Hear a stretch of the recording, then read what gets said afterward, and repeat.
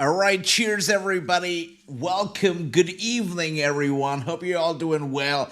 Tonight is AEW night, and what makes it a lot special is the fact that tonight is a celebration of Sting. Sting's career, Sting's life. We celebrated tonight at AEW Revolution. I hope everybody's doing well, and I hope everybody's just as excited as I am. And I'm excited to see what does Sting have in store for us as Tony Khan. We all know that Tony Khan has given Sting the liberty to go all out and to, just plan this match according to his wishes. Bring the people that he wants to bring in.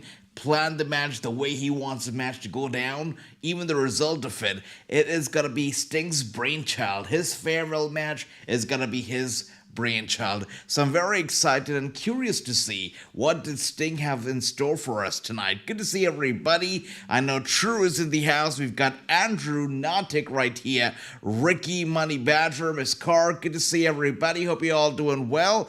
And we are 40 minutes away from the main show kicking off. Currently, we are watching the pre-show, the kickoff show right here.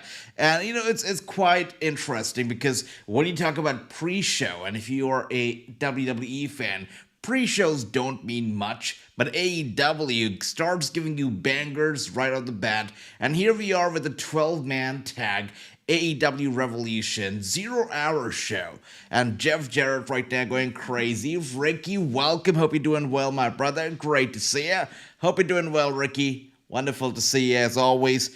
39 minutes away from the main show kicking off. We are watching the pre-show at the moment, and there we are, Satnam Singh throwing these people around. That's crazy, by the way. The Acclaimed all the way, from being the attraction to being on the 0 Hour. I'm not too sure about that, but it's good to see them anyways. Once again, AEW likes to give us bangers right out of the bat, so that could be the reason why we've got the Acclaimed right here on the 0 Hour. We've got Ricky saying David said hello to you as well. David, hello to you, my brother. Hope you're doing well. Always hear good things about you from Ricky. I hope you're keeping well.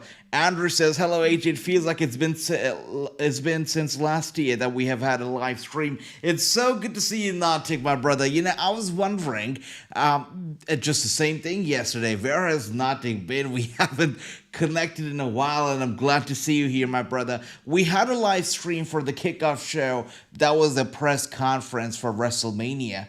And then we did a kickoff show for what was the Elimination Chamber and the Rumble as well. So we are here for all the pay-per-views, my brother. Nautic, great to see ya. We've got Joey in the house. Joey, welcome. Hope you're doing well. Ricky says we are on the road to Wrestle. That's correct, Ricky. That would be correct. We are indeed on the road to WrestleMania. This is the final stop for wrestling fans. I'm not just talking about WWE fans. I'm talking about wrestling fans. If you like wrestling, if you watch wrestling, doesn't matter which promotion, this is the final stop to WrestleMania. Revolution, and then it's all WWE. The road is clear. It's gonna be all WWE leading to WrestleMania. The Rock went crazy. Oh yeah, The Rock. The one thing that I've got to say, I know that we should probably not talk about WWE. It's an AEW night. It's a Sting night. We should probably keep WWE away from conversation. But I'll just say this right now, since you mentioned The Rock. What I love about the whole thing at the moment is that how invested Rock is into the whole storyline, into the whole thing. The fact that he puts out wrestling and wrestling content and his wrestling storylines on his Instagram and his Twitter for all of his fans to see it, not just wrestling fans, but every single fan of his. It's great because it's putting wrestling on the map. And I like it when wrestling is put on the map. When wrestling is presented in front of the world like this delicious hot platter. I like that. And The Rock is doing that. So I'm happy. And once again, great to see you, saying good to see you. Andy in the house. Andy, welcome, my brother. And here we are, by the way. Look at that. All right.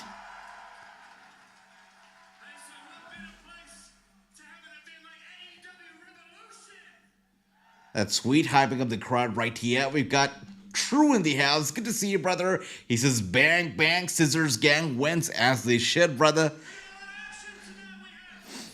Yeah, they're hyping up the crowd at the moment. Of course, everybody's super excited, especially for that last match, for that Sting match. Andrew says, my travels had me away from the chamber. That's right, brother. Hope you had a great travel, Natik. Hope you had a great time. That's awesome. Ricky says, Ricky, welcome once again. I can't believe tonight is Sting's last AEW match. Yep. And I'm not sure if you guys were able to check it, but Sting's son, Steven Broden, if I'm not wrong, so he put out a letter for Sting, right? And quite emotional, quite sweet. Yeah, I felt I had teary eyes after reading that letter as well. Definitely give it a read, guys. You know, Steven has shared that letter to the public on Instagram, and I've also posted that letter on Instagram, so take a look at it. Sting's retirement is definitely a very emotional thing for especially for the fans who have been watching him, you know, since the very beginning, since the 90s, since the early 2000s. It is very emotional. It truly the end of an era right here with Sting. And we've got James right here. James, good to see you. Welcome. It is AEW night, which means it is James night. Hope you're doing well, James. Hope you're hyped for what should be a great Revolution night. The Rock is back, and I don't think he's going to go away. He's not. You know, he's the board of directors now, and the responsibility is now on his shoulder to put out good product, and he's just doing that right now. So I think he's going to stick around. The Rock at WrestleMania could be a very repeated thing that we're going to see every single year, maybe moving forward. Let's see. Once again, Andy, much love to you. I've watched Sting since 88. There you go. Andy says he's watched Sting since 88. Crazy. What a career this guy's had, and wow. Just wow is all I can say right now for Sting and his career.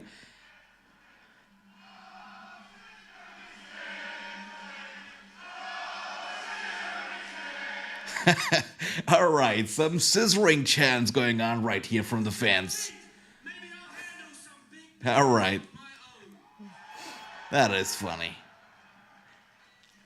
I thought scissoring was out of fashion, but you know, looking at the crowd here, listening to the crowd, it doesn't look like scissoring is out of fashion at all. It still is very well in fashion, it seems. We got Andrew saying, what's your thoughts on this Rock Cody Roman triangle? Brother, I love it. So, you know, at first I was super confused about it, but now when I think about it, you know, I'm just happy. Just like I said, I'm happy that with Rock's involvement and how involved he is, it's putting WWE on the map. I mean, of course, it's hard to deny, but this all seems like a little bit of a deja vu from WrestleMania 30. 10 years ago, it was Bryan Danielson who did 2 matches back to back, because WrestleMania used to be one night only back then, which was the right thing to do. But, you know, he went against Triple H, won that match, then main event, he won that match, that was that. But this time around, it's a little bit different of a situation, different circumstances. But one thing is for certain, they're establishing Cody Rhodes as the biggest babyface that they can, and they're succeeding at it. What can I say? First saw him with the Blade Runners. It's crazy, crazy, right? Good times, great times. The one thing that I think we all have to admit when it comes to Sting is that in a very toxic industry that can be toxic at times, especially back in the days, right? The 80s, the 90s. And you heard stories about wrestlers, you heard stories about Ric Flair, and so many people, right, back in the day. And they were not always great stories. You heard some crazy stories, some stories that would just leave you in absolute awe and disbelief. But I have never heard a single negative story when it comes to Sting. And I think that's applaudable. That's very, very commendable. Good for Sting. You know, he's a man of dignity, a man of honor, from what I understand. Even his son, you know, wrote in the letter that he put out to the public that Sting always taught him to be a man of honor, to be a man of dignity, and I definitely see that quality in Sting himself. He's great. He's great. I've got a lot of respect for the Stinger, 100%. Let's see. Clay says, "What's up, Asia? Today's my birthday." Clay, happy birthday to you. I hope you are having a great time watching some Bailey matches too. Good to see you, Clay. And Andy says, "We got 2 words for you. Guns up." That's right. Surfer Sting will always be the best thing. Oh yes, that's right. How can we ever forget Surfer Sting, right? The best. You've been covering too much WAJ, LOL, lacking wrestling balance. True. You know, what can I say? I feel like this past month, especially, there's been a lot of WWE news, a lot of it, and I've been on it. And secondly, I feel like I need to create that balance. Yeah, I do. So the thing is that the Instagram thing for me, it was kinda. I felt like it was to a point where it was. It had some problems with the algorithm, so I had to push out as much content as I could, catchy content, and it's very easy to get the WWE content buttery smooth. But of course, creating the balance is what we're all about, so we have to do that as well. We'll try my best to put out content from AEW and other promotions as well on Instagram too. True, thank you. I think Cody and Seth wins and Rock turns on Roman. I feel like if you talk about it, I feel the first night it's gonna be the opposite. I think Rock and Roman wins, and then the next night Rock turns on Roman. That's what I feel. Night one, I feel it's gonna be different. Let's see, Money Badger, good to see ya, and everybody here talking about WWE. I see Money Badger says Rock turns on Roman, and then we wait another year before we get Rock versus Roman. At last, WrestleMania 21. That would be crazy. Too much of a wait, but I guess we'll have to wait. If I change my location, can I play 2K24 tomorrow? Apparently that works. So if people want to play early, they do change their location to like New Zealand or Australia or, somewhere crazy. And they are able to play it early. So it will work, I guess. It will work. Jokes apart, I'm not buying 2K24, I'm sorry. I said 2K22 because 2K24 is literally 2K22 with some added features. So, I'm not buying 2K24. I have made up my mind, and I've been very disappointed with 2K games, in particular with 2K22, with 2K23. Even though I thought that 2K23 was going to be different, it just ended up being another 2K22. And I'm looking at 2K24 and the stuff that they've put out. There are some changes, there are some enhancements. Rhea Ripley still looks terrible. I am not happy with the game that they've put out, and I'm not happy with the game and the quality of the games lately. So this game is gonna be only the second WWE game that I'm not buying. The first game that I did not buy ever since that I've been a fan, that is since 2008, was 2K20, and that was because of the terrible reviews that were put out for 2K20. I did not buy that game. And 2K24 is gonna be the next game that I'm actually not buying or pre-ordering. So that's quite a I'd say milestone here, I guess. Once again, Sting's documentary was really good, says Andy. That's right. I'm the only. Oh, that's nice, Kenneth. Good to see you once again. IG loves to suppress content. You know it, brother. And for me, for my IG, it had been a problem for quite a while. Once we are in like private chat, I'll tell you all in detail about it as well. But for my IG, I had this issue where the content was just not going out there outside of the followers. So it really took it took years to actually be able to beat the algorithm. It seems like we finally have beat it. So finally I can finish my story of reaching 100,000 followers on IG, So it seems like it's working right now. So we're going to continue that and, of course, add more content. True. Thank you once again. Great pack promo, says James. Yep, right now we've got Tony Schiavone, by the way, ringside. Gotta love Pac. Gotta love Pac. Pac is heading back to AEW, says Andy. I'm also disappointed on WWE Games, says Money Badger. So am I, brother. And so are a lot of people, actually. A lot of people are very disappointed. It doesn't matter if you're a WWE fan or AEW fan. It's gamers talk, right? And the people who are anti-AEW game or WWE game just because they don't like the promo. I don't get those people. But just talking about game itself, the 2K games have been very disappointing. I mean, I put out a lot of the comparison videos comparing 2K24 to the yesteryear games, even last year's game, or even games as old as 6 years old. And they have reused a lot of the stuff. Most recently, I put out a video of Seth Rollins, and this was a 2015 Seth Rollins model. I put out that video, and I compared it to 2K16's Seth Rollins. They use the same damn motion, for entrance that they use in 2K24 as they did 6 years ago. And also, if you compare to the games, there's no big enhancement in terms of quality or graphics. We're talking an entirely new generation of consoles. Still, there has been no enhancement, no improvements made in terms of the graphics, which is terrible. So, all those reasons is why I'm not buying the game after all. Let's see. AJ, what do you think? Alex Hammerstone signed with TNA. I'm happy for Hammerstone. Hammerstone was stuck with MLW, as we know. He wanted to get out. He could not get out. Then he finally had to put out a video on his social media, force them to let them out of the contract.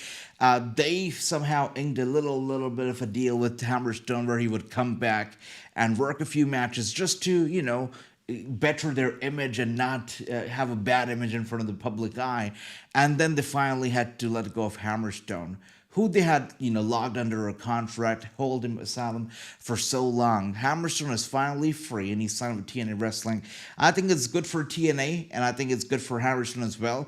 I am not sure why AEW has not shown interest. I'm not sure why WWE is not showing interest, especially with Brock Lesnar out. They could absolutely use Hammerstone, right? But yeah, I'm not sure what the reason is there. But I'm happy for Hammerstone now that he's with TNA Wrestling. I think it's a perfect pair for both sides. Absolutely beneficial from both the sides. And let's see, I bought the 40 years of WrestleMania. They basically put 2K23 for free. That's true. And the funny part about it is that if you pre-order 2K24, you do get a copy of 2K23, which is funny to me. Let's see what else do we have here. Would be nice if JR was here to call Stink's match. Absolutely, brother, true. Absolutely. David Crockett. Oh, wow. And here we are, by the way, guys. We've got the ladies making their entrance. Of course, this is for the second match of the two matches that we're going to be having on the 0 hour.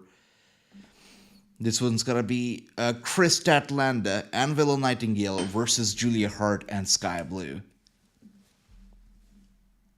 Yeah, the second 0 hour match is upon us. That's right, Andy. Yep, Willow time. Give the game some time, AJ. Yeah, I am giving it time, brother. Absolutely. So, I'm still hoping that this game is better than the previous year's game. I'm hoping. I'm trying to be positive. Let's see. Awesome seeing legend interviewer David Crockett. Absolutely, brother. I could have sworn Pat McAfee said the name Pac in the Royal Rumble. I'm pretty sure he must have said it. Pat McAfee can go out there 100%. And here we are now.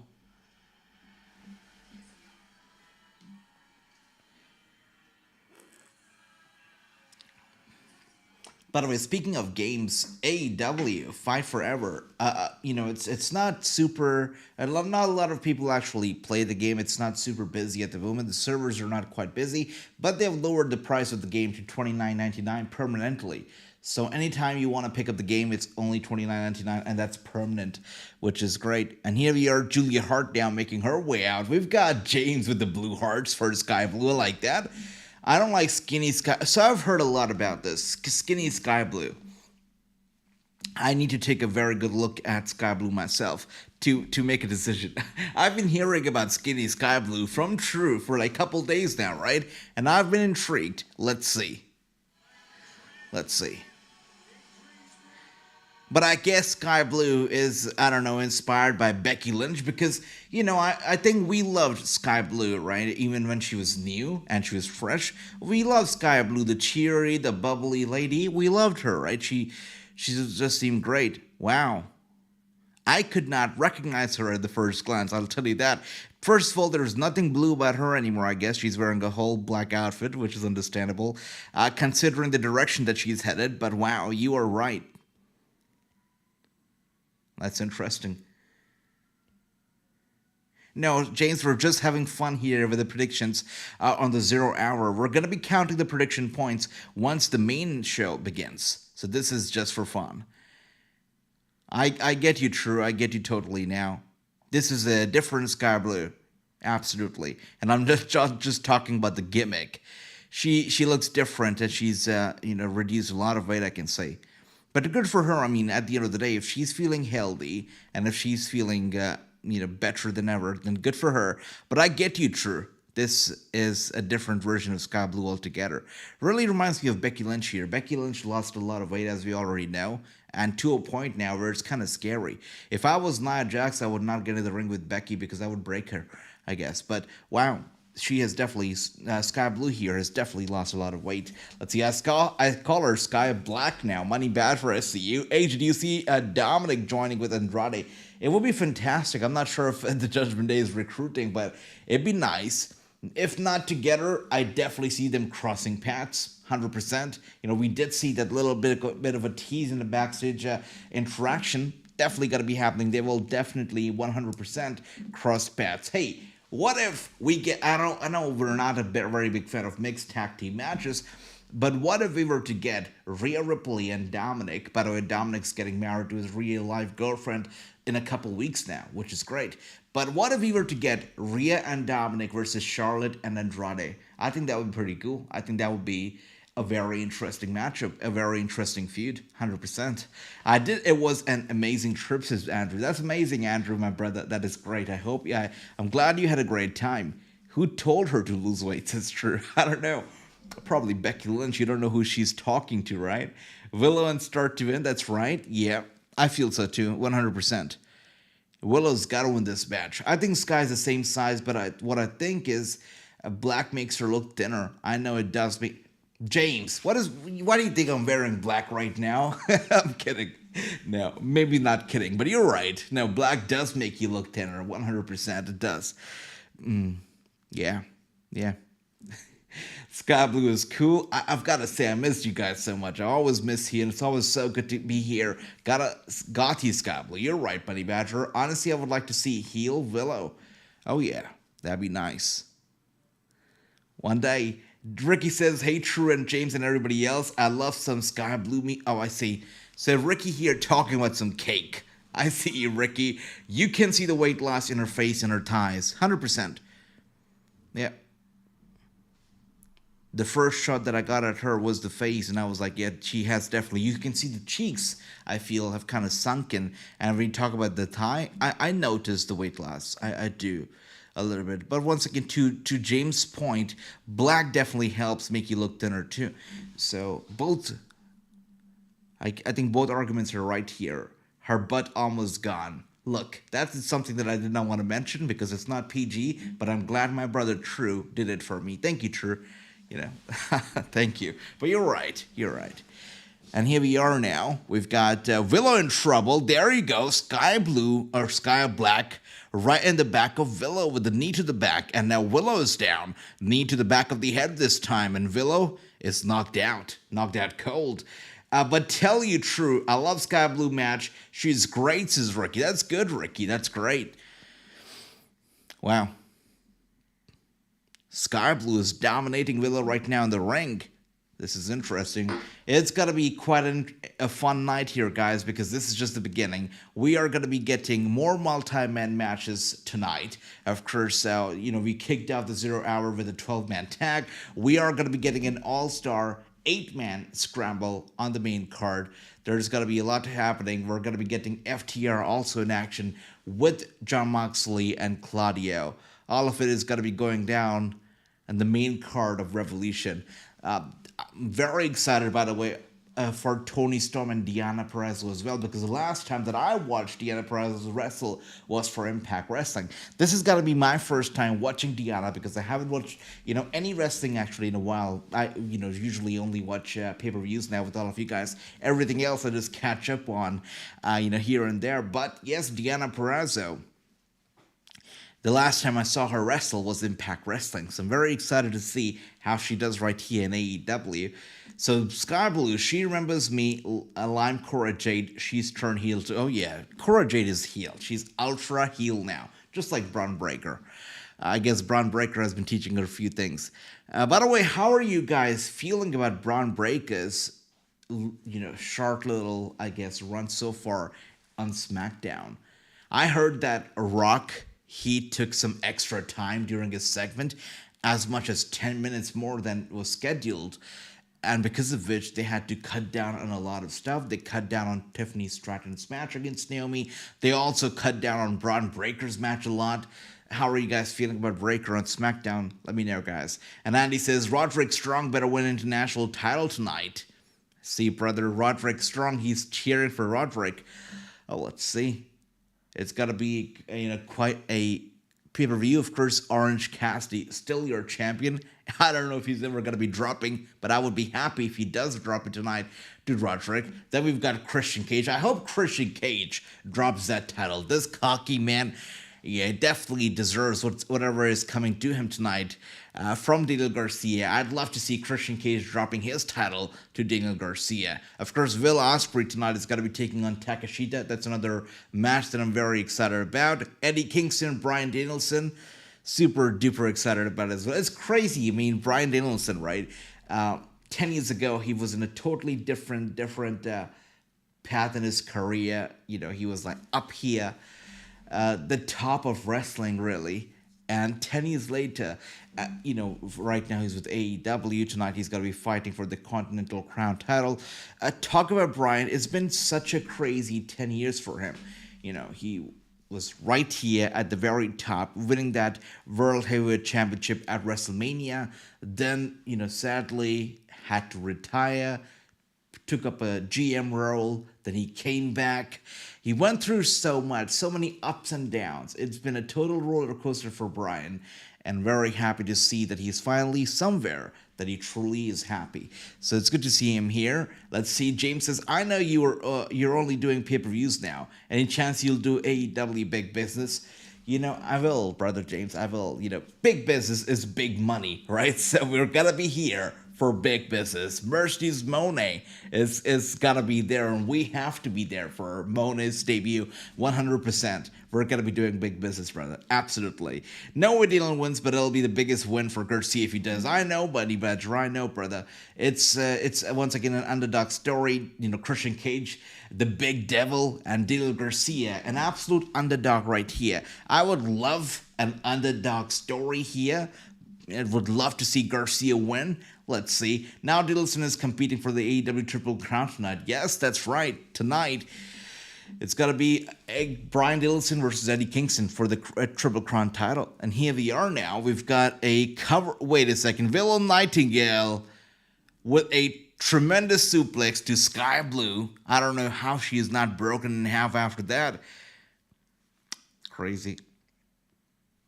And now Julia Hart from behind. Yeah, Willow in trouble. Wow. Let's see what else do we have here. Copeland will end up beating Cage. Oh, I wonder if that's going to be happening. AJ, question is, are titles on the line tonight?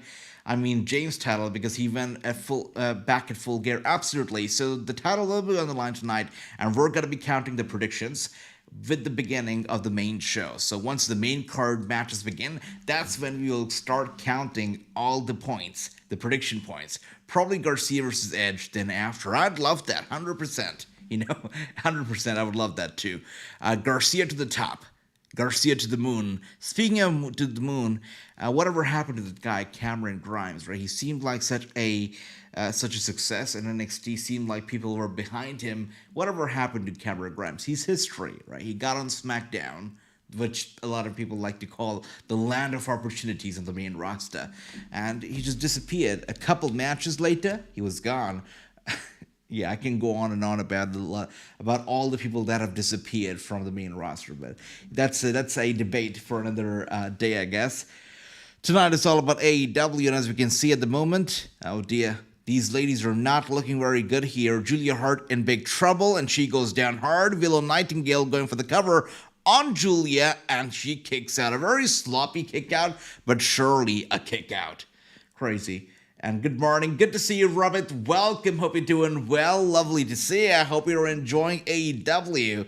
That's the passion of a true fan. Waking up at 5 in the morning to watch some good old wrestling. Good to see you, Robert, my brother. And here we are one more time. Elbow strike to Willow. The tag has been made. Julia tags in Sky Blue. Willow Nightingale with a spine buster. I don't know if she actually realized. Wait, the tag was not made. Okay, my bad. I thought the tag was made. But Willow looking to dominate. A roll-up cover, maybe not. Wow. Sky Blue getting in there with a super kick. I'm so confused. I thought the tag... that's what I thought. I thought the tag was made, and I was right. Okay. And now it's Sky Blue who goes for the cover on Willow, but Willow kicks out at a 1. AJ, are you drinking hot tea? I've got some hot tea right here, my brother Ricky. Haven't started drinking it. Actually, it's got to be cold tea now. Yeah, it's no longer hot, but that's okay. Let's see. Will AEW Revolution 22 can beat AEW Revolution 24 for TV ratings? Well, one would hope so. One would hope so, right? Are you drinking water? Well, I've got both, my brother Ricky. I've got both. And one more time, oh dear. Look at that. Chris and Julia going at it back and forth. Statlander was going to go for a spinning kick straight to the head of Julia Hart. Hart gets away. Now we've got an elbow strike here to Statlander. Statlander sends Hart over to the corner and a stomp. Statlander is down. We've got Julia Hart looking to climb the top turnbuckle. Is she looking for a moonsault here? This does not look like a good idea at all. This is not a good idea. If I was Julia Hart, I would... Oh, wow. Maybe a good idea, actually. Statlander could not move. And Julia Hart lands very perfectly on Statlander. Goes for the cover, but Willow Nightingale right in time, breaking up that cover very quickly. Julia not happy as she stares down at Willow. And are you drinking... Well, once again, Ricky, much love to you. And here we are. Just torturing Statlander here while her eyes are glued to Willow Nightingale. And Nightingale was about to get in the ring, was about to grab Julia before Sky Blue goes running in and hits Willow Nightingale, punts her to the side of the head. The punt used to be a very scary move back in the day. We're talking late 2000s, 2009, 2010. The punt to the head was a very scary maneuver. Randy Orton sent so many people out of action because of that punt. I used to love it. Punt was like, okay, if he's punted somebody, the guy is out for at least a month. That is how scary the punt used to be. Then they stopped doing it altogether. Then they reduced it to nothing. And now they don't do it at all. So, yeah, the punt used to be scary. And any debuts from mine in AEW? Brother, we could see some debuts. Not talking about... I'm not going to be saying in-ring debuts, actually. I don't see that happening. It's already a very stacked card. We're talking 11 matches, right? So I don't see any in-ring debuts happening. It's already packed in that department. But I do see some first-time appearances happening for certain tonight when it comes to Sting's last match, his retirement match. Sting will definitely bring in some buddies to bid him farewell and to help him out. So I do see it happening at the end of the pay-per-view, some first-time appearances taking place tonight, Revolution. Let me know if you guys also see somebody making their appearance on AEW for the first time ever. And Statlander needs to turn heel, says Andy. I agree with that, actually, brother. I do agree with that. And there you all have it. There you go. That's the reason why she's not turning heel. A victory right here for Statlander and Willow Nightingale. The Viper Punt. Yes, Money Badger. Yes, the Viper Punt. It was scary. It was scary. Back in those years, my two favorite moves, of course, John Cena was number one, so we'll keep that aside. But my two favorite moves used to be the Code Breaker and the Punt. They were both scary. And with that being said, guys, we're almost done with the 0 hour now. We're done with both the matches that are taking place on the 0 hour.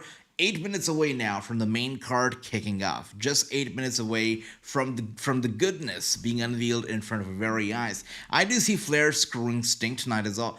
Now that's crazy, James. One thing that I think that it's almost certain is that Sting's gonna lose the last match because it's old school mentality, and Batista said it beautifully, right? That it's an old school mentality that when you are wrestling your last match, you have your shoulders down on the mat, 1, 2, and 3, and you say thank you to the industry that gave you everything. So Batista, of course, we know that he lost his last match, and it was his passing of the torch to Triple H. He could have chosen a younger opponent, but that's okay. But yeah, Batista's way of saying thank you to the industry was having his shoulder down on the mat and getting pinned, and saying goodbye to the industry, saying goodbye to his peers, and saying thank you for all that they've given to him. And, it's an old school mentality. For that reason, I definitely see Sting doing the same thing, taking the L in his last match and passing the torch in that same process. So Sting is going to lose. Is it going to be a clean loss, or is it going to be a dirty, dirty loss at the hands of Ric Flair, which is very likely, by the way, because Ric Flair is going to stick around now. Ric Flair is not going anywhere. He has signed a big deal with AEW. He's got to be sticking around. He wants to get physically involved in AEW. So yeah, 100%. I think James has a very good point here. Ric Flair is involved in this match, and it's got to be for a reason, and that's got to be to do some dirty job and screw Sting out of his last match. Lex Luger and Sting friendship is like Triple H and Shawn Michaels, without a doubt, from it. I wanted Sting versus Taker. So many people did, brother. Even did I. I really did want it, especially, I know that WrestleMania 28, when that pay-per-view was around the corner, a lot of people started predicting, it's gotta be Sting, and of course, it never happened. Sting never happened. But, it's too late now. Taker's retired, Sting's retired. It's got to be, some things are good just as a fantasy, and I guess Sting versus Taker is good just as a fantasy. Another dream match that I really wanted out of The Undertaker was Taker versus John Cena, and we got that match, and that match was absolutely terrible. Thanks, Vince. Thank you, Vince. Absolutely. It was Vince's fault, but it was a terrible match, and that's why I say that some matches are better kept a fantasy. Sting versus Taker, definitely that fantasy. Luger is probably there, but he won't be involved in the match. Absolutely true, 100%. I've heard about Luger as well, and I think this match Sting joins the board of members of AEW. Perhaps. Do we know if he's still gonna be, involved in his managerial duties, or he's just stepping away permanently from camera? Do we know that? Let me know if you guys have any insiders on that. And here we are now, Renee Paquette. Speaking of Renee, guys, I've got some news over here. I've already shared it with some of you guys, but for those who are not aware, I have been doing some interviews this past week, and we're going to be rolling out the Wrassing Show Season 2 very soon. And the first interview that we're actually going to be putting out is going to be with former WWE broadcaster, NXT interviewer. It is going to be Mackenzie Mitchell. So that's going to be the first interview, and we're going to be having a lot of former and current stars of the wrestling industry on the Wrassing Show Season 2. So very excited about that. Let's see. I think the show ends tonight with after Flair screw Sting. They will be at a match between Sting and Flair. That's insane.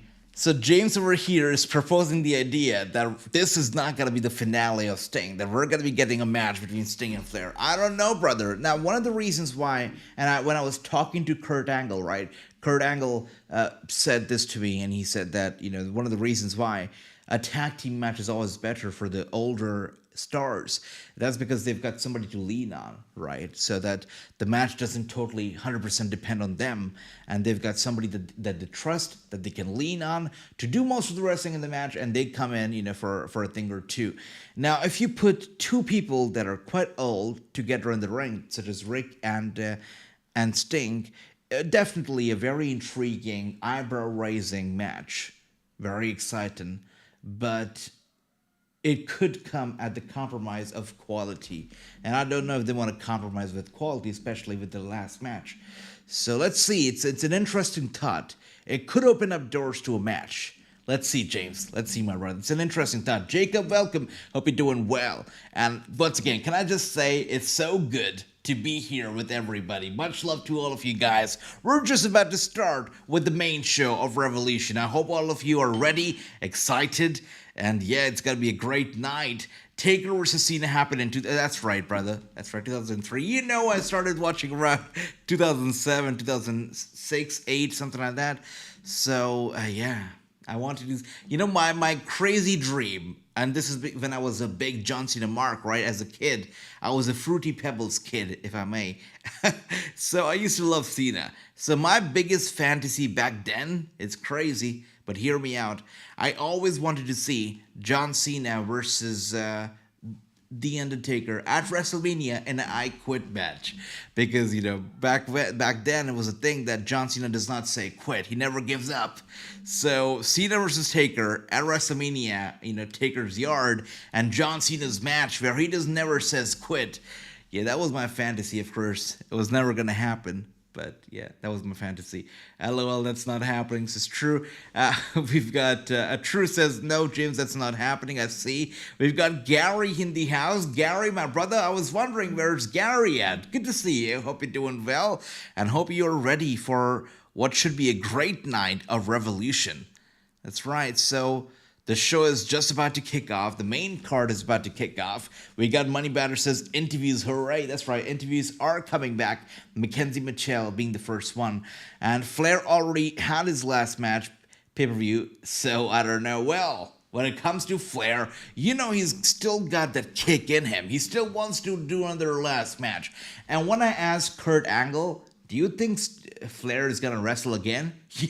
Kurt Angle started to laugh. And that tells you a lot about Ric Flair's sincerity when it comes to last matches. Kurt Angle started to laugh, and he said, these guys never have last matches, bro. And I'm like, okay. So when it comes to Ric Flair, I think Sting is quite sincere when he says last match. One guy that I know it was super sincere when he said last match was Batista. He's a sincere man. When he said it's his retirement match, I knew that he meant it, and he did mean it, and I still stand to this argument that no, Batista is never coming back. And I think it could be the case for Sting as well. Time will tell. But when it comes to Ric Flair, I know it's not his last match. I know if the time is right, if the doctors give him the green signal, if everything works, I know this bastard Ric Flair will come back, because Ric Flair is Ric Flair, the dirtiest player in the room. That's right. And it's been a while. Good to see you once again. Jacob, you want wrestling trivia, I see. Okay, I don't know if you guys want wrestling trivia. We'll probably have to look into it, Jacob. All right. Much love once again. Let's see. We've got Money Batter says, I still want to see Cena to do Pacemaker. Yeah, Peacemaker, yeah. I don't know if you guys have been able to take a look at a footage that Mortal Kombat recently put out. But if you have the Mortal Kombat game, I believe you can download the Peacemaker character. And I've got to say, Mortal Kombat did a better job with John Cena's model than WWE and 2K has been able to do in all these years of making John Cena models. That's right, which is quite a shame, right? True says, Batista also said he's open to match. Really? What even is true now? What do I even believe now, True? Because I remember back then, right, what year was it? 2019? 2020, Batista did interviews where he said, when I say last match, I mean last match. This is it. I'm never coming back. And now that I'm reading that he's open to match ideas, I don't know what to believe, brother. This is why I have trust issues, True. That's crazy. We've got Takara Wrestling right here. Takara, good to see you. And they say, my prediction is crazy. I got Darby Allin turning heel on Sting. That is crazy now. Wow, what a way to leave a mark, right? Literally, if Darby Allin turns heel or Sting, I really will have trust issues after tonight. Real trust issues. So talk about trust issues and talk about that prediction coming in. Darby Allin turning heel on Sting is going to be something that, nobody will ever forget. And that stain will forever stay in Darby Allin's clothes forever and ever. So, wow, that will be a bold move. Very bold move and something people will never forget. His last match, Darby Allin turns on his own mentor, on his own father figure, on the Stinger. That'd be crazy, but an interesting and an exciting prediction nevertheless. Takara, once again, great to see ya. We've got Clint Hardy here. Clint, good to see ya. Welcome. Ricky says, so guy, what is the first kickoff Revolution? Let's see. We already had our 0-hour matches. Now we're starting out with the main show. Let's see what the first match is going to be over here. Well, look at that. Daniel Garcia coming out. Exactly the match that I wanted to kick off the show. Garcia versus Christian Cage is the first match here tonight, guys. And, I am rooting for the underdog here. I'm rooting for Daniel Garcia.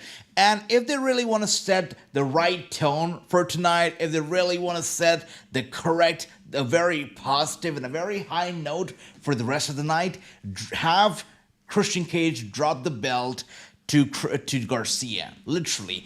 That would just set the right tone for this match. It will be the right thing to do. Have Christian Cage drop the title to Garcia. And you set a very positive and a high note for the rest of the night. Let's do it. Clint says, I think Sting is going to be coming back to his authority figure. I'd be open to that as well. Takara says, and also AJ, there's not a lot of main event heels since Jack Perry. They need one and Darby fits the Perry. It's a very exciting prediction, and I've got to be honest, I never thought about it. It's a very exciting prediction, Takara. I would like it, I would like, but again, it's gonna leave a stain on Darby Allin's clothes that he's never, on his character actually, that he's never gonna be able to get rid of. He's never gonna be able to wash off. That stain is gonna be there forever. The stain of turning on his own father figure in his retirement match. It's gonna be crazy. I'm gonna go Garcia, says James. Cage to win. True here is going with Christian Cage. James says it's gonna be Garcia. FTR better win over BCC, says Andy. Let's see my brother Randy. And we've got Gary saying that he's going with Garcia as well. Clint says it's gonna be Christian Cage. I like that. Wow. Well, we've got 50-50 right here in the chat, by the way. 50% of the people say it's going to be Garcia. 50% say it's going to be Christian Cage. Let me know, what do you think? Who is going to be walking out with the TNT title tonight? I want it to be Garcia. I'm rooting for Garcia here tonight, but let me know. And in the middle of all this wrestling talk, we've got True here also drawing our attention to Nick Wayne's mom. Appreciate that, True. Appreciate that, my brother. And Garcia could win if he has help, says Money Badger. Yeah, I really want this to be a true underdog tale, and I want Garcia to win this match. And we've got Jacob saying, I pick Cage. That's nice. We've got Clint saying, I would like to see Adam Copeland interfere and get Daniel Garcia the victory. I see Darby Allin as a next generation Sting. Absolutely, brother. Absolutely. Now, Copeland interfering, costing Christian Cage the match will be classic. Would definitely love that as well. Money Batter says, give me Sting versus MJF. Wow, speaking about MJF, if Garcia is in the middle of controversies himself, there's a lot of unpredictability when it comes to MJF. His status, by the way, in AEW, it's the talk of the town. It's the talk of the dirt sheets. I still feel it's all a work, but his status is something that, is an interesting topic. Wonder what's going to be happening. MJF still rehabbing, says True. That's what I believe as well. And last Friday, Dakota Kai turning on Bailey, joining Raquel Rodriguez and taking people. I see Chris. Welcome once again.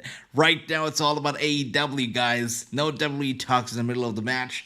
Let's see. I hate when Sky Blue loses, says Chris. Me too, brother. We all do. We all do. What can we do about it? MJF still selling AEW. Absolutely. Absolutely. Now, a lot of people like to talk about how MJF's going to WWE and whatnot. I'm not the one to believe those rumors. I'm not the one to fall for those rumors. 100%, I can say this, that he's going to be with AEW. He is with AEW. And everything else that you guys read, that we read on the internet, I cannot believe that at all. All right, guys. Sweet match so far. Let me know, what do you feel about the action that we're seeing so far right here? Wow, it's crazy. And we've got Jacob says, I see MJF helping Cody at WrestleMania. Wow. Now that's some fantasy stuff, Jacob. That is some fantasy stuff. I don't see it happening. That's too hard to happen. Nah, I can't. I cannot get behind that idea. Wow.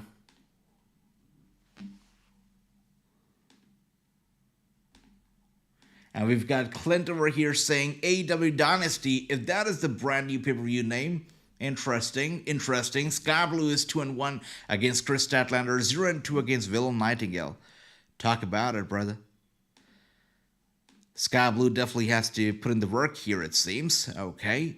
We've got James says, I can't take my eyes off Mother Wayne. James, you cannot do that, especially when you've got Daniel Garcia in the ring. You've got to get your eyes in the ring, not ringside, in the ring. But, Nick Wayne definitely, great guy, great athlete. And, we all knew that Nick Wayne was going to be successful. The people that have been watching Nick Wayne since his GCW days, since his struggling days, since his independent days, we all knew that Nick Wayne was going to be a success. And that's why, he is here with AEW. He's been working so hard and he's been working for so long. It's great to see Nick Wayne, just getting so much success early in his career. It's great.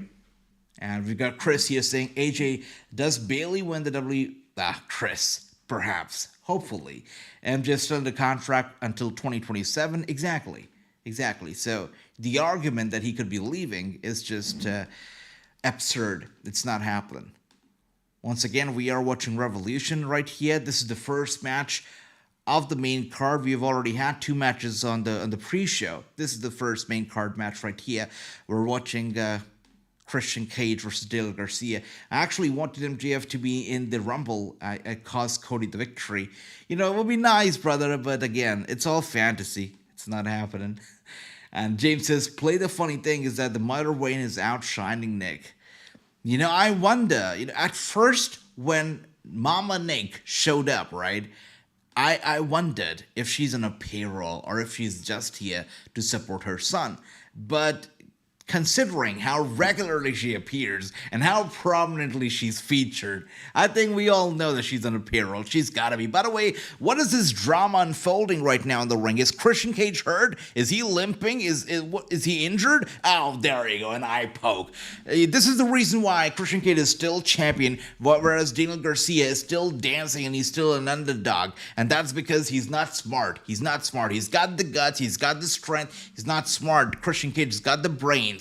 That is what it's all about. And here we are now. Nick Wayne's mom, by the way, high five to Christian Cage. I wonder how does Nick Wayne feel about his mama, just joining the bad side, joining the evil side. I gotta go. All right, my brother, my money badger. Take care. Always great to see ya.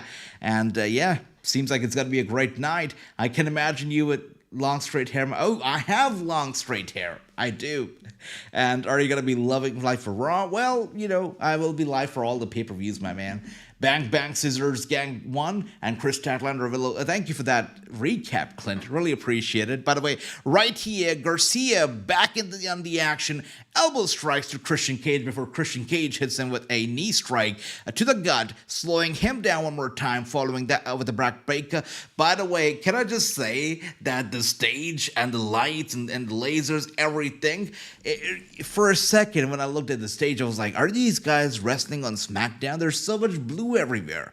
Wow, there's a lot of blue. It's funny because I had my background all green because I thought the theme of the show tonight was going to be like all green because Revolution is usually green. But since they have gone all blue, I think we've got to change a few things as well. We've got to go a little bit blue as well, right? Or should we just stay green, actually? I like the green. Let's stay green. Okay, we've got James says there's a match going on. The only one I can see is Mother Wayne. My man, James. That's not good. By the way, Christian Cage looks like he's mocking Garcia, flexing those muscles, and Nick Wayne's mama absolutely loving it. What do you do if Goldberg or MJF return in AEW tonight? Brother Jacob, that's like fantasy La La Land. That's it. La La Land is not happening tonight in AEW. It's not happening. There's more chances of me, once again, this is my favorite dialogue, but I'll say it again, there's more chances of me flying to the moon tomorrow morning for breakfast than Goldberg showing up tonight. It's not happening. And here we are now, Daniel Garcia back on it. There you go, those few lefts and rights on Christian Cage. Christian Cage now in that corner. Daniel Garcia climbs the second row, was gonna go for the big one. And one more time, guys, smarts, the brains, Garcia clearly lacks them. Christian Cage one step ahead. He throws him, tosses him from the top turnbuckle down to the ringside area, goes flying down on Garcia, and takes him out just like that. One more time. This proves it. Garcia is nothing but an underdog dancer, and Christian Cage is the real deal. That is terrible. We've got Clint saying Goldberg is not coming to AEW. News break. You're right. James says Goldberg needs to stay away from, exactly, not just AEW ring. We're talking all rings. Goldberg, thank you. Great career. Goodbye. And here we are now. Christian Cage trying to get back up. Money Batter says, you still have my Uptown Girl song stuck, my brother. Hey, Uptown Girl, she's been living in her white bread world as long as... I'm not going to go on. But great song. Billy Joel, amazing. And here we are now, Christian Cage back in the ring. You should never ask me to sing, guys. Never. It never ends well. AJ, what is your favorite match or memories of Sting? Brother, so many memories of Sting. I would say one of the happiest memories that I've had was when he wrestled his first match in AEW. I feel like that was the happiest that I've seen Sting in a long time. And that's because after being given that sentence that you're done, your career is done, you can't wrestle, him coming back, proving those people wrong, and actually kicking some ass while doing it was great. So that was definitely my favorite memory. Another memory of Sting that really, gave me goosebumps was that when Sting was forced to retire during his WWE stint after that terrible injury, right? He delivered his Hall of Fame speech. And I was on my heels, during his speech because I was like, this is so sad. This guy just came back. He was got to get the closure to his career that we all were looking for. He was going to have a great run. And here he is now giving his Hall of Fame speech. And during that speech, the way he ended it was, my career is done under the WWE umbrella. And when he said that, I was like, I don't know where he's got to go, but he's got to go somewhere. And of course, AEW emerged, and the rest is history. Sting has had a great career from the 80s, the Surfer Sting, everything. But the closure that he had, God bless, I'm so happy that AEW exists, because without AEW, he would have never had that closure. So everything happens for a reason, guys. This is a proof of it. This is a clear proof that everything happens for a reason. His AEW run turned out to be better what his WWE run could have ever been. So everything happens for a reason. Stay positive. And here we are one more time. Garcia getting his ass kicked. What's new about it? Nothing. All right. Goldberg might show up for Sting, says True. Oh, my man. Oh, dear. Okay. All right. Hopefully no spears in the books tonight. And can we play 2K24? I'm not buying 2K24. The first game that I'm actually skipping of WWE in a long time. Only the second game that I'm ever skipping, actually. So that's it. Don't make me change my mind, though, guys, because I know the game is still like 1 day away from release. And, me being me, if somebody really pressurizes, I would say pressurizes me or influences me to buy it, I might just buy it. So don't make me buy it. I don't want to buy it, all right? Sting basically told Vince to kiss his ass. Yeah, for him to actually say that during the Hall of Fame speech was quite ballsy, quite daring. Appreciate him for that. And here we are one more time. Garcia trying to beat that count. We got Chris saying what match that wanted was... I know, Chris. We talked about it already. Everybody wanted to see Sting versus Taker. But again, some matches better kept to fantasy. And that has got to be forever our fantasy. And here we are now. Garcia trying to get back into the ring here on the apron. Christian Cage trying to knock him off the apron here. Garcia, though, fighting back. We've got some slaps going on back and forth as Garcia holds onto the rope, stays on the apron here, and now he's got the better of Christian Cage. Christian Cage down to a knee, gets back up, and Garcia with those big and heavy punches straight to the head of Christian Cage. Nick Wayne's mom does not look happy at all as Garcia gets in the ring, and here we are, an Irish whip here to Christian Cage. Christian Cage reverses that. Garcia with a nice dodge, and one more time, and an elbow strike straight to the head of Christian Cage, and Christian Cage goes down hard. Garcia is on fire right here. Is he gonna be leaving the TNT champion? I hope so. I sure do hope so. And now in that corner, we've got Christian Cage, Garcia with a clothesline. Man, I am loving it. I am loving this match already. Good stuff. Garcia on the second rope with those big blows to Christian Cage's head. Once, twice, thrice, he keeps going. Nick Wayne's mom is on her heels here, not looking happy at all. And Garcia wasting too much time. Oh my goodness, grinding in the face of Christian Cage. That reminded me of the infamous Austin Aries incident. I'm sure you guys remember what I'm talking about, right? The TN incident. But this, Christian Cage deserved it. And here we are now. Cage on the second rope. Garcia pulls him off that second rope. Down he goes. Could this be it? He is looking to put this to an end. He's trying to lift him up off his feet here. And a roll up on Christian Cage. 1, 2, and he kicks out. That is crazy. Christian Cage kicks out. Garcia with a roll up one more time. And Aubrey, I love Aubrey, but that was a slow count. That was a terribly slow count. Christian Cage kicks out once again. And now the tables have turned. I hate it, but the tables have turned now. We got Clint saying Sting, Darby Allin versus the Young Bucks for the tag team division titles. Yeah, hell yeah. It's gotta be good. We've got Chris 2K24 once again. Okay, that's sweet. Sting, Darby Allin main event match. Indeed, my brother Randy. Indeed, that's what's gonna be happening. And here we are now. One more time. Garcia kicking Christian Cage right here. We're taking the action to the ringside and sending him straight to the steel steps. You've gotta love it. You've gotta love when Christian Cage pays. Right? You gotta love that. Oh my goodness, come on. Luchasaurus now ringside. How is this gonna fare? I'm not too sure about that. Daniel Garcia getting Nick Wayne's mom away from Christian Cage before getting back into the ring here. A low blow is coming. I'm telling you that now, guys. A low blow is incoming. Come on. Oh, maybe not. Oh, he was gonna go for it, but Garcia grabs him by his leg. Kill switch incoming. Garcia elbow strikes to the head of Christian Cage. Christian Cage still with the neck break and going for the cover. It's a 1, it's a 2, and a kick out. Gotta love this, guys. I haven't had the opportunity to do commentary for a wrestling match like this in a long time, and that's because I haven't seen a match with this kind of a pace and excitement in a long time, so I'm very happy to be here tonight, guys. Thank you for the love. Thanks for being here. What a great night already is Revolution, and here we are now trying to get to the ropes. We've got Christian Cage, and Darby Allin just holds him in the ankle lock submission hold. Christian Cage, though, turns him around, sends him towards the corner. He's kind of limping, but he's okay. Christian Cage now on the second rope. Garcia grabs him from behind. Could he be going for a German suplex here? Garcia pulls Christian Cage off the second rope. He's got him up in the air, and there you are. He sends him down hard. What dream match you would like to see in AEW AJ? Brother Jacob, so many dream matches, brother. So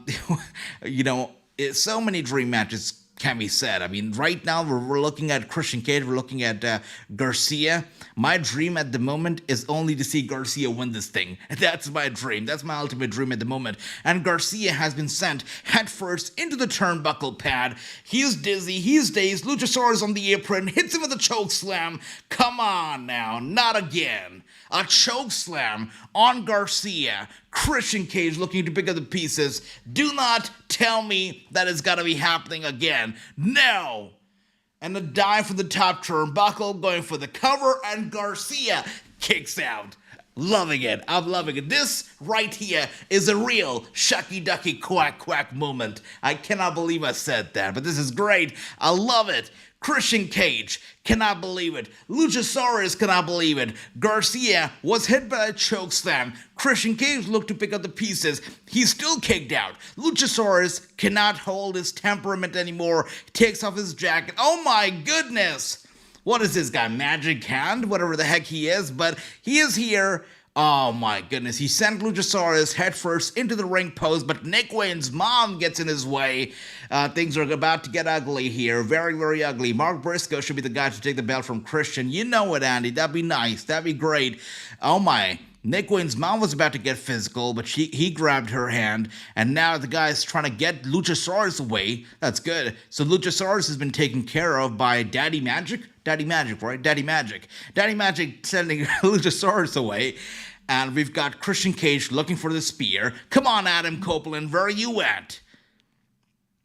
Who's got to go for the spear? Oh my goodness. Oh wow. Daniel Garcia with the pile driver going for the cover now. Oh gosh. Wow. Oh, that's crazy. That is crazy. Pile driver and everything. He went for the cover on Christian Cage. A 2.7, but he kicked out. The match is still on, guys. The match is still on. That is insane. And this is just the first match of Revolution. Are you kidding me? The first match is so crazy. Wow. Loving it. I'm loving it. And let's see what else do we have here. All right, Briscoe too busy trying to set the House of Black on fire. That's right, brother. And now a kill switch on Garcia. Garcia going for the cover one more time on Christian Cage. And wait a second, Christian Cage holds the rope. It's a rope break, guys. It's a rope break. Yes, it is. And now Nick Wayne's mom on the apron, actually. Oh my good, what the hell? What the hell? Oh, come on. And now Christian Cage now. 1 second, guys. We've got a little bit of a technical glitch. Just give me a second. I'm sorry. Just give me a second, guys. Things are getting heated up right here. All right. We'll have to do with the second camera for a little bit. Things got a little bit heated up, and I'll tell you what, I am mad. I am mad about what just happened. Terribly mad about this. We've got Christian Cage, once again, the winner of the match. That is crazy. Christian Cage has done it again. Christian Cage is one more time the winner, and still your champion. I hate it. I don't want to admit that he's our champion, but he is. Christian Cage is definitely still our champion. That is crazy. Come on. That's right. Samoa Joe will win tonight. Samoa Joe will pick Hangman Adam Page for Strickland versus Samoa Joe at the brand new April pay-per-view. Would be interesting. No, I 100% see Samoa Joe also winning tonight. 100%. You're right, True. One more time, Christian Cage still the champion. I am stupid to even believe for a second that Christian Cage was going to drop that title. He's never dropping the title. I think it's quite evident now, is it not? Eddie to win says True. You think Eddie's going to win the match? Interesting. Let's see. Eddie Kingston is going to be taking on Bryan Danielson one more time. This match is for the Continental Crown Championship. I am rooting for the American Dragon. I am rooting for Bryan Danielson. But let's see. It's gonna be a nice war. It's gonna be a nice match. Bryan Danielson versus Eddie Kingston coming right up, guys, and I'm loving it. You know, the one thing that I love about AEW pay-per-views is the lack of video packages. Really. I mean, if this was a WWE pay-per-view, you know what would be happening right now? If this was a WWE show, we would be having a match and then a 10-minute long video package followed by a 15-minute long introduction. And, you know, we're all exhausted by the time we get into the actual match.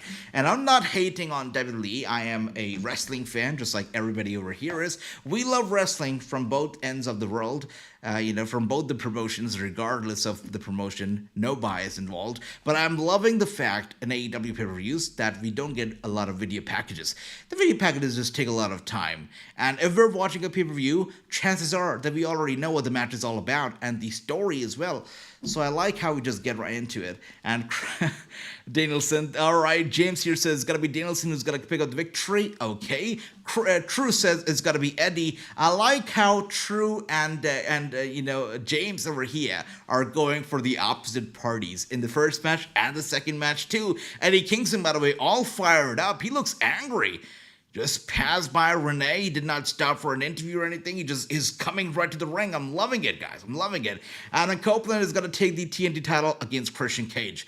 You know, it'll be nice. But once again, just like Andy said, Briscoe taking the title away will be nice. But again, True said that he's too busy doing other stuff. So that's that.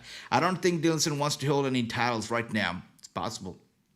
It's possible, definitely. Holding a title, it takes a lot of commitment. And, of course, if he doesn't want to do it right at the moment, that's that. Eddie Kingston now marching down to the ring as we see it at the moment. What if WWE versus AEW? Look, it's not happening, brother. It's not happening. If you look at AEW and Impact Wrestling, they don't even work together a lot anymore, right? So it's hard to see an interpromotional thing happening between WWE and AEW. And now with TKO being on board, and they want, what their money's worth. They want their stock prices to go up. They don't want to help the promotion, the opposite promotion. They don't want to help the rival promotion. They want to push their own thing, right? So I don't see TKO, collaborating with any promotion, especially AEW, when they can actually cross-promote UFC and WWE. So they have a whole different strategy over here. And now, with that being said, the match is about to begin, guys. Eddie Kingston versus Bryan Danielson. This is going to be a banger. Let's go. And here we are now. The two lock it up. All right. One more time. Andy here says TKO will be bringing in more UFC fighters. Yeah.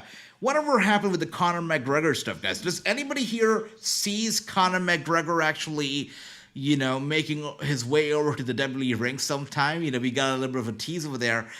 Seemed like that was more of an advertisement for an upcoming UFC bout, and not something for the WWE ring. But who knows? Maybe in the future we could see Conor McGregor stepping inside a WWE squared circle.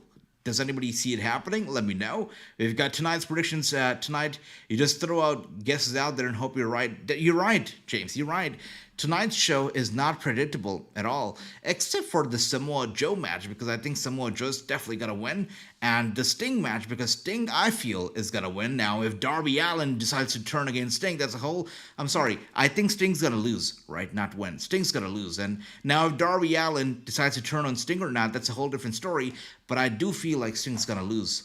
Apart from those two matches, I think every other match on the card is very unpredictable. I agree with that. And here we are now. These two are actually playing it smart. Yeah, Eddie Kingston is trying to avoid, taking any damage early on in the match here. He's playing on the defensive here, it seems, which is not very common for Eddie Kingston. Very interesting. A start to the match, I've got to say. True says AEW isn't a publicly traded company. That is true. Something like some crossover shows would benefit both companies, absolutely. But with TKO, it's their own world. I guess we'll find out what the mentality really is of TKO as time goes on. But their approach is definitely interesting. Wow. And here we are. Conor could, if he'd like to do it. Yeah, that's right. Conor McGregor, definitely doors open for him if he'd like to do it. I'm pretty sure they would be happy to have him on board. And here we are. Eddie was going to go for a chop, but Bryan Danielson also maintains a very safe distance. These two are avoiding taking any damage early on in this match, and I can respect that. And here we are. Eddie Kingston was going to go for another chop. Bryan Danielson grabs his arm, actually, and gets him down on the mat here. Go for the cover early on, and the referee kicks out of the one very quickly. And he says, old bucks don't deserve to get a match against Sting, especially his final match. I'm not a big old or young Bucks fan, so I'll say yes to it.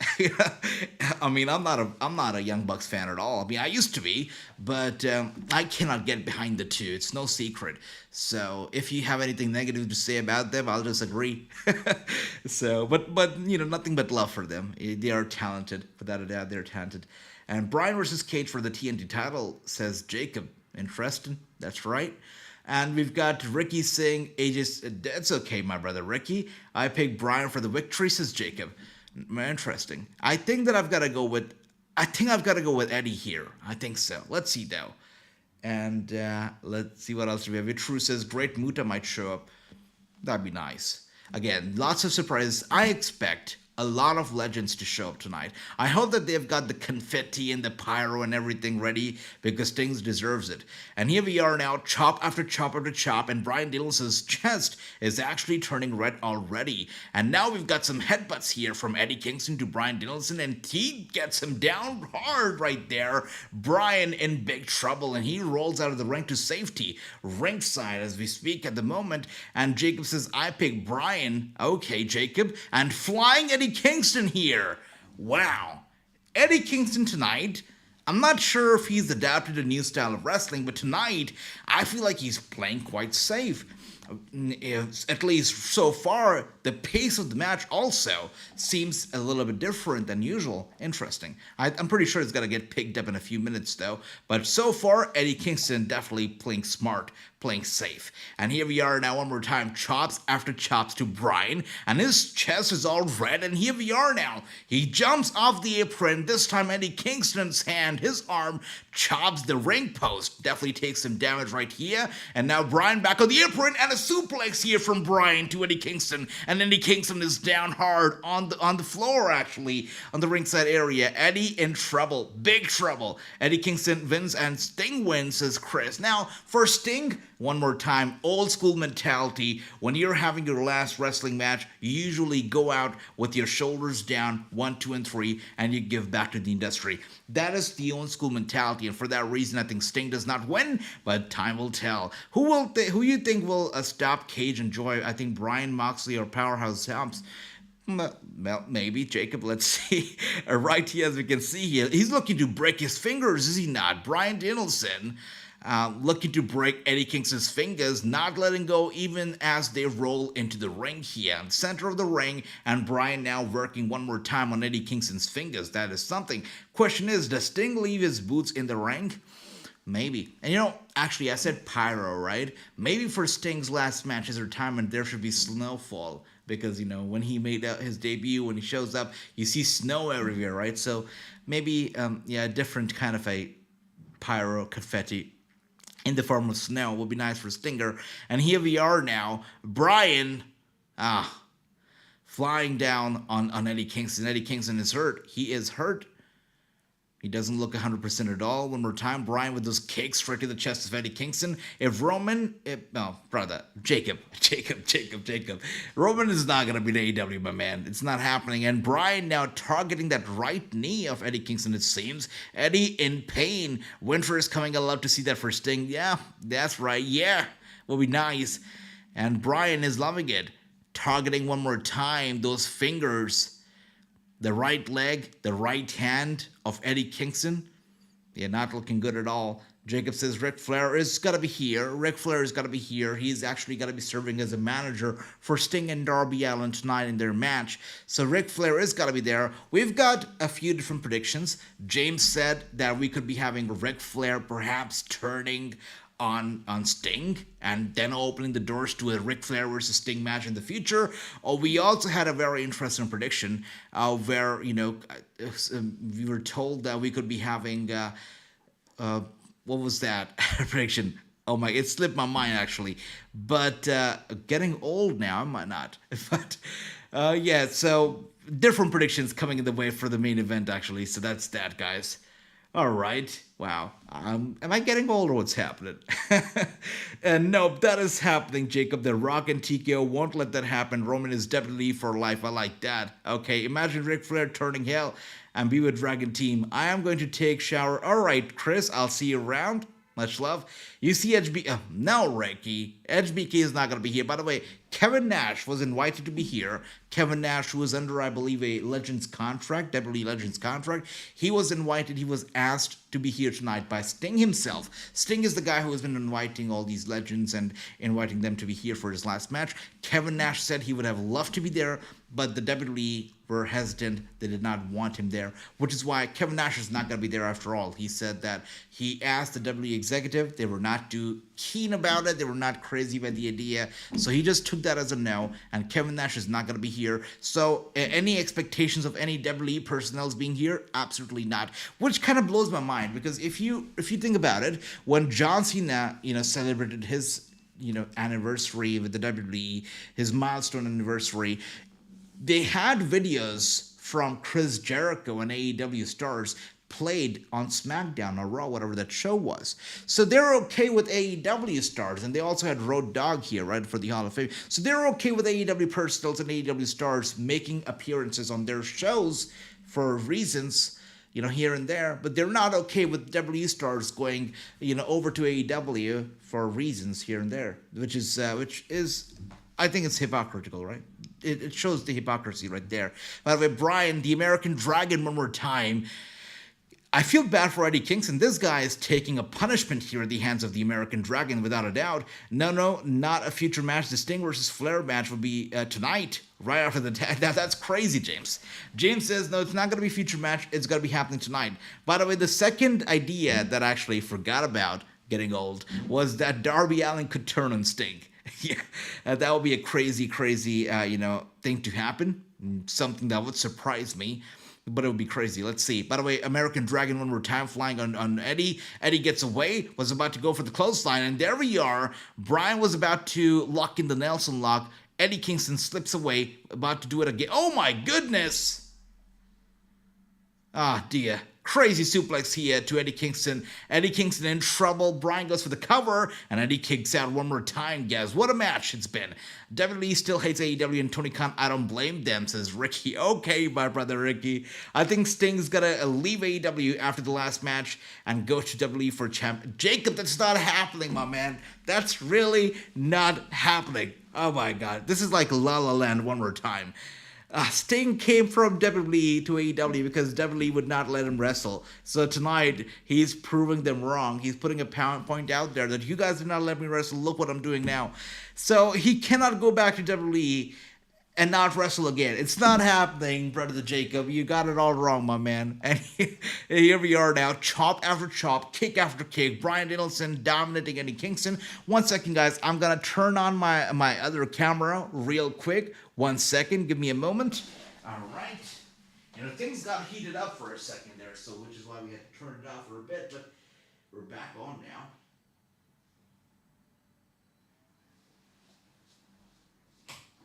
This should be good. Sorry for the delay, and we're here. Sorry. Yeah, this is good. All right. Just let me zoom in 1 second. Sorry, guys, this is embarrassing, but we had a little bit of a technical glitch, which is why we had to very quickly switch cameras to the backup camera, but we're back on. Revolution once again, still in full swing. It's been a great night and continues to be so. By the way, what a move from the top turnbuckle. Bryan is literally killing Eddie here. He's looking to lock in the yes lock, as we can see here. Eddie in trouble. Sting one step in WWE ring again to do what, Chris? Exactly. That's what I'm talking about. It's not happening, brother Chris. I'm sorry. And here we are now, looking to break his fingers again. Bryan, Sting is still in the Sting is still going to have an AEW contract. He just is going to be having an office job.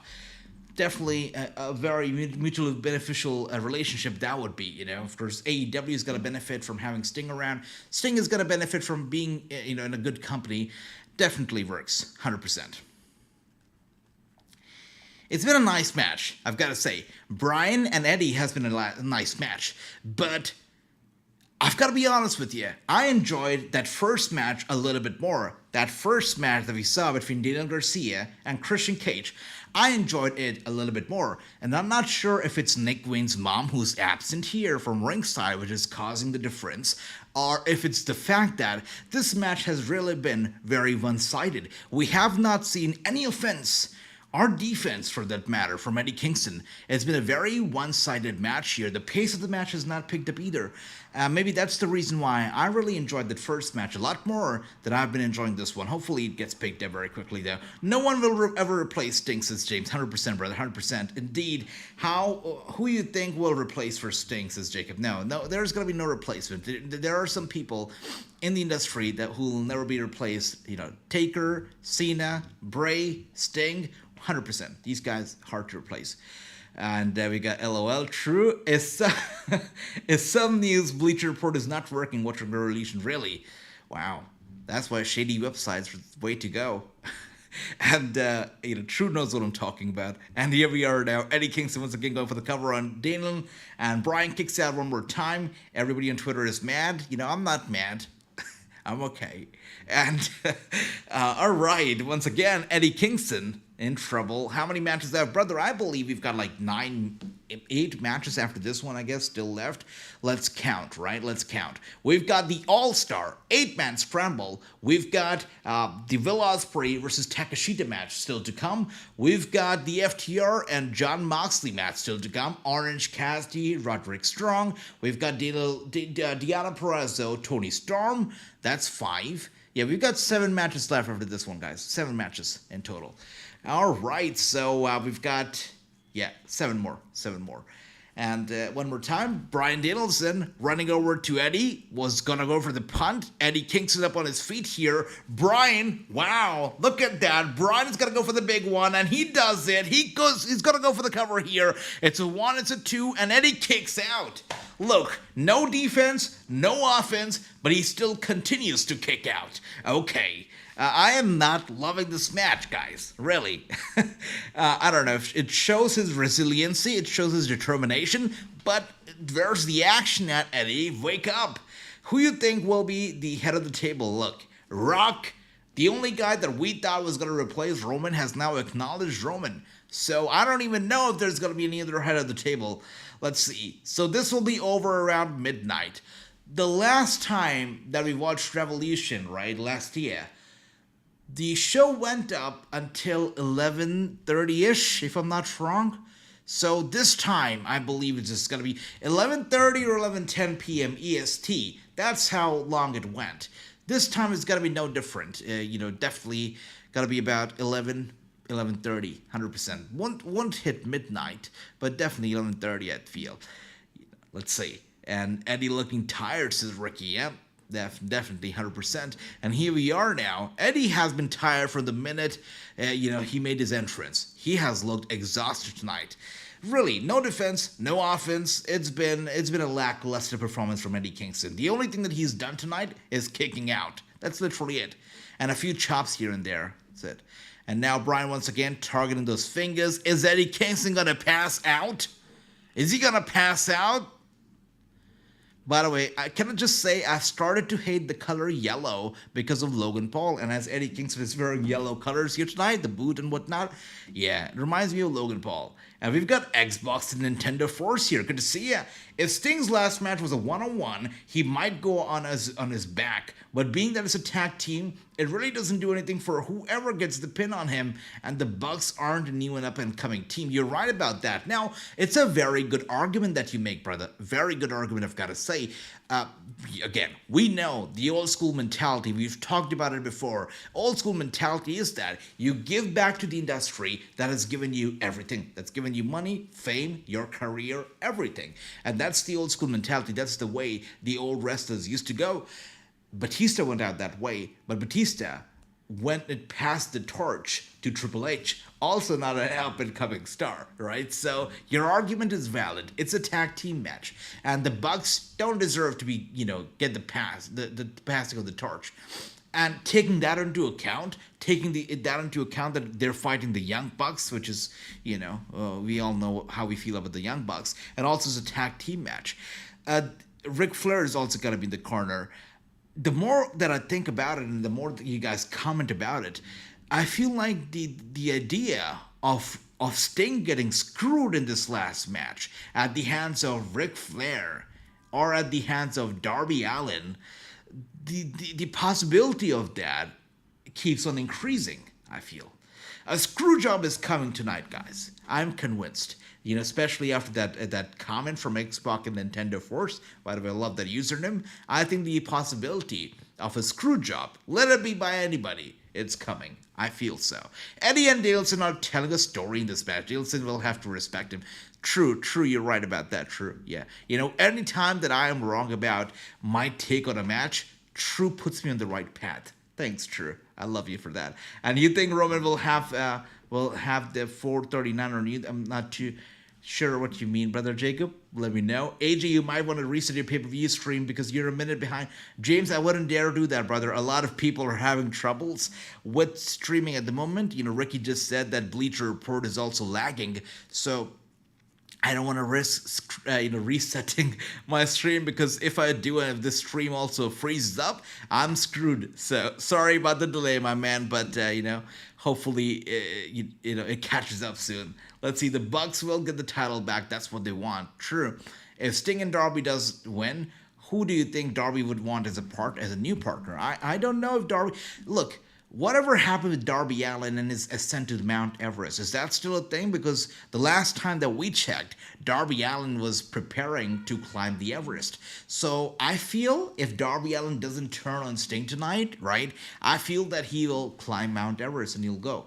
Right, he glow on that ascent, I think. But let's see. Here we are, slap to the face of Eddie Kingston. Eddie Kingston now with an eye poke to Bryan. And here we are, slaps, back and forth slaps here to Bryan Danielson. Following that up with a power bomb. Eddie Kingston trying to get Bryan out. Bryan now tossing Eddie Kingston, overpowering him just like that. And one more time with the yes, let's go, Bryan, let's go, yes. Was gonna go for the big one, but here we are now. Eddie Kingston meets him with the clothesline. Bryan goes down. Eddie gets him up again, and down he goes, going for the cover on Bryan. It's a 1, it's a 2, and oh my goodness, what just happened here? That's crazy. They talk about Bryan respecting Eddie. I've got to respect him. I did not see this coming. What the hell? Bryan dominated 87% of this match, Eddie Kingston literally just woke up from sleep and he got the win? This is a troll. Come on now. Come on now. Oh dear. True, you were right. Don't AJ, keep stream on. Don't go to BR Live is down. Thank you for that, Ricky. I'm not gonna go to BR Live. That is insane, guys. Woo! Brian has just lost to Eddie Kingston. That is insane. That is insane. Jacob, my man, much love to you. Take care. True with a 2-0. We've got James here with a 1-2. James, your title is slipping away. True dominating here. Ricky with the 1-1. This is BS. Come on, Eddie, says Ricky. Man, this is crazy. Eddie Kingston with a victory. I mean, I am surprised. I did not see this coming. Continental Crown Championship. Once again, still the champion, Eddie Kingston. Wonder which match is going to be the number 3 here. So far, we've seen 2 matches in the pre-show. We have seen 2 matches in the main show. Let's see what the third match is going to be here on the main card. You know, out of all the matches, the one match that I just want to get away with is FTR versus Moxley and Claudio. I know it's going to be it's going to be a banger of a match in terms of the quality, but I feel like we've had a little bit of dose of tag team matches already, right? The 2 matches that we saw on the pre-show were tag team matches. One was a 12-man tag team match, and the other was a 2-on-2 women's tag team match. So we've had a fair share of tag team matches. So I just want to get away with it. And here we are now. We're getting a little bit of a stare down here between Eddie and Brian, and it seems like there's going to be a handshake, right? Just like True said, they were telling a story, and Brian must respect Eddie after this match. Let's see. But Ricky is not happy, as we can see here. Ricky is not happy. True is going after Roman Reigns. You know, True is the tribal chief, 100%. I acknowledge him. Wait a second. Seems like Eddie stopped there for a moment. He thought that Brian was going to give him a handshake, but it seems like, wait a second. Eddie said, okay, whatever. Was about to shrug it off, was about to walk away before Brian gets up to his feet here. Is Brian gonna shake his hand? What is happening? Oh, Brian offers him a handshake. Eddie Kingston steps up. Is he gonna shake his hand? What the hell? Wait a second. Eddie says, you know what, whatever, walks off. Brian grabs him. He says, no, wait a second. He's offering him a handshake again. That is crazy. True? I gotta bow down to you, my man. That was great. He said it. He said that Brian, Eddie was gonna earn Brian's respect towards the end of it. And he did. Look at this right here. Wow. I don't know how True got it, but he did get it. Literally, the ending of the match, the way it happened, the post-match segment, crazy. Brian respects Eddie, and that's clear. Good for Eddie Kingston. Good for him. Amazing. Gotta love that.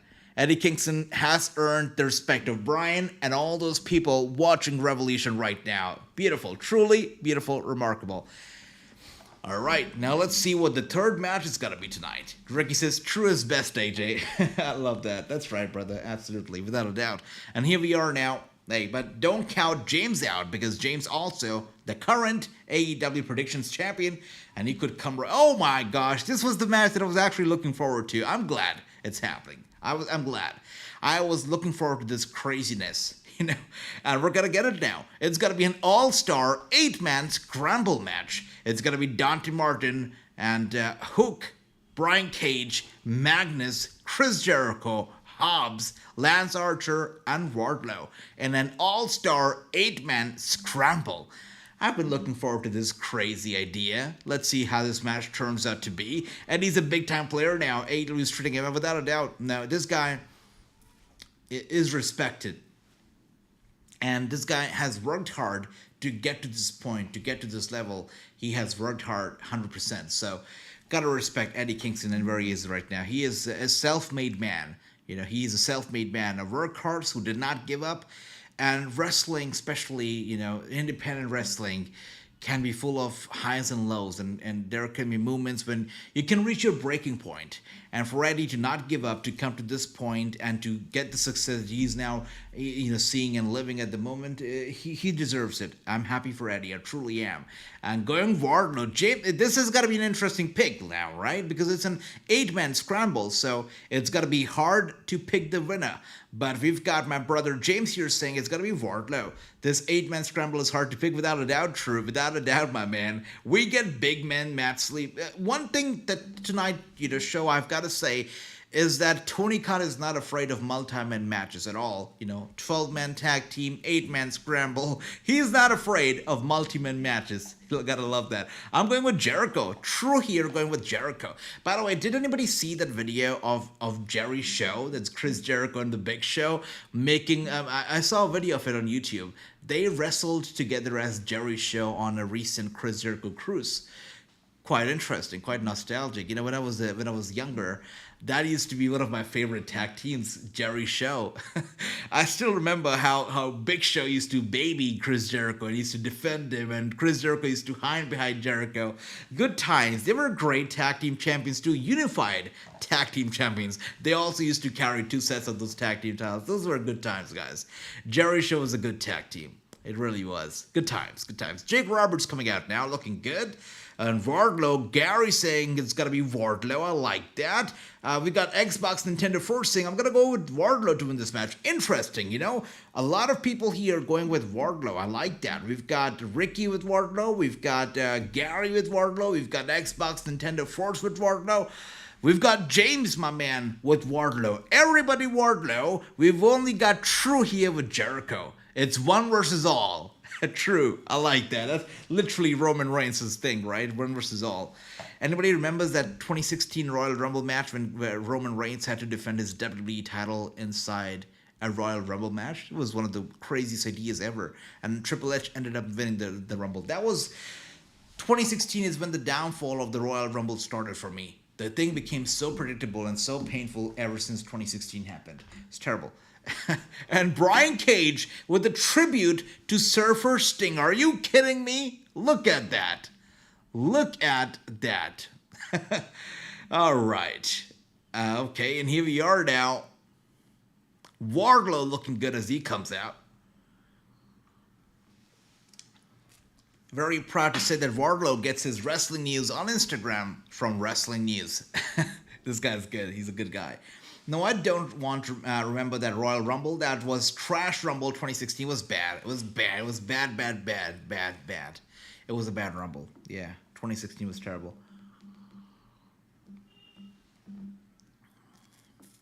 All right. Wardlow with a slow walk to the ring. And here we are now. It's been a while since I've seen this kid, but it's great to see him, Dante Martin, coming out. And Dante Martin was one of the most promising AEW stars, in the early days. Slowed down a little bit in the middle. I'm not sure how he's doing now exactly. Let me know, guys, how's Dante Martin performing these days. But Martin is on his way out here. Hopefully it's got to be a good night for Martin. All right, let's go. I really hate the color yellow on outfits, boots, even trons and lights because of Logan Paul. And Jericho comes out with all the yellow lights flashing. It really reminds me of Logan Paul.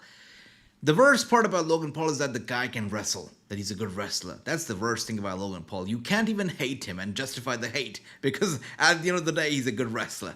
And here we are now, Chris Jericho making his way out. And look at the pyro going off here for Jericho, the highest paid AEW star. How do you guys feel about that? That Chris Jericho is the highest paid star in AEW. More than Bryan Danielson, more than Sting himself, apparently more than Ric Flair, more than all of the people on the roster, basically. Jericho, the highest paying star. Hated, says Ricky. See, all right, okay. All right, people singing along to Judas. By the way, just like people sing along to Cody Rhodes' song, just like they sing along to Judas, Drew McIntyre says that he wants people to learn the lyrics to the song Broken Dreams because whenever he brings back that theme, he wants people to sing along.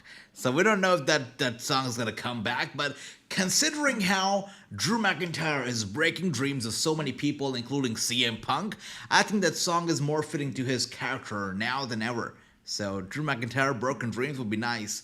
I hate Sting's Cody song is so bad. See Ricky.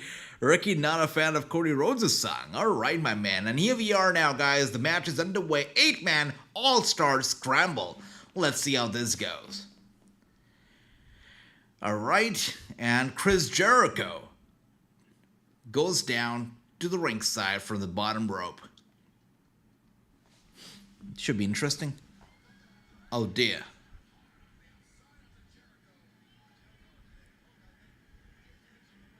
And we've got James over here saying, looks like Miro has disappeared again. This would have been a great match for him.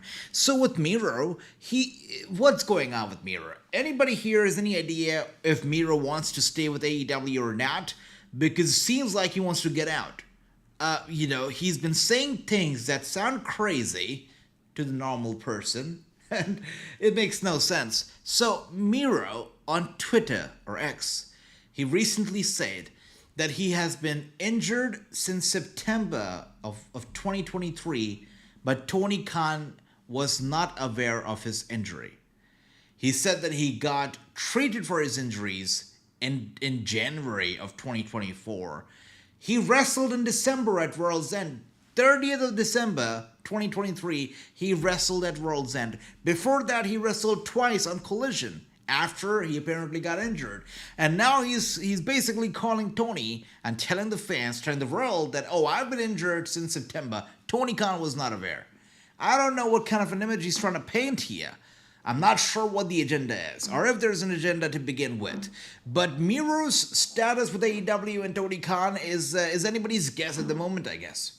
So we're going to find out more as the time goes on, but seems like Miro, he could be following into Andrade's footsteps. Now, we don't know if WWE even wants Miro back. But it's interesting what's going on with Miro and the world out there. We've got Andy saying Miro's still out of action. Plus, he's taking care of wife CJ Perry. Yeah, CJ Perry also went through a terrible infection recently. Hopefully she's okay now. Similar injury as Keith Lee. That's very true. Hearing One Dirt Shit said Miro was injured, but is now clean wrestling again, so why is he not in the match? Tony Khan said in a media call for Revolution that he's injured. So that's that. Similar situation as Keith, but he tried to work through it. I see. Thanks for that, True. Thank you. The drama, though, right? The drama. Hopefully it solves, and here we are now. We've got Wardlow, by the way, with those big punches in the ring over here. Sweet. Wow. Lance Archer, Wardlow going at it. Lance Archer now wants to behead Wardlow in a bit of a trouble here. By the way, I've got to ask, how many of you guys are actually watching TNA Wrestling these days? Anybody? Anyone? Let me know. TNA Wrestling, anyone? Let me know, guys. And here we are now. Look at that. Oh, I thought that was a tribute to The Undertaker, but Lance Archer rocking the top row before going after the arm of Wardlow. And now we've got Hobbs coming right in. He goes straight after Archer. Archer has got him in control again. He grabs hold of his arm, and now one more time making his way up to the top rope. I really thought he was paying tribute to The Undertaker. Good stuff. I think WWE and Triple H get Miro one more time. Well, I know that Triple H would be happy to have Miro back, but do they need him back? Do they want him back? It's a question. I think Miro is hard to work with, is what I've heard here and there, but let's see. I'll watch TNA on YouTube, on Twitter, AKX. That's sweet. Anybody else? Anyone else watching TNA? James says nope. Okay. When they rebranded to TNA, I said this. I said, okay, it's great that they're rebranding it, but is this change gotta be superficial, or is it gotta be changed from within? And then they got rid of, Scott D'Amore, which was the best thing about Impact Wrestling. So I don't know how the promotion is working at the moment. I'd like to see it here and there, but I hope it's okay. I hope it's going well. Victor, my man. Good to see you, Victor. Welcome. Hope you're doing well. Great to see you. Hope you've been enjoying Revolution. It's been a banger of a pay-per-view so far. 2 matches in the pre-show. 3rd match right now going on in the main card. And it's been an absolute banger. So far, my favorite match of the night was Christian Cage versus Daniel Garcia. And once again, I'm not sure if it was Christian Cage's mom or was it, Christian Cage's mom, Nick Wayne's mom, or was it, the action in the ring? But it was definitely the highlight of the night. Great match that night. And I catch TNA when I can. There's some interesting stuff going on, with Nick Nemeth being there, causing some, some noise. Then you have got Alexander Hammerstone, another big signing for TNA. They're definitely out there, definitely making some noise. And here we are now. We've got Dante Martin finally doing something. The moment I thought he was going to do something in the ring, he goes flying to the outside one more time. All right. And I watched TNA on YouTube 8:30 to 10, no commercials. I like that, Victor. Okay. We've got Xbox Nintendo Force saying, I still watch TNA, and they just signed Alexander Hammerstone. Yep, they did. When I interviewed Alexander Hammerstone last year, and he was still under contract with MLW then, he was still the highest paid guy at MLW. He was still happy being there with MLW when I interviewed him. And I asked him about TNA, and he was like, no, I'm happy being here with MLW. I'm happy being here. And look how times change, right? He's with TNA Wrestling now, and I'm happy seeing him there. I am looking forward to the next Impact Wrestling pay-per-view or TNA Wrestling pay-per-view so we can watch him in action. Definitely looking forward to it. And I'm hearing Mustafa Ali is a new, yes! How did I forget about that? Mustafa Ali is a new X Division champion. I had a little talk with Mustafa Ali, and for an interview. Mustafa said we're not doing interviews right now, but hopefully we're going to be doing one very soon. I will be doing some TNA wrestling interviews shortly, hopefully. And I'd love to do it with Mustafa Ali. He is one of the most interesting acts right now, I believe, in the independent scene or, outside of AEW and WWE. This guy is not looking for an easy way out. He's looking to go the long route to prove himself. He wants to prove himself. He wants to prove a point that he is the best, that they made a mistake by dropping the ball on Ali. And I like it. I like the hunger. I like the determination. I like the passion that this guy has for himself. And the fact that he believes in himself makes me believe in Ali. So I'm excited to see what's next for Ali, but I'm pretty sure it's going to be success and nothing but a success. He reminds me of Bronson Reed. When Bronson Reed, Jonah, was let go by the WWE, he said it. He said, look, I'm going to make sure that you guys realize you made a mistake by letting go of me. And Ali is doing the similar thing over here. And I'm excited about the future of Ali, 100%. I'm hearing Mustafa Ali is the next new TNA champion. You're right, Ricky, the X Division champion indeed. Good to see you, Surjit. Welcome, hope you're doing well. Great to see you. And now we've got Dante Martin in the ring on the top rope. What is he doing, this guy? Off the second rope over here, flying down, going for the cover. Dante Martin is a 2 and a kick out. There you are, a 2. By the way, Lord Voldemort over here officiating the match.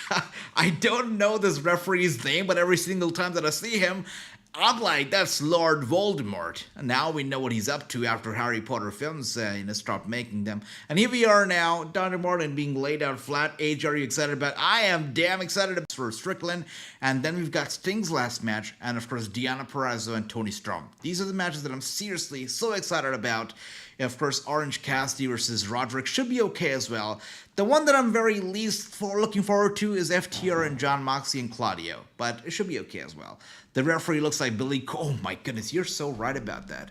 Is that not Billy Corgan himself, though? True, are you sure? I heard NWA was not doing too well. All right, that's it's a bad joke, right? But yeah, you're so right. You're so on point with that. That is literally a Billy Corgan, or should I say younger version of Billy Corgan? Definitely. I think that's a crazy, crazy similarity, true. That's not even funny. Like, that's not like, you could tell somebody that's Billy Corgan and they would believe it. That is how close of a similarity it is. It's so funny. I love it. NWA so sucks, says Ricky. I like that. Ricky has no filter. If he doesn't like something, he says it. He says, NWA sucks. Okay. I've got, wait a second. Lance, by the way, Lance was going to go for the big one. He was going to take Magnus on a ride, but been stopped, it seems. Now Lance is looking for a double suplex. Oh, dear. And he gets suplexed himself by Chris Jericho and Magnus, a team. Ricky, I thought it was my internet. Victor, what is that about, brother? By the way, we've got Xbox Oh, I see that comment from Ricky. That is funny, Victor. That's funny. By the way, we've got Xbox and Nintendo Force here saying, that's why I don't agree with fans that hate on other companies. If they don't exist, what would the other guys do when WWE lets them go? Exactly. And, I feel for the guys that were with that WWE, years ago. We're talking the early 2000s or 2000s itself or even mid 2010s, right? I feel for those guys. And that's because there were some great talent that were out there, but when they were let go from the WWE, they had nowhere else to go, guys. They had nowhere to go, and that's why they just disappeared. I can, right off the bat, name my very good friend, JTG, right? The Crime Time. You all know them. So, of course, Shad Gaspard, miss him, love him. And, JTG, pure talent, great guy, great charisma, got let go by the WWE once, twice. Then where would he go then? He had nowhere to go. He did independence, did the rounds, and, as talented of a guy he is, he was underappreciated because he never got the platform to put himself out there. And that's the truth. That's the reality. If there is only one company and that company lets you go, you have nowhere else to really go. And back then it was a lot harder because those guys could not even get on Twitch to play games or get on YouTube to do watchalongs. They had no idea where to go after WWE. So I feel for those guys. Now is a different world. Now you've got plethora of companies where you can go and do your thing. If that doesn't work out, you can get on Twitch and play video games. So it's a different world now. It's a better world now. And you're right, brother. You're right that having many companies, it's a good thing, not just for the fans, but also for the wrestlers. It's great. It only helps the industry. By the way, Wardlow is looking for the big one, and who comes in right behind Wardlow, grabs him from behind? I want to see Lance Archer versus Quill Switch now. Oh, me too, True. Me too. I see that, but damn, Billy Corgan is doing some stupid reality show. Talk about the reality show. It's so funny. I did a news post on the reality show, and I got contacted by AEW Stars saying that, brother, we know that everybody knows that the reality show is coming up, but we have been told by the executives or whoever to keep our mouth shut. So can you take that then quote? Can you take that news, because we don't want the word to go out there already. I'm like, the world knows about it. Your talent is getting on interviews and talking about the reality show. What are you trying to hide? But of course, I did not want to create problems for that talent that spilled the beans. So I did take down that quote, but it's true. It's true that the reality show is happening. It is indeed a reality. And let's see, Chris Jericho now with some chops to hook over and over again. And AJ, have you seen now Crime Time on NXT? They look like Shad and JTG. I haven't. Who are you talking about? I will have to take a look. And we've got Ricky saying, this match is making me sleeping. Look, that's what happens with multi-man matches. Either they can be very good or they can be very average. This match is in the middle of it. And True says the reality show might be dumb idea, but it will be a stream of income for the talent. That's right. At the end of the day, you want the talent to do well. So you're right about that. This match is fun for me, says True. That's not... Oh my goodness, look at that. Hobbs, by the way, goes chest first into the top turnbuckle. Chris Jericho gets out of the way, and here we are now. Jericho doing Jericho. The only guy standing actually in the match at the moment. And now one more time ringside. He grabs Hobbs by the hair. Hobbs turns it around and a backbreaker to Jericho. I like that. It always gives me so much pleasure when Jericho is in pain. That doesn't make me a sadist, does it? Hopefully not. But here we are now. Hobbs taking down the straps. Yeah. Let's go. And looking for... Oh, wow. The fire... Was that a fire extinguisher? What the hell was that? What was that? There was a lot of smoke. I thought that was a fire extinguisher, but no, it was not. Something else. And Jericho... Oh, it's the fog machine. Okay, thanks for that, brother. And here we are now. Oh, knee strike. Straight to the face. Off hook. Gotta be kidding me.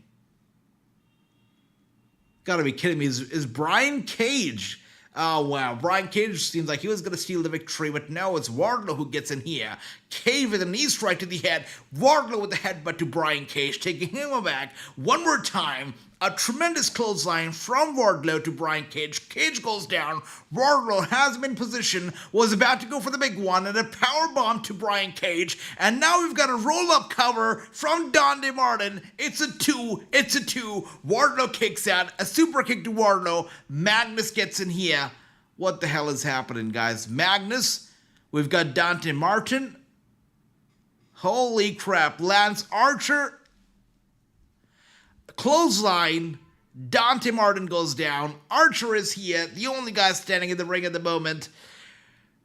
And wow, was gonna go for the chokeslam. Dante Martin holds on to the rope. He gets on the apron. Dante Martin, this could still be his moment. And there you go, moonsault from the top rope, going for the cover. It's a 1, it's a 2, and Lance kicks out.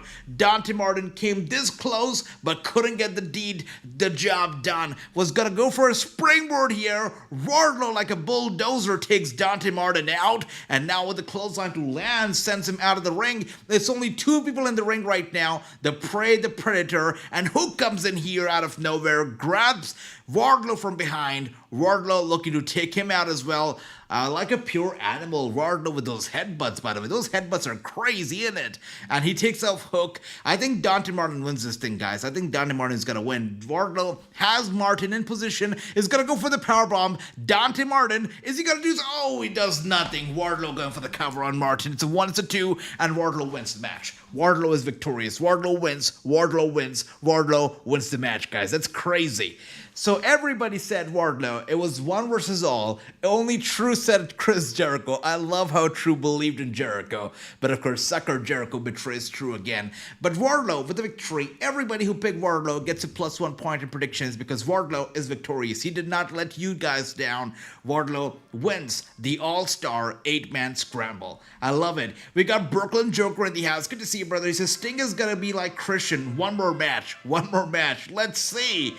By the way, we've got, okay. Seems like the next match is going to be an interesting one. Orange Cassidy versus Roderick Strong with the mustache, and it's going to be for the AEW International Championship. Love it. James right now with a 2-2. We've got True with a 2-1. We got Ricky with a 2-1. I like that. So it's a draw right now. We're got a triple threat here. You're right, Ricky. You're right. You told me. Wardlow did win. Yep, James, Roddy's up next. James says it's going to be Roderick who will pick up the victory. We've got True here also saying Roderick's going to pick up the victory. Now, this guy, Orange Cassidy, has been the international champion since forever, it seems, right? So it's high time he drops it, and dropping it to Roderick, I think is a good idea. So I will also go with Roderick. I will absolutely go with Roderick. We got Ricky here going with Orange. I like that, Ricky. You like oranges now. This match, I see. Ricky thought that match, the 8-man scramble, made him feel sleepy. Hopefully this is going to be a different story. Still, so far, the match of the night for me was Christian Cage versus Daniel Garcia. The first match of the night was the match of the night so far. I think that's going to change very quickly because we've still got some absolute bangers left. You know, Samoa Joe versus Hangman Page versus Strickland, I feel could be the match of the night. Toni Storm versus Deanna Perez is going to be no different. Let's see if this match actually is going to be a surprise. If this match is going to be exceeding Daniel Garcia versus Christian Cage in terms of the quality of the match. Let's find out. Roderick Strong better win, says Andy. Let's see, my man. Let's see, my brother. Andy, hopefully Roderick picks up the victory. We've got Gary saying, I think it's time for Orange Cassidy to lose. I know it's been a while that he's been champion. It is definitely high time that he drops it to somebody else. Xbox and Nintendo Force says, Wardlow needs a couple of feuds before he goes for the title to build it up. I think Swerve wins tonight. Interesting. That is an interesting thought. Swerve Strickland is popular. He is something else. Swerve Strickland is a maniac. And I feel like him winning tonight would be crazy. Samoa Joe has been a good champion. But I feel that Swerve, with his podcast and with the kind of guy he is, super popular, charismatic, he's got influence, on social media as well. He gets out there.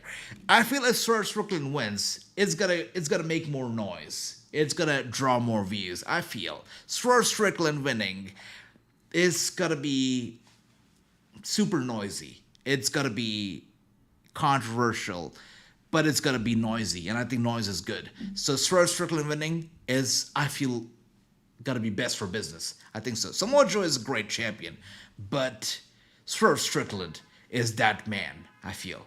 Let's see though.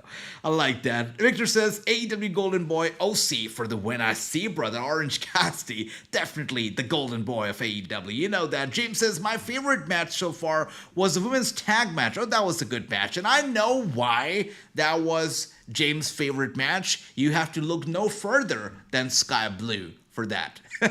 Am I not right, James? Am I not right? I mean, if Sky Blue is on the card, you know, James, that's his favorite match.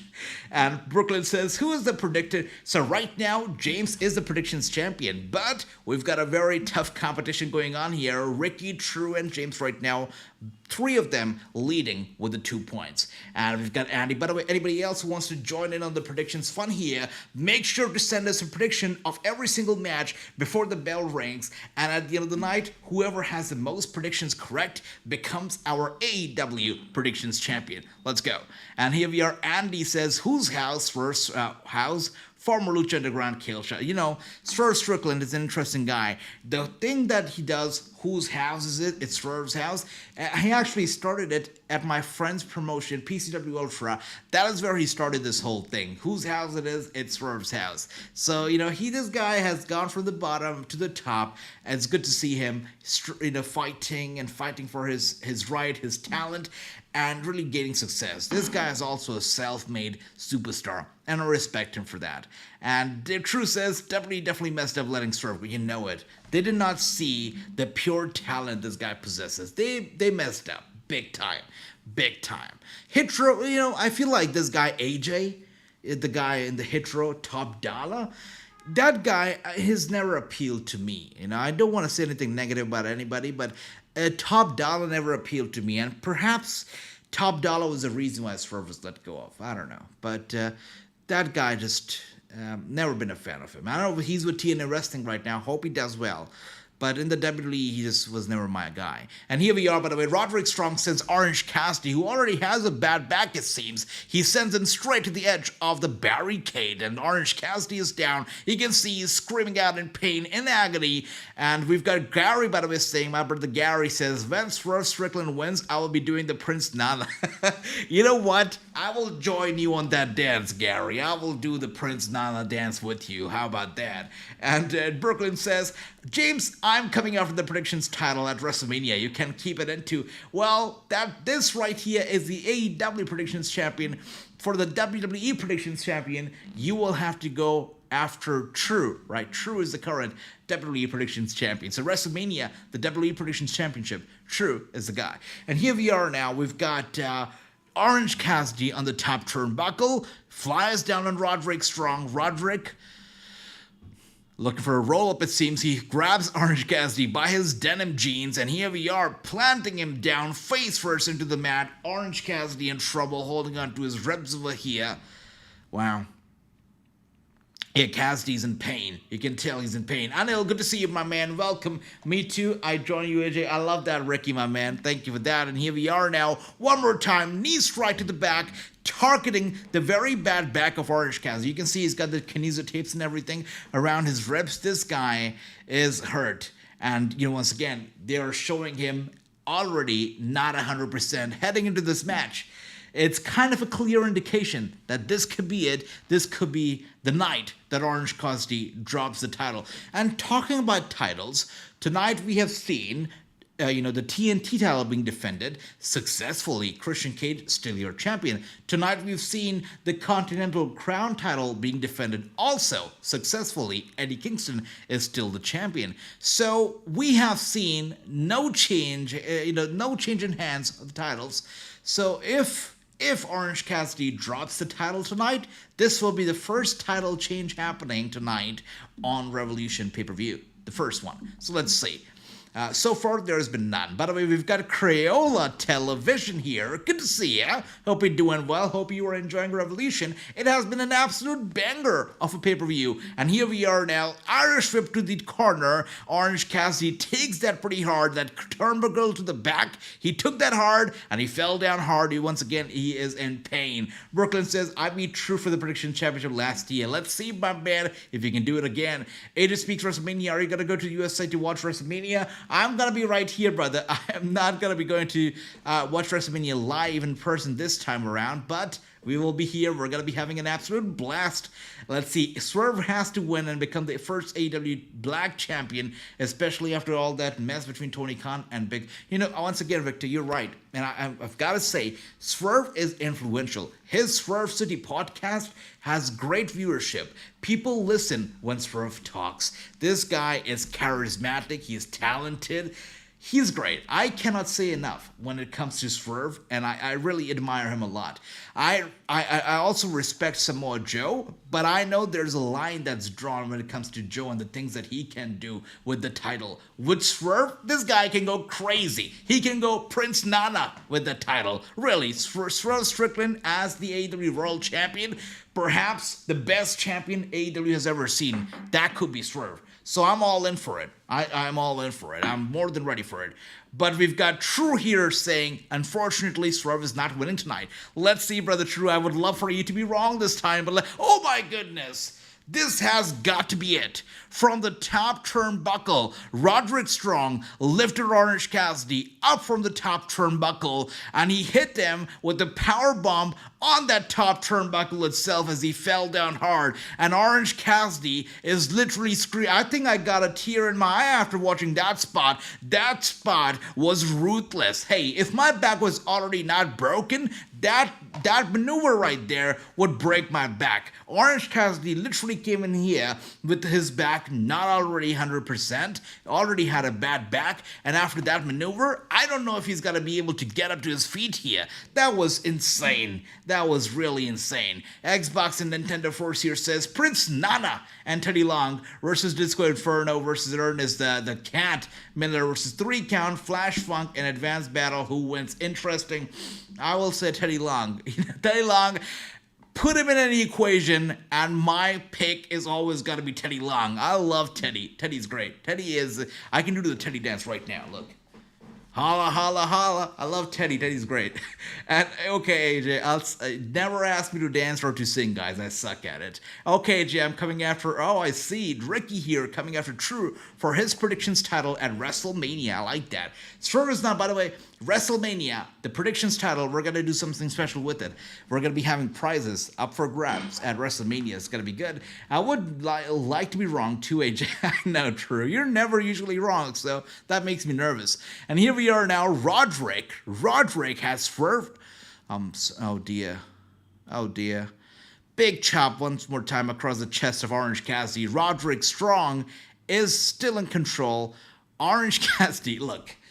You know what? You can't make this up. If Orange Cassidy wins tonight, I will be convinced that this guy is never dropping that title. That they should rename this title the Orange title if Orange Cassidy wins tonight. A broken freaking back and everything, and he's still standing on his feet, and he's still doing his thing. I don't know how. All right, he just collapsed to the mat, but seemed like that was more of a defensive move than anything else, but it's crazy. If he wins tonight, screw this. He's never dropping the title. Roderick Strong, a.k.a. the Backbreaker. King Backbreaker. You know it, brother. Talk about Broad Breaker. We've got a Backbreaker here in AEW. And here we are now. My goodness. Orange Cassidy was literally going to go for a Tornado DDT right here with a broken back and everything. But Roderick Strong stops him in the middle of it. And he's got a knee strike to the gut of Orange Cassidy one more time. Gets him. Oh, my goodness. Orange Cassidy with a stellar. You cannot make this thing up. You cannot make this up. How is he doing what he's doing with that back? How? Not the tear in your eye. I'm telling you, I literally teared up with that boo. I did. Yeah. I did. All right. And AJ, Swerve is not winning because it's about time Adam Page becomes a two-time champion. I mean, Brooklyn Joker, it would be nice to see Adam Page winning, but we've already seen that. We've already been there. It's been sweet. It's been nice. It's been average. I want to see some Swerve. So I'm rarely wrong as well, and I'm still saying Swerve wins. You're right. Victor is right. Victor also barely wrong. I can agree with that. So Victor says Swerve. True says not Swerve. Let's see what happens. We've got Brooklyn Joker saying it's going to be Hangman. Let's see. By the way, Roderick Strong. Is he looking for the code break? Oh my goodness. There you are. How is Orange Cassidy not tapping? How is he not tapping, guys? Oh dear. How is he not tapping? This is crazy. I don't know, guys, if you saw that if you read that thing. What's his name? Jim Cornette. Jim Cornette. He is weird. He's a weird guy, all right? So Jim Cornette. By the way, it looks like Orange Cassidy is gonna do his thing here. He's gonna win the match. Tornado DDT from a guy with a broken freaking back. That's crazy. So Jim Cornette, he reviewed Elimination Chamber and he criticized the heck out of Liv Morgan. Right? He criticized the heck out of her. He said, "That's how is she so little, and how does she do the things that she does?" And just walks away with it like nothing happened. He says that exposes the whole thing, the whole craft of wrestling for everybody. When she does the thing that she does and just walks away like nothing even happened in wrestling. So it's so funny. And I can say the same thing right here for Orange Cassidy. How did he come in here with kinesio tapes all around his ribs with his back broken? And he's able to do what he's able to do right here. It is crazy. And it's worse than Liv Morgan, I'll tell you that. Paige isn't winning, says True. Thank you for that. And if Dumb Orange wins, then I'll stop watching AEW. Andy's not happy. He says if he wins tonight, he's not watching AEW again. I see you, my brother Andy, but I'll tell you what, it seems like Orange Cassidy is indeed going to win tonight.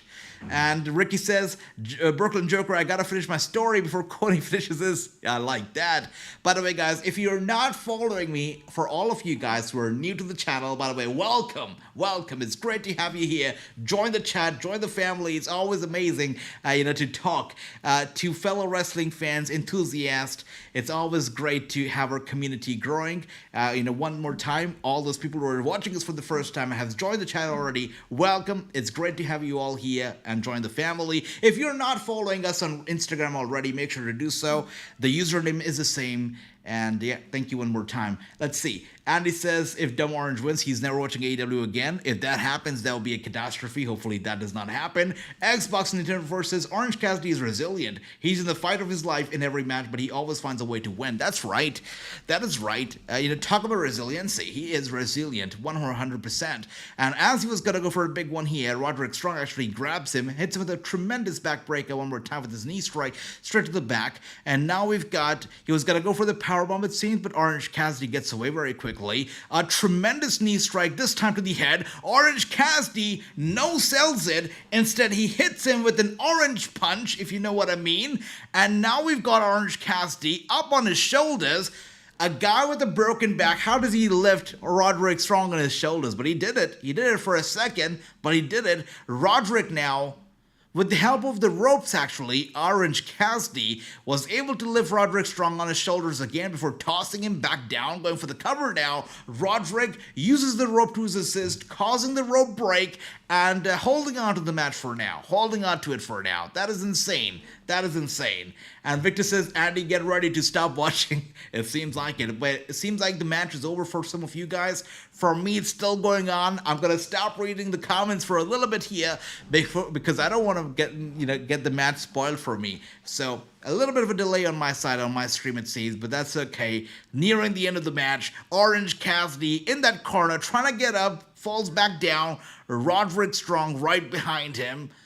Cassidy punching the air right now. He is angry. Yeah, you can tell it. Just like Xbox Nintendo 4 said earlier, this guy's resilient. And right here is a pure display of resiliency. Kick. Oh my goodness. Oh my gosh. This has to be it. Roderick for the cover on Orange. Andy will never watch AEW again. Roderick Strong has won Wait, Andy will watch it. Roderick Strong has won the International Championship. Andy, you can still watch AEW. Roderick has done the unthinkable. Orange Cassidy has dropped that title. That's crazy. Good stuff. The first title change of the night. Roderick Strong is the new AEW International Champion. That is crazy. That is crazy. Victor says, congrats, Andy. 3-2, James. I like that. Has there been any word on Kali? I've heard nothing, brother. True. I've heard nothing so far.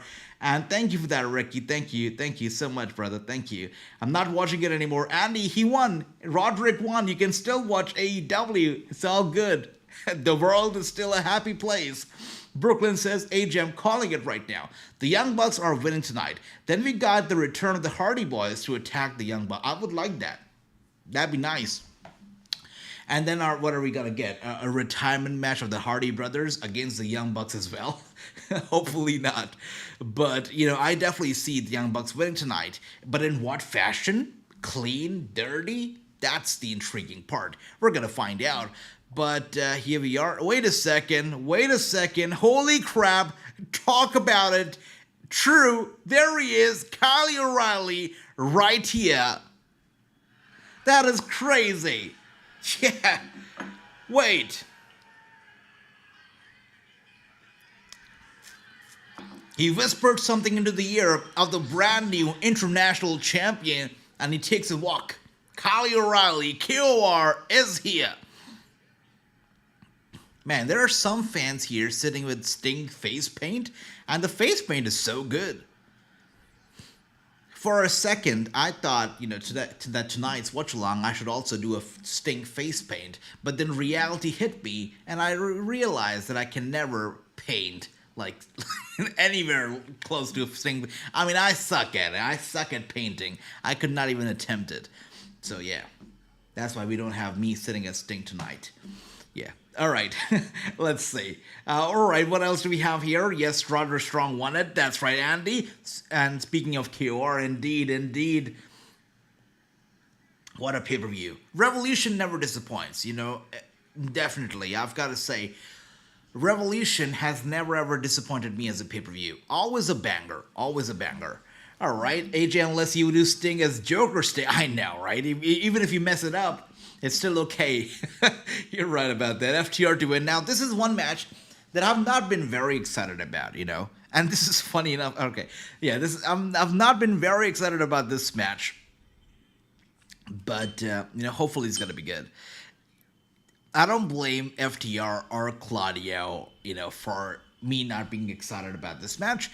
I guess the only reason why I've not been looking very forward to it is because we've had so many Time and matches tonight already that it takes the charm away from this match a little bit. But again, these guys can prove me wrong, which they will most likely with their performance tonight. You could have gotten a Sting mask for the show. I know, right, Victor? But then I thought if I put a Sting mask on, you guys are going to miss the sexy damn face, right? And nowadays that I'm the tribal chief only showing up for pay-per-views, right?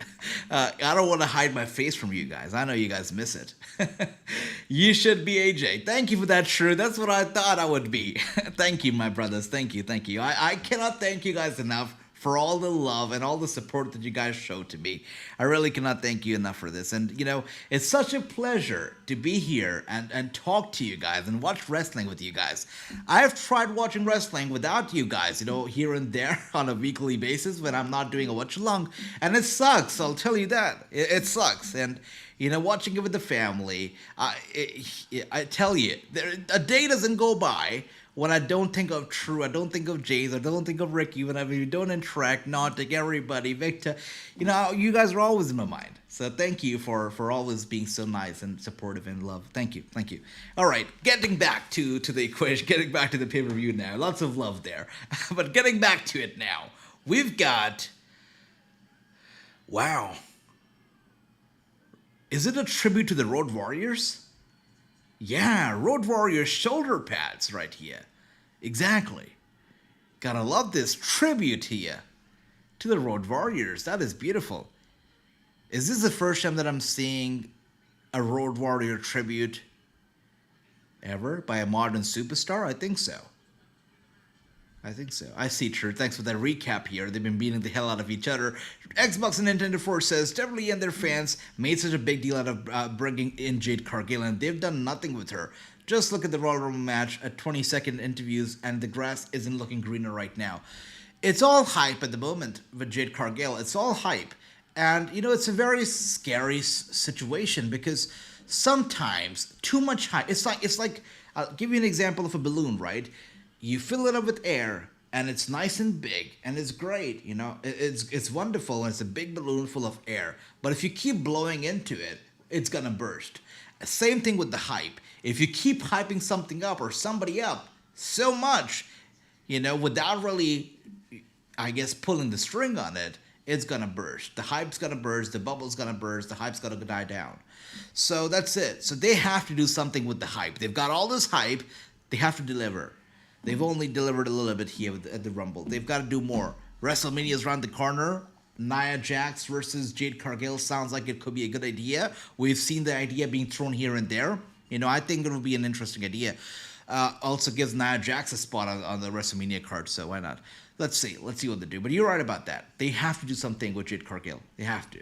And we've got Ricky saying, I miss watching Raw and Dynamite and NXT and SmackDown without the family is not the same. I know, my man. I know, my brother. Thank you for that, Ricky. Thank you. Hopefully we're going to be able to do those again, brother. Hopefully. And Jade Cargill has been mid, says True. Yeah. It's true. She is hot, says Ricky. Well, that's true as well, brother. Andy says, my brother Andy. My brother. Yeah, right. He says, Andy's another guy, I've got to say. So supportive, so nice. Andy, Ricky, all of you guys. You guys all know who you are. Thank you. All right, Andy says, Road Warriors had a major Chara and Carolinas, plus they had big matches with a Sting. I see. No wonder the Road Warrior tribute tonight. Thank you for that, Andy. Just a plethora of knowledge is Andy. And AJ, you think Jade is going to team up with Bianca to go after the women's tag team titles? Would be nice, brother. Why not? Hey, I know that Jade Cargill and Naomi are good friends in real. They are. I think we've seen photographs of them together at places, at NBA events, at NBA games and whatnot.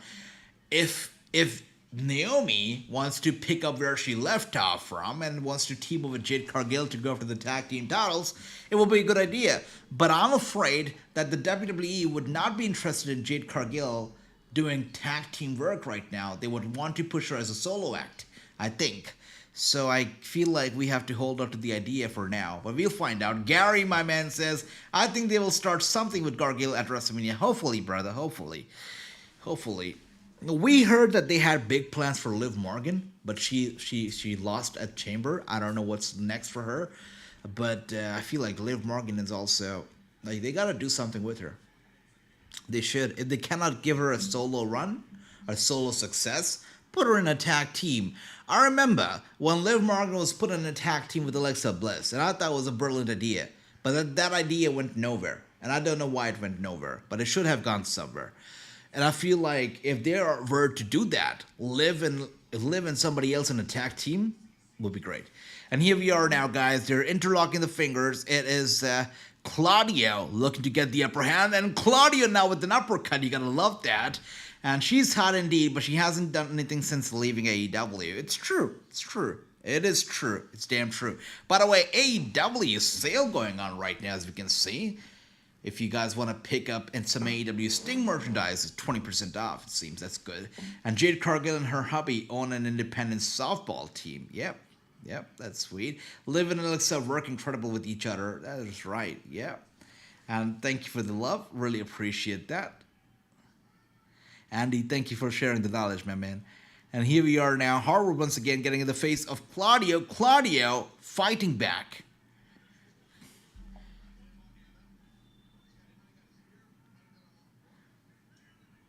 Is he going to make the tag now? Is he going to make the tag?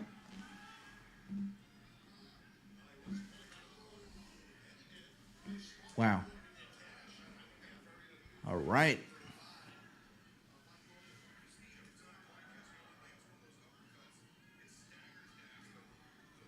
Very interesting. Dax still going at it over here. They're trading slaps. Dax and Claudio trading slaps over here. Hard-hitting slaps going back and forth. And Claudio finally with the upper hand over here. Dax goes down. Claudio takes him back as well. All Sting is on sale. Love that, brother. And Sergio, once again, great to see you. AJ, are you excited to see Mercedes Moné? Oh, me too, brother. I am. March 13th. Big money. We're going to be live here. We're going to be watching that debut. It's got to be super memorable. It's got to be something. We're going to be here for Big Moné. Hell yeah. And here we are now, Cash Wheeler being tagged in, and so is John freaking Moxley. Moxley taking a walk in the park over here. Speaking of people slimming down, by the way, we were talking earlier about Sky Blue slimming down. Moxley, look at this guy. This guy has lost weight, right? He's lost a tremendous amount of weight. He looks good. He looks like he's in a good shape. He looks healthier than, the last time that I actually saw him wrestling. Moxley looks good. Good for him. Great for him. And come on, FTR, says Andy. Andy says, come on, FTR, do better. But no, they are getting their butt kicked right now. Yeah, Claudio and Moxley going on in full swing. Moxley be hitting hard at the gym. You know it, brother Ricky. You know it. Once again, Cash Wheeler tossing FTR down hard and looking for an Irish whip and following that up with a drop kick. There you are, and Cash Wheeler now finally in control. FTR finally in control. Looks like they heard you, Andy. And attack, oh dear. Another tremendous chop across the chest, following that up with an uppercut, and attack being made to Dax. Dax and Cash now with those big punches straight to the temple, to the head of John Moxley. James says, I think there's a chance we might get a glimpse of Moné tonight. I would love that. So you think, James, that Moné, when she steps in, the first person that she's going to feud with is going to be Toni Storm, isn't it? Think so, right? Makes sense since she's a champion and Moné is all about the gold. By the way, speaking of Moné, how can we not talk about her recent appearance at the Anime Awards, the Crunchyroll Anime Awards, which actually took place in Japan. And, Moné won there. She presented the best award for Best Slice of Life category. And she did it with a NBA or NFL, not too sure.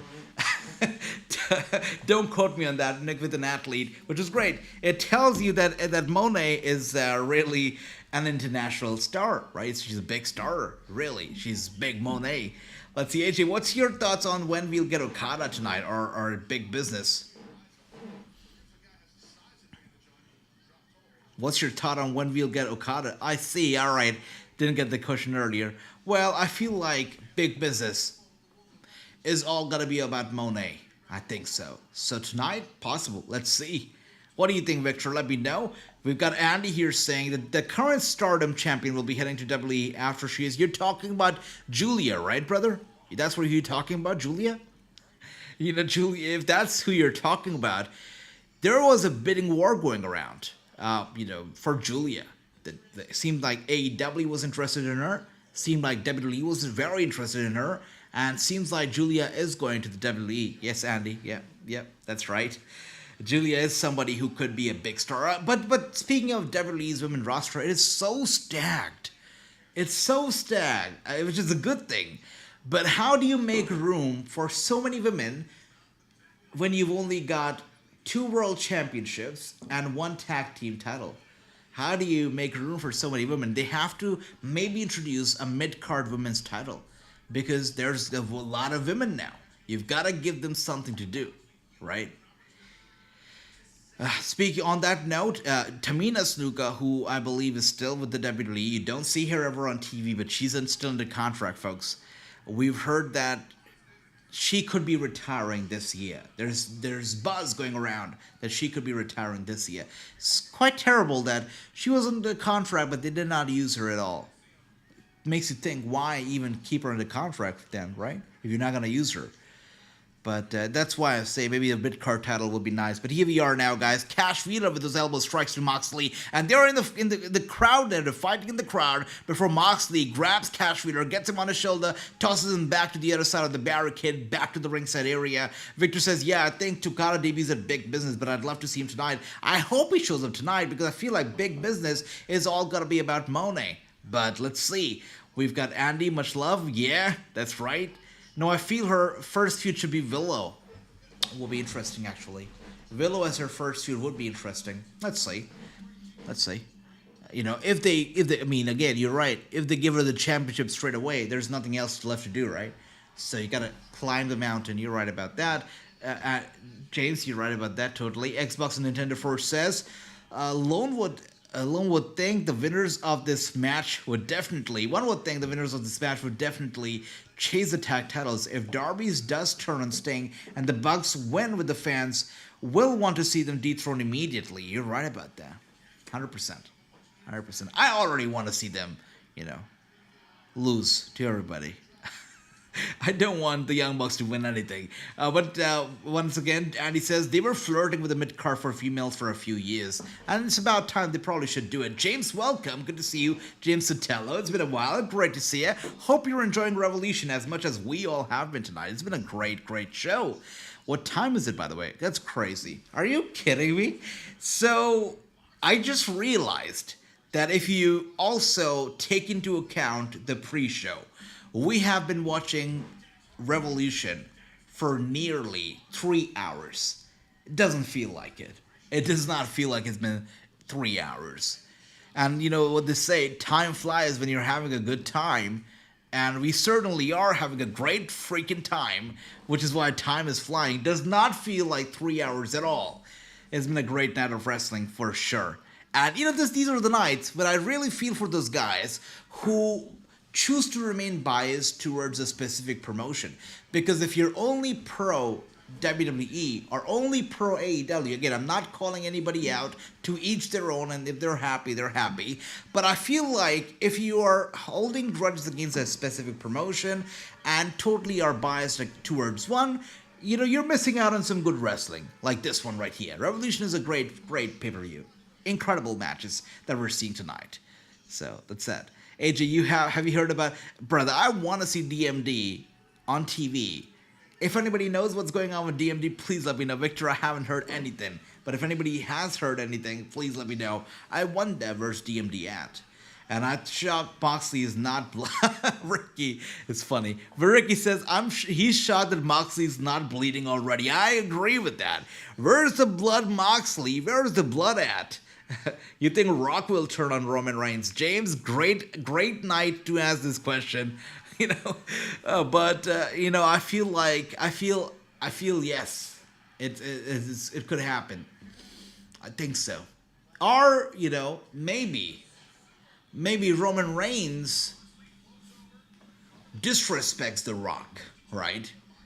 And then we see the fallout happening next Monday on Raw, which leads to a match, Roman Reigns versus The Rock, next year at WrestleMania. That could happen too. Long shot, but predicting stuff. And here we are now, Moxie one more time. Sucker punch to the head of Cash Wheeler. He goes down hard to the corner. And Britt Baker hung out with Bayley and Mercedes Moné at Super Bowl. I like that. Thank you for that, Andy. Andy here, always with the scoop, my man. Will Ospreay should win tonight. Yep, absolutely. Will Ospreay. It's crazy to think that we've already seen such banger of matches, but the real bangers are yet to come. Will Ospreay, Takeshita, yet to come. If Sting and Darby Allin win tonight, Gary says, who will be Darby's partner going forward? Yeah. Again, I don't know. Do you guys believe that he's still going to be intact? Well, he'll have to be, right? Tag team champion. Makes sense. Makes sense. Good question. I guess that's the reason why he's not winning. I guess, yeah, Sting and Darby are not winning. That's what I can say. They're not winning. Yeah. And Victor says, yeah, that's right, Andy. I forgot about that. Andy's awesome. Thank you, Victor. Thanks, Andy. Sammy Guevara, Kotimo with Darby. Brother. I still don't like Sammy. Look, I never liked Sammy to begin with. I kind of started appreciating him, but I'm back to the point where I still don't like Sammy. I don't think that's going to change ever. Britt is taking time off. That's why she hasn't been seen on TV for a while. She was getting injections in her back. Oh, dear. Time off is important, right? Health comes first. So hopefully she's going to be okay, and the pain that she was dealing with is also going to be gone. Hopefully. Hoping the best for DMD. And all good. Victor says, Andy, Darby will turn on Sting. James, you're not the first person to say that. We had this prediction being thrown out earlier, and I thought it was a crazy idea. But the more that I think about it, the more likely it seems, and the more crazy it seems. I would like that. It would be crazy. It would make a lot of noise. It would make a lot of noise. And here we are one more time. We know if Darby turns on Sting tonight, that's a Sting that's never getting off his character. I've said this before, I'll say it again. It's never getting off his character. People are going to remember him for that forever.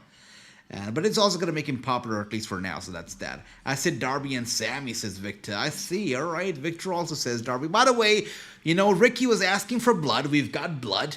But it's not Jon Moxley who's bleeding. Instead, it is actually Dax who's bleeding right now. Surprise is that Moxley is still not bleeding, but Moxley is going to be super jealous when he sees that blood on Dax's face. That's for certain.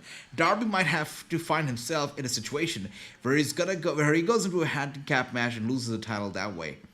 It's possible. I mean, if he's not able to find anybody else, that's likely. Again, does anybody know what is the status of his Mount Everest plans? Because he planned on taking a very long time off to climb the Everest. Does anybody know what is the status of that? Is he going to be doing that now, or is he going to be doing it after his AEW contract is over? What is the deal with it? Does anybody know? Let me know if you do. And we've got Hassan here. Hassan, good to see you, my brother. Good to see you. That's right. It is the retirement match of Stingray. Oh my God. Look at Dax. Look at Dax. This guy's a mess. He's bleeding profusely right now. He's bleeding super hard. You're right, Victor. He's busted open, and he's busted open bad. Moxley's got to be super jealous. He climbs to the top turnbuckle, flies down.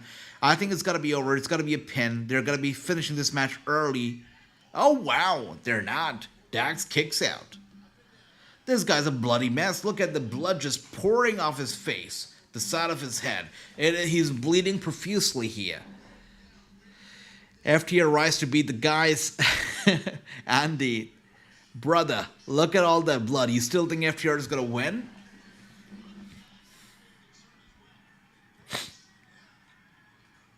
I'm pretty sure Moxley's watching Dax bleeding, and he wants to bleed himself. He's super jealous. You can tell. And an elbow strike here to Dax. Dax taking it back, but stepping right back up. And an elbow strike now to Moxley. Moxley, one more time, an elbow strike to Dax.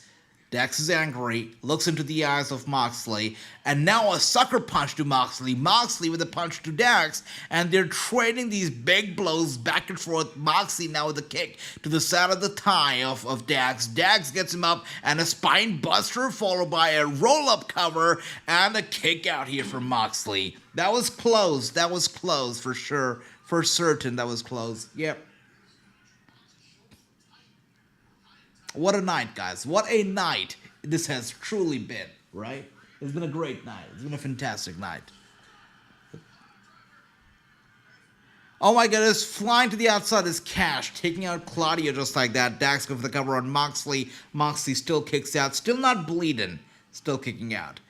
And what if we get Darby and Miro? Would be nice, would be nice, would be great. But again, with Miro, don't know the drama that's happening. There is some drama cooking for certain.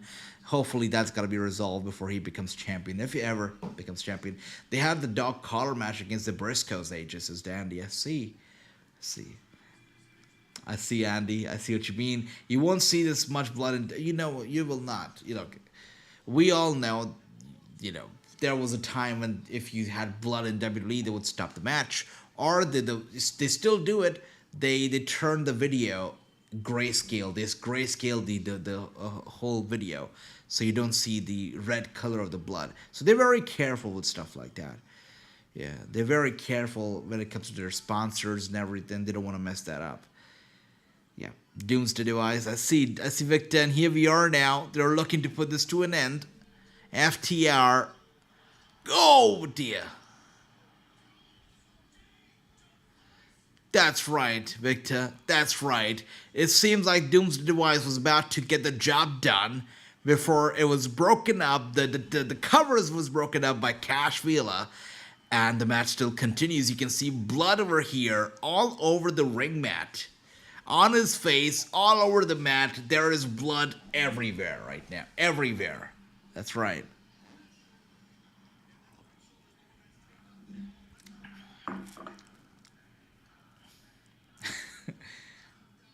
I see.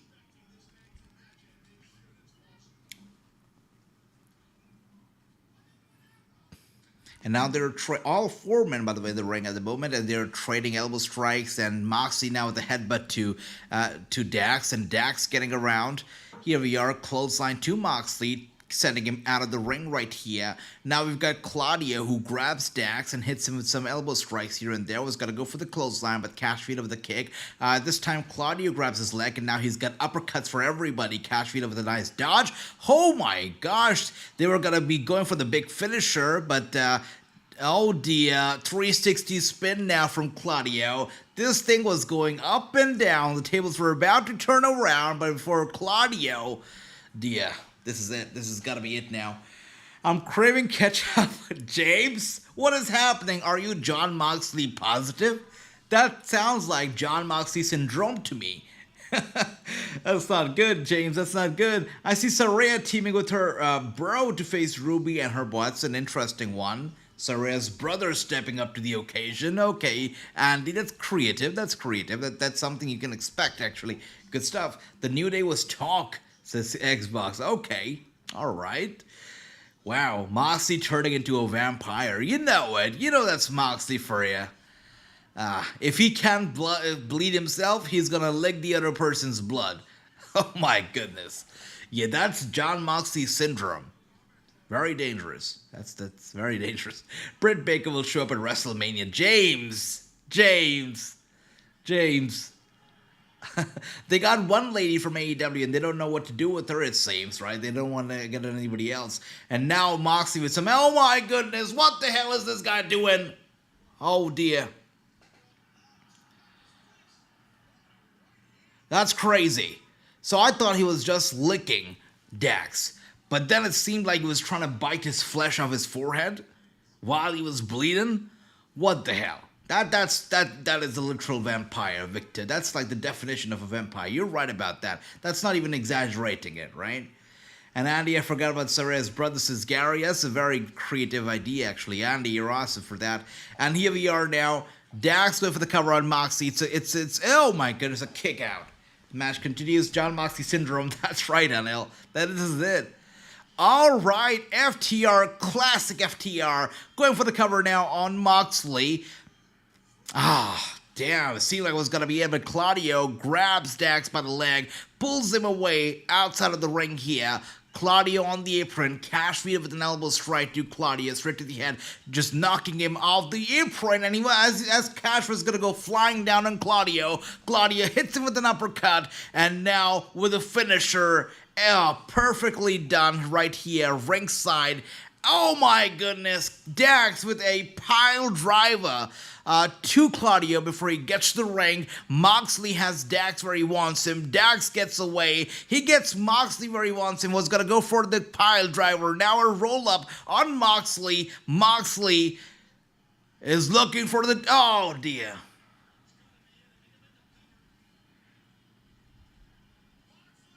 Going for the cover on Dax. And Dax kicks out. Roll up on Moxley. Moxley kicks out. This thing. Whew, that's crazy. That is insane. Look at the blood. Look at the wound. It's big. It's big. The mat is covered in blood. That's crazy.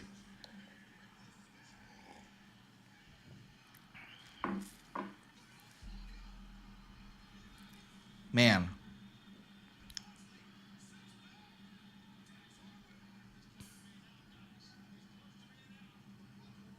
What the hell is happening? Oh dear. Oh, FTR could not get the job done. Seems like Dax Harwood actually, he passed out while he was locked in that submission. And yeah, we have our winners here. John Moxley and Claudio, they've done it. FTR loses this tag team match. That was crazy. That was a lot of blood. That was a lot of blood for sure. We've got True Singh. Sorry about that. We had True Singh. There had to be blood at some point tonight. Yeah, I'm surprised that Moxley did not bleed. Maybe he got a scolding from Renee, for so much bleeding. Yeah, Moxley did not bleed. That's crazy. That's the news, the big news of the night. Crazy. The New Day was recently saying that they want to wrestle the Bucks and definitely haven't booked them too well lately. Wondering if they want to come to AEW. That's the only way that's happening. So, New Day, I believe, if I'm not wrong, Xavier Woods in particular has had interactions with the Young Bucks in person with Kenny Omega and stuff, for gaming, right? Because all of those people are interested in gaming, and I believe they've met in gaming conventions and they've faced off here and there. They've teased stuff, and there has been a desire for them to wrestle, for them to work a program together from both the ends, which is nice. But the WWE letting go of New Day is very hard. It's hard to imagine the WWE letting go of the New Day, as hard it is to imagine, Tony Khan letting go of the Young Bucks. It's hard. Those tag teams are literal pillars of both the companies, and even if the New Day are not used by the WWE as much these days, they are still on the marketing material. They're still out there when the WWE is talking about the charitable stuff that they do, when they're trying to build and showcase themselves and as a family company, as a family brand. The New Day are the poster boys for all of the good PR that WWE can actually put out there. So for that reason, the WWE will not let go of the New Day. Big E has said that he has given Xavier and Kofi his blessings to bring in a third member of the New Day if Big E cannot wrestle, or if it's going to be too long until he's cleared to wrestle. But Kofi and Xavier have refused. They've said no, there's going to be no third member. If there's not going to be Big E, there's going to be nobody. So that's very sweet of them. It shows you they're great friends indeed. But anyways, guys, FTR lost that match. Quite a shocker, but what a great match. Always bet on Blackpool Combat Club. I like that, Victor. By the way, James here with the 3 and 3, True with the 3 and 2, Ricky one step behind 2 and 3. So James and True going head to head right here. You getting drink coffee? Yeah, I'm drinking some tea, my man, some chai right here. And True says, "Damn it, Street Fighter, I guess." I say, yeah, Street Fighter stuff indeed. By the way, there we are, Marilyn Monroe of AEW. That is Tony Storm with her black and white stuff. And it made more sense that FTR to go over on BCC, I'm sorry. Alright, there's nothing left for BCC to do, honestly. Yeah, they have done it all. It's true, they've done it all. They've had a lot of success, Speaking of the BCC, I read a recent report about William Regal. Seems like he's not going to be on TV anytime soon. Seems like he's going to be sticking to the backstage role, in-office role, in the WWE. Not going to be on TV anytime soon. There's no plans to have him back on TV, it seems. Anyways, Andy says it made more sense for the FTR to go over. You're right once again, brother. Tony Storm. Okay, so we've got the predictions going on for the next match. That is going to be quite an exciting one. It's going to be Tony Storm versus Deonna Purrazzo, and it's going to be for the AEW Women's World Championship. One of the most exciting matches, and one of the matches that I've been looking forward to quite eagerly. I think that Tony Storm retains. We've got James here saying that Tony Storm is going to retain. We've got Ricky saying that Deonna's going to win. True says Tony Storm's going to retain. And Victor says Deonna's going to win. So we've got 50 and 50 in terms of the predictions. 50% of the people say it's going to be Tony. 50% says Deonna. Again, the pay-per-view has been unpredictable. And that is a very important aspect of every single pay-per-view. If it's unpredictable, it's so much more fun. Agree with that. We've got Victor saying, Women's Championship match up next. That's right, my man. That's right, brother. Kofi and Creed would have to leave WWE, and the WWE would not let that happen easily. They would fight to the nail before that would happen. That's for certain. Do you see a female, BCC bringing in a female in the group? Would be nice. I think that would be a nice inclusion, but they seem to be doing just fine so far, And here we are now, Deonna Purrazzo. It's so good to see her. I interviewed Deonna Purrazzo once while she was with Impact. She is so sweet. I like Deonna. She is so sweet. She's nice. I like her. And let's see, Tony Storm says, James as well says, Tony Storm. What is happening here? What? What in the world is happening? Is that really Tony? What? I was not ready for this. What the hell? No way. My gosh. All right, I got played right there. I got played so bad. Oh dear. I, I got played so bad. That's crazy. You're right, True. That was Mariah. They look alike. What can I do about it? Holy crap, brother. I got played so bad. I was like, what? When did this happen? When did she become Tony Storm once again? Oh dear. Now I got played. Not my proudest moment right there. AJ versus Adam Pearce. Winner gets to control Monday Night Raw. You talking about me? Of course I should be the one to control Monday Night Raw, brother. But you're right, that was Mariah. That was funny. That was funny indeed. Diana Perazzo says, Gary also says Diana Perazzo. Interesting, brother Gary. Andy says, sexy Mariah May. I see you, Andy. I see you. All right. Victor says, AJ, are we getting Forbidden Door 3 this year? I believe so. I don't think WWE women can handle AEW because AEW is too hardcore. I feel that, I really feel that we don't know until they test the waters. You don't know, right? You would have to see if they can do, what the AEW women can do. After all, they're all wrestlers, right? And they're all tough women. So, they'll have to test the waters. Of course, personalities differ and the choice of wrestling, the style of wrestling differs. So it could be down to somebody's personal preference. AEW does get a bit hardcore, that's true.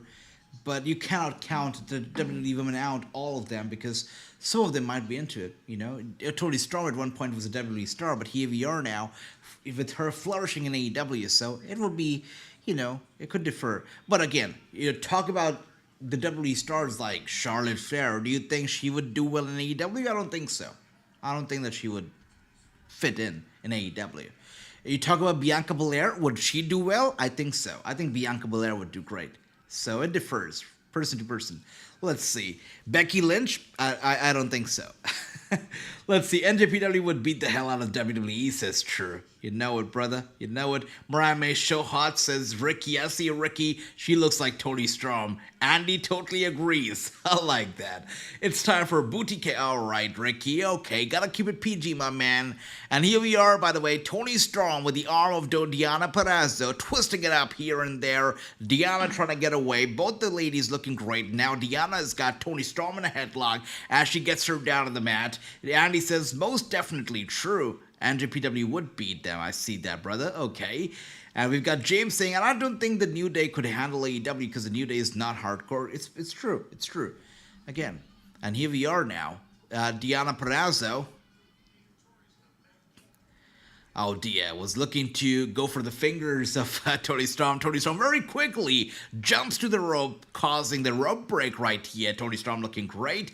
The Forbidden Door this year was supposed to be heavy CMLL. Oh dear, again, the controversy, I totally forgot about that. So the CMLL collaboration is in jeopardy right now because I'm not sure what the deal is, but a lot of the visas issued to the Mexican wrestlers were canceled. Not sure what the actual reason was, why so many visas to all these wrestlers were canceled at the same time.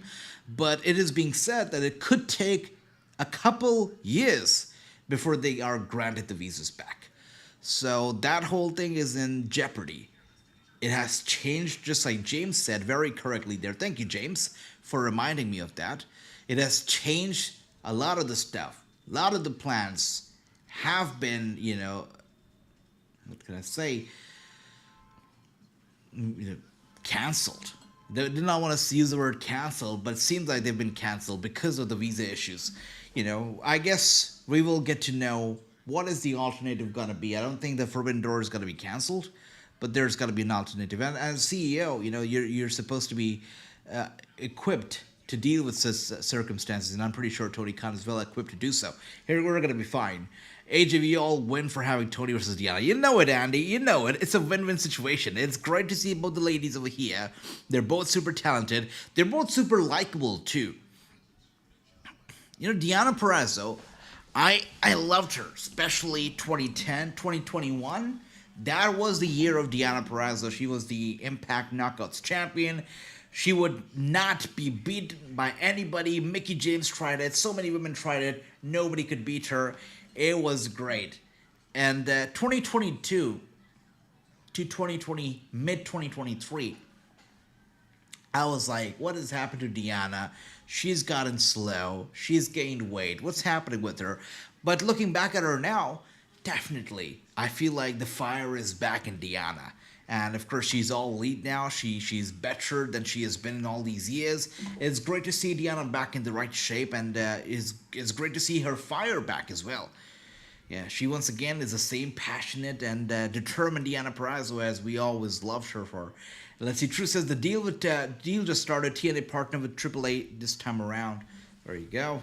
Thank you for that, True. Ricky, how about Rhea Ripley's outfit at Elimination Chamber? What was the outfit? I don't even remember. Oh, okay, I remember now.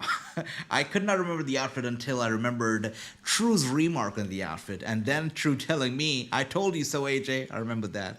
Thanks, True. Speaking of New Day, thanks, Victor. Tricky says, speaking of the New Day, you think Big E returns? Again, Big E has given the New Day his blessings to recruit a third member to the New Day, replacing Big E, but Xavier and Kofi have said, no, it's not happening. It's either Big E or it's nobody.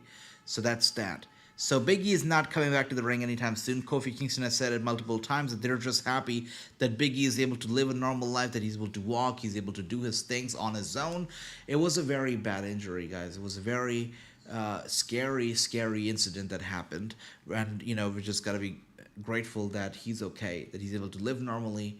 And, and he's great. He's a gifted guy.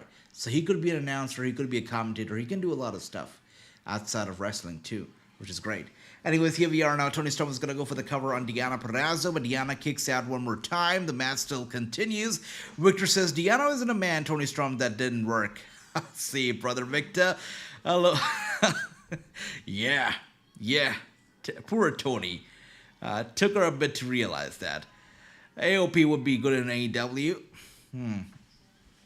I know they were open to an AEW thing. I interviewed them. They were open to the idea, but of course they're happy to be back with the WWE.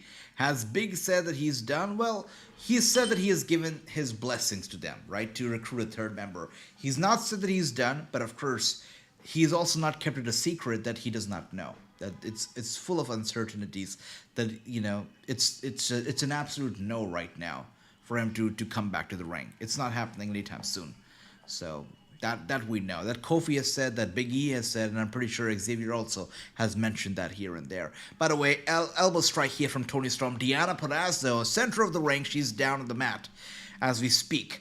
And let's take a look at what else do we have left for the rest of the night. We've got Will Ospreay versus Takeshita still to come. We've got the triple threat match for the AEW World title. That's Hangman Page, Samoa Joe, Swerve Strickland. Fingers crossed, hopefully Swerve Strickland wins. Still to come. And then we've got Stinger's farewell retirement match. It's going to be a tag team match between Darby and Allin and Sting against the Young Bucks for the AEW World Tag Team Championship.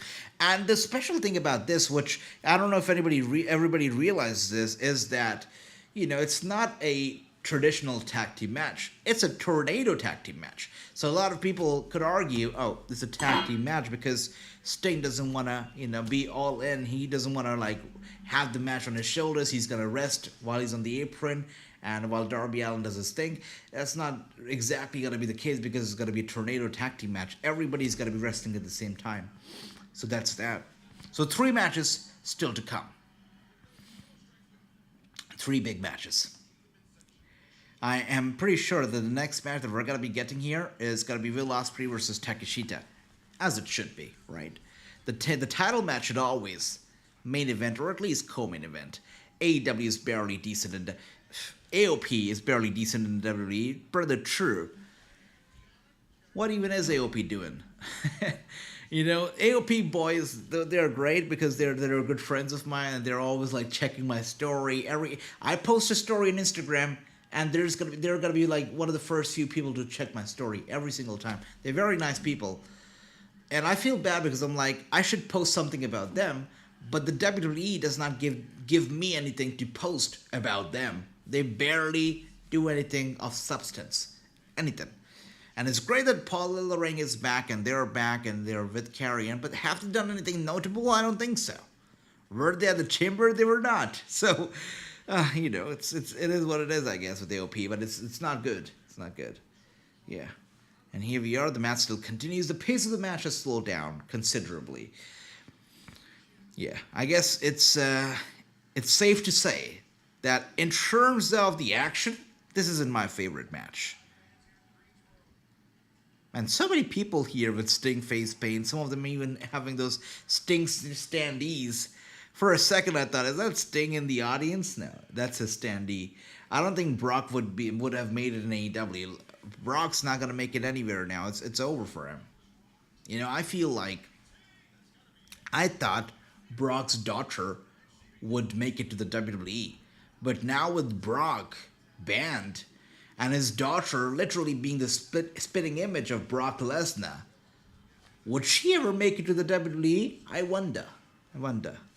Tornado tag match means as many people could get involved. That's right, brother. That's right.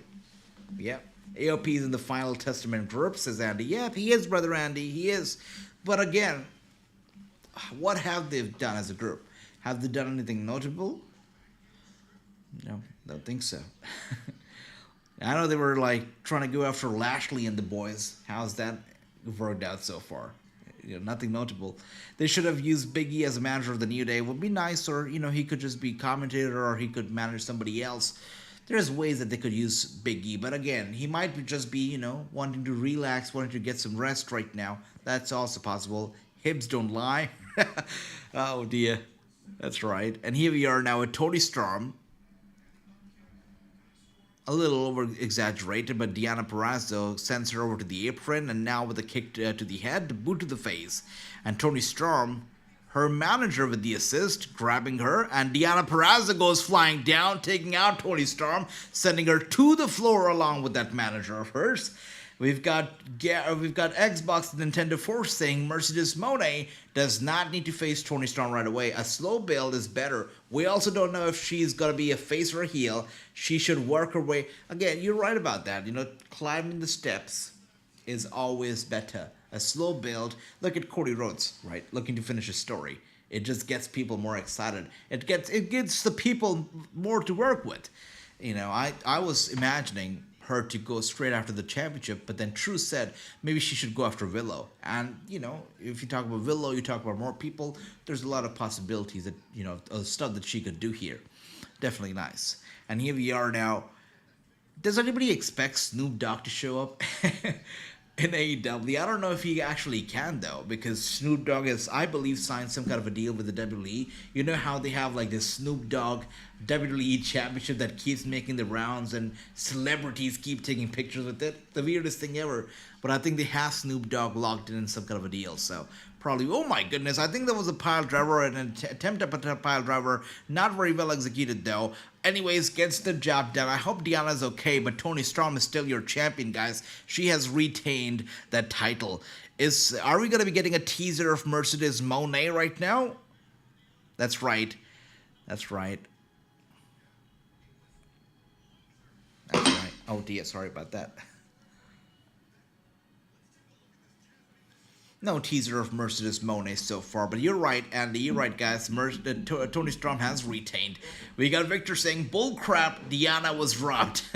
There will be a better day and a better night and a better event for her to win the championship, brother. She is gonna win. She's gonna be champion. But right now, Toni Storm is on a roll, and it's gonna be hard to stop her. Let's just say that. That's right. James with the 4 and 3. Is Brock actually banned? Asks True. So True. It seems like it. They haven't put anything out formally, but Gunther, I don't know if you were able to, take a look at a post that I made on Instagram. It was a clip of Gunther doing a little interview where he was asked about Brock Lesnar. So Gunther very candidly actually spoke on the topic. I interviewed somebody else recently, and I asked them about Brock and whatnot, and they gave me a very politically correct answer on it. I hate politically correct answers. But Gunther very candidly spoke about Brock. And he said, look, it's no secret that Brock Lesnar was my dream match. And he made it seem like That was the plan. That the plan was for Gunther to fight Brock at WrestleMania 40 this year for that Intercontinental Championship. But Gunther says, "Look, I'm the champion now, so I should not worry about who I will fight. Who wants to fight me is the real question here. Who can step up to fight me for this title is a real question," which is a fair thing to say.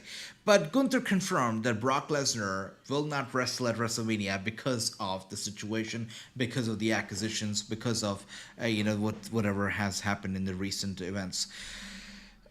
On top of that, we know that Brock Lesnar was also a part of the WWE 2K24 game, which is coming out just like tomorrow now, right? Day after tomorrow now for the Deluxe Edition, March 5th, and March 8th for their Standard Edition 2K24. So Brock Lesnar was a part of the game. They have pulled him from the roster. You cannot use Brock Lesnar as a character in exhibition mode, universe mode, online mode, you name it. The only mode that you actually get Brock Lesnar in is the 40 years of WrestleMania mode, because Taker versus Lesnar happened, one of the most remarkable matches of WrestleMania history. You cannot erase that. They could not erase that. So Brock versus Taker is in the 2K24 game, but it's locked to that part of it. You cannot have Brock in the other modes of the game. So it almost confirms that Brock is banned. Is this gonna be like a Hulk Hogan kind of a ban where he's banned today, but he'll be back tomorrow? Or is this like a ban, like a Benoit ban? That time will tell. If Brock is not accused of anything, and he's not held guilty, this ban might not last. Time will tell. Also, TKO's level of patience and tolerance also will be revealed. How they treat Brock Lesnar. Are they going to bring him back? Are they going to brush everything off as time? They say that time heals everything. Are they going to wait for time to heal everything and then bring back Brock back? What's going to happen? You'll find out. Bring Brock back is such a tongue twister. I almost messed that up. Bring Brock back. It's such a... Try saying bring Brock back with me 10 times. It's such a tongue twister. Bring Brock back. Bring Brock back. It's such a tongue twister. That's crazy. Oh, dear. All right. That's funny, though. But you're right, guys. Up here, we are now about to witness the third last match of this tremendous pay-per-view. Coming up next is Will Ospreay versus Takeshita. Let's take a look at all the predictions that we have in the chat. James says Ospreay. That's right. Victor. Tony Stormer, so that's her pilot name. Thank you for that, my brother Andy. Ospreay to win says true. Okay, Will Ospreay to win says Ricky as well. So far 3 people say Ospreay. Victor says Ospreay. Andy says Ospreay. Everybody here has said Ospreay. Nobody expects Takeshita to win. Everybody says Ospreay, and I agree. Ospreay's gotta win. Aussie. That's right, Victor. I love that. I saw the Gunther post. You're awesome. True, my brother. That match is not happening, sister. Definitely not happening, brother. By the way, what is this thing about Chad Gable versus Gunther being pitched? The idea of Chad Gable fighting Gunther. I know we saw a bit of a tease there on Raw, but hey, they can tease anything. Doesn't mean it's going to happen. But a lot of people tend to believe that Chad Gable versus Gunther is going to happen. I'm sorry. I like Alpha Academy. I like Otis. I like Maxine. I like Chad. They're great. I used to hate them. I love them now. They're not love. I like them now. Maintaining a safe distance. But I don't think that Chad Gable is a proper replacement for Brock. With Brock versus Gunther, before the acquisitions, we were looking at a blockbuster match. A big opponent who has never faced Gunther ever before, fighting him for the IC title, a title that nobody has held longer than Gunther has in the history of the company, which is incredible. Would have been a great match. Chad Gable has tried to defeat Gunther. He has failed numerous times. One very recently. So, I don't see the point or the hype behind Chad Gable versus Gunther happening at WrestleMania. I don't. It should be somebody who's a proper replacement for Brock. Who would it be? Time will tell. By the way, here we are now, guys. The match is underway. Ospreay with a headlock on Takeshita, and he's not letting go of his head. I'll tell you that right now. If Gunther fights Zayn or Gable at WrestleMania, will be really dumb booking. Exactly, Andy, what I'm talking about, brother. Thank you. Yeah, you're right, Andy. Braun Breaker would have been a nice opponent, but that's not happening. You're right about that. Gary also says, Will Ospreay, brother Gary, we all here think it's gonna be Ospreay. Welcome aboard. And Nick Wayne would be better tag team partner for Darby Allin, brother. You know, I'll be open to Nick Wayne being here throughout the show. And James probably knows the reason why. And Walter versus Gable were damn good matches. They were good matches, brother. They were good matches. And, you know, Gable is a great, great athlete, without a doubt. But a WrestleMania caliber match, we've already seen it before. I don't know. I don't want to sound like a sour grape right now, but I'll say this, right? I don't want WrestleMania 40 to be a rematch mania. We've seen Cody versus Roman Reigns before. I did not want to go there, but I don't want to see another rematch, right? I want to see fresh matches. Sorry. All right, here we are now. Some elbow strikes from Takeshita to Ospreay, and an Irish whip here from Ospreay to Takeshita. Takeshita bounces back, flies back on Ospreay, and he goes down hard. And Gable is due to be put over. Let's see if that's going to be happening, brother. And I'm a huge fan of Will Ospreay, says Brooklyn Jerker. Definitely, brother. He's going to pick up a big victory here. And there we are, throwing more of the top rope. Will Ospreay holds onto the apron here. Vigar was about to go for the springboard, but Takeshita one step ahead, elbow strike to Will Ospreay as he places him on the top turnbuckle. Ospreay is seeing stars right now. This is going to be an incredible match without a doubt, right? We're just getting started with this match, and it already seems like a pretty much of a banger. And a superplex of the top turnbuckle. Will Ospreay goes down hard. Takeshita looking for the cover and a kick out in less than a one, guys. In less than a one. AJ, how about Darby Allin and Dalton Castle? Brother. Holy crap. That's like two polar opposites. How is Dalton Castle doing, by the way? Anybody here watches ROH? How is he doing? But Darby Allin, a dark character. Dalton Castle dances with his peacock still, right? Talk about polar opposites. AJ, I got a question. What are your thoughts on Sean Spears, aka? I mean, sweet, good for him. He's brought his chair with him to NXT as well. You know, I can't complain. I don't watch NXT much, but good for Spears. You know, I posted about it on my Instagram. Mixed reactions. It got mixed reactions. One comment that caught my eye was, "Congrats, you left AEW to go back to developmental territory at 41 years of age."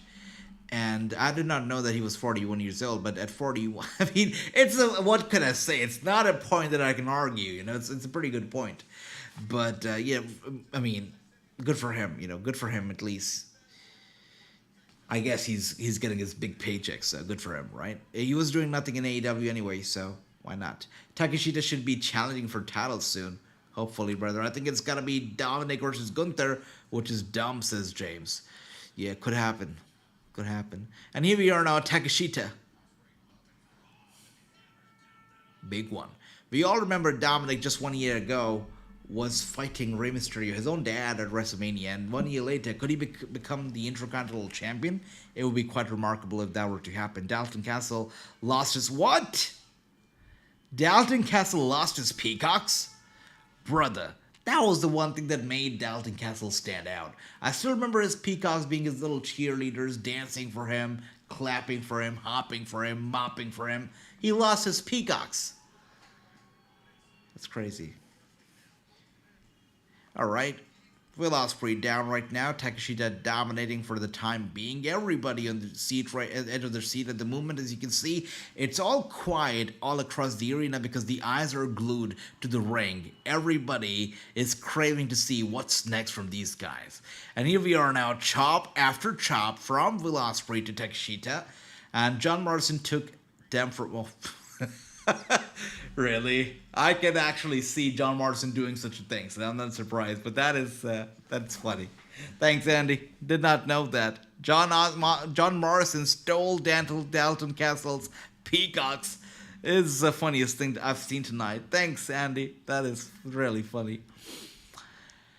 Oh, I love John Morrison. All right, looking to fly one more time. Phenomenal forearmer, so it seemed, from Will Ospreay to Takeshita. Can't wait for Omega versus Ospreay. It's going to be a banger, Victor, and it's going to happen. For certain, it's going to happen.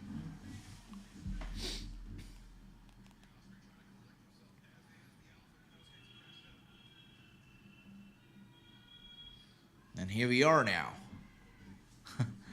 Alright, elbow strike, elbow strike, elbow strike here from Ospreay to Takeshita. On Irish whip here from Takeshita to Ospreay. Ospreay doing what he does best. Stuns the fans and Takeshita. I don't know how he does that. But wow.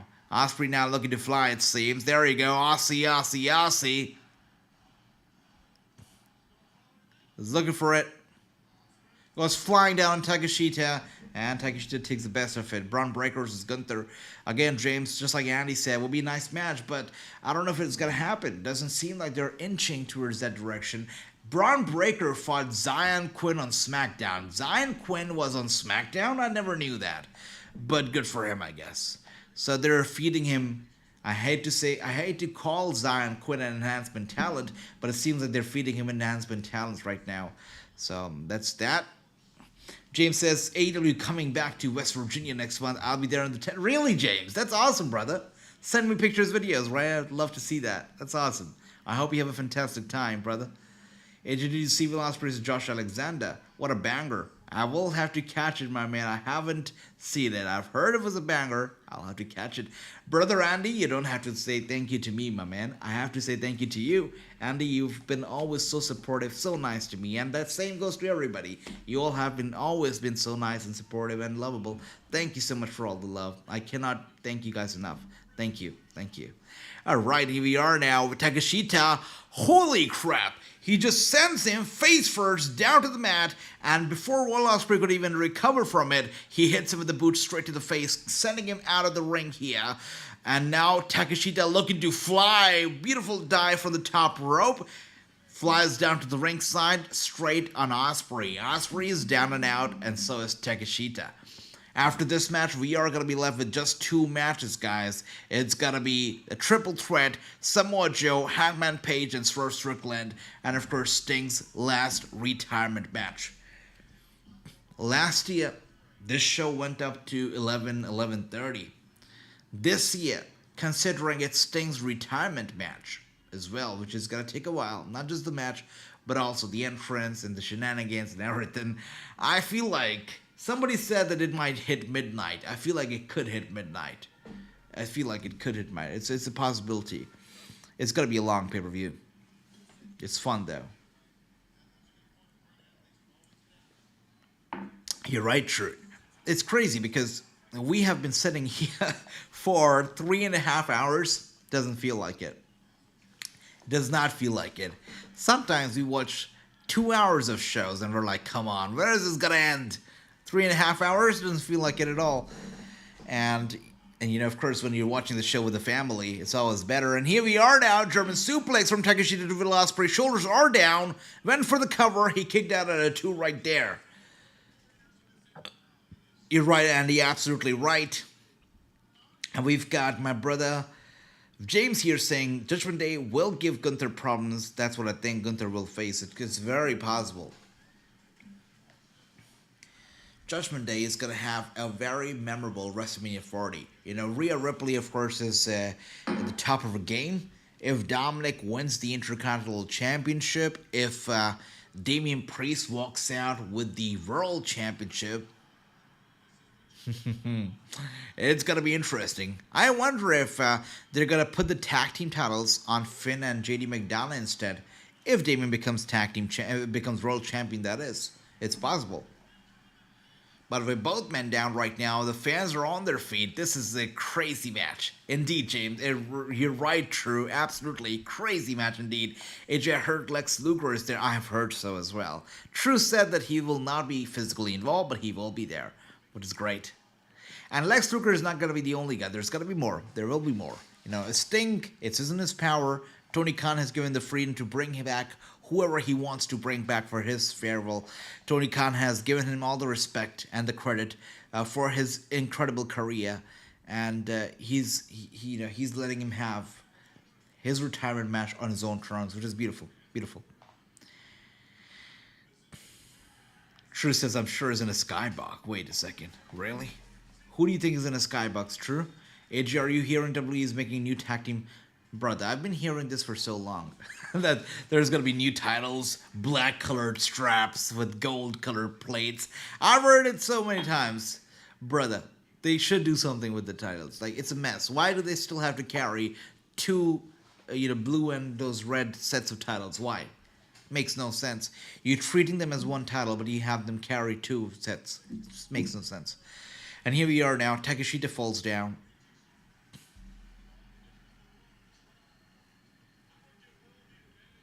So Hulk Hogan might not be there, I feel. And that's just because the same reason that Kevin Nash might not be there.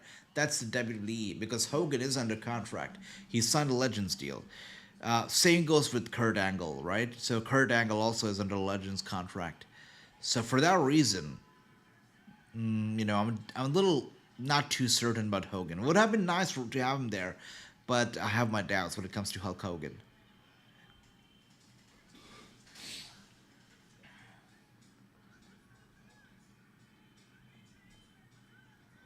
Thanks, Ricky, my brother. When will WWE announce the 2024 Hall of Fame? I don't know. I don't know. Like, they should. They should soon. By the way, guys, Kane's Hall of Fame. I don't know if anybody likes collecting those pop vinyl figurines. I've got plenty of them in the back over here.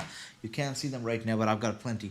But, they released those limited edition pop vinyl figurines. They released one on the 1st of March, I believe, and that was a very limited edition one. They only had released 5,000 of those, and those sold out like hot pancakes. So the WWE sends me, links as soon as, the stuff is up. Those limited edition is up. So they have revealed that they are going to be releasing an even more exclusive Hall of Fame edition of the Punko Vinyl pop figurines. It's got to be even more limited, so it could be maybe only 500 pieces ever made. And they'll be releasing that on the 5th, that is day after tomorrow. So the link, I will be getting them as soon as, it's out. So if anybody's interested, definitely we'll be posting the link on Instagram. Yeah. All right, let's see what else do we have here. Sting is better wrestler than Hogan. You know it, James. You know it, brother. He also has got a better finisher, better everything. Meredith Pillman had help with Sting's last night on AEW show. Really? Sweet, Andy. Had no idea. Could be backstage. Could be, yeah, absolutely. Nobody stops them from being backstage. As long as it's not on TV, nobody stops them from being backstage. You're right about that, True. Absolutely right about that. And here we are now. Takeshita has Will Ospreay when he wants him. Will Ospreay gets over. Oh my goodness! He was standing behind Takeshita, back towards him, but somehow he sent his... That's Will Ospreay for you. He stunned me with that kick. Kick to the back. Straight to the chin of Takeshita. That was incredible. And what a banger of a match. You're right, Victor. This truly is a banger of a match. I love it every time I get to say it. And here we are now. Holy crap! Just when we thought that Will Ospreay had it, Takeshita took it for a swing, hit him with a big bomb right there, went for the cover, but Ospreay kicks out again. Hey AJ, can I have a Cora Jade and Roxy figures? Really, Andy? I like that, brother. Okay, you've got a good choice in figures too, Andy. Jim Cornette will be there. Interesting to see Jim Cornette there, yeah? Okay. And match of the night so far, without a doubt, True. Somebody finally took the crown away from Christian Cage and Daniel Garcia. In my books, that was the match of the night so far. But this one, of course, tops that. No questions here. Great, True, says Andy. I like that. Send it to me, Andy. Ricky says, Andy, send me those Cora Jade and Roxy figurines. Okay, Ricky. All right. Absolutely, James. Ole Anderson. Terrible news about Ole and as well as Virgil. Virgil's story, by the way. Again, I don't want to take too much of a time, talking about something else other than this match right here that we have. But Virgil's story always saddened me when we saw pictures of Virgil signing autographs at the subway and whatnot. It was evident that he was struggling. And then, not too long ago, we heard that he was fighting dementia and he was asking for fans to help him out. always saddened me. Poor guy.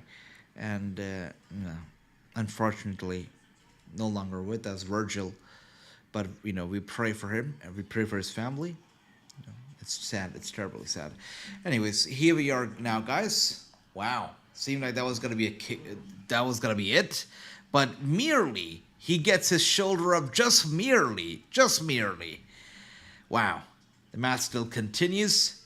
You're right, true. Absolutely. Wouldn't it be something if CM Punk is there for Sting's? CM Punk actually put out a story on Instagram, a picture of him with Sting when they worked the match together, and he said respect. So, he did give his credit, his flowers for Sting, which is a nice thing to do.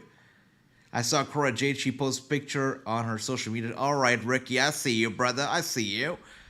That Paul, yes, Sandy, yes, brother. Yep, Victor. He could be their sister, absolutely. I mean, if he does show up there will be a lot of fireworks, so there will be fireworks for certain. Come on, Ospreay, hit it with this stone breaker. All right. Takeshita.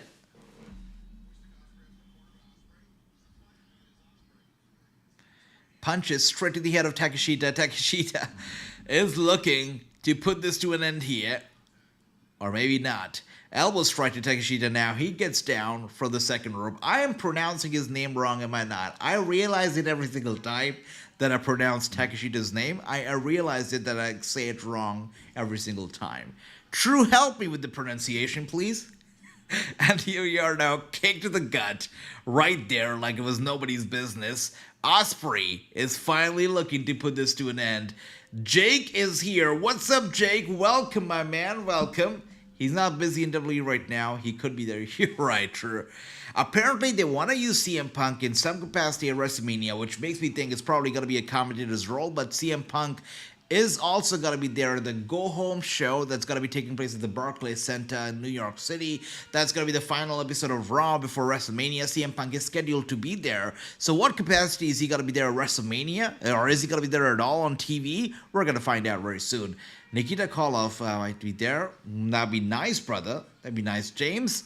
Takeshita, Andy, indeed, brother. There's been a banger. There's been an absolute banger. Ricky's loving it, too.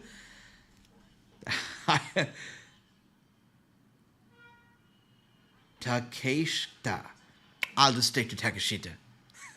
Takeshita, thank you for that, True. True always has my back. Thank you, brother. And here we are now. You saw the bruise on his back. And Takeshita, right there, runs over, takes him out. Wow. The one match on the card that seemed quite predictable, that was the Will Ospreay match. And Takeshita is giving him such a hard time. Thank you, True. All right, what would I do without you? Big Bruce on Ospreay's back, indeed. Well, that camera angle really reminded me of WWE. That how they went from the ramp to the ring. The WWE's been doing that a lot these days, right? For Raw? Yeah. Interesting. One more time, Takeshita was going to go for a exposed knee strike, by the way. He got his pad down, was going to go for the exposed knee strike to the head, but Ospreay holds him back, and now a super kick to Takeshita, and now he gets him up. Takeshita has Ospreay up. Ospreay with a stunner out of nowhere. Let's be honest, Takeshita is so much more better to call him Takeshita. It's so much more catchier. Yeah. All right, now Ospreay looking to put this to an end here. Was going to go for the kick, but a nice reversal dodge.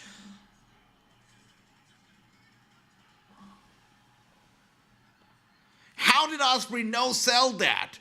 You've got to be kidding me. How did he no-sell that crap? Oh, dear. You've got to be kidding me. Holy crap. How do you not sell that? What in the world are we watching right now? Does this guy have a spine or a neck or what? Ospreay, I don't know how he did what he did, but holy crap, I had my jaw drop right there. Wow. I know they justified AEW. James, where are you at? We need some AEW chants in the chat right now. Thank you, Victor. Exactly. This is the moment for some AEW chants. AEW, great match.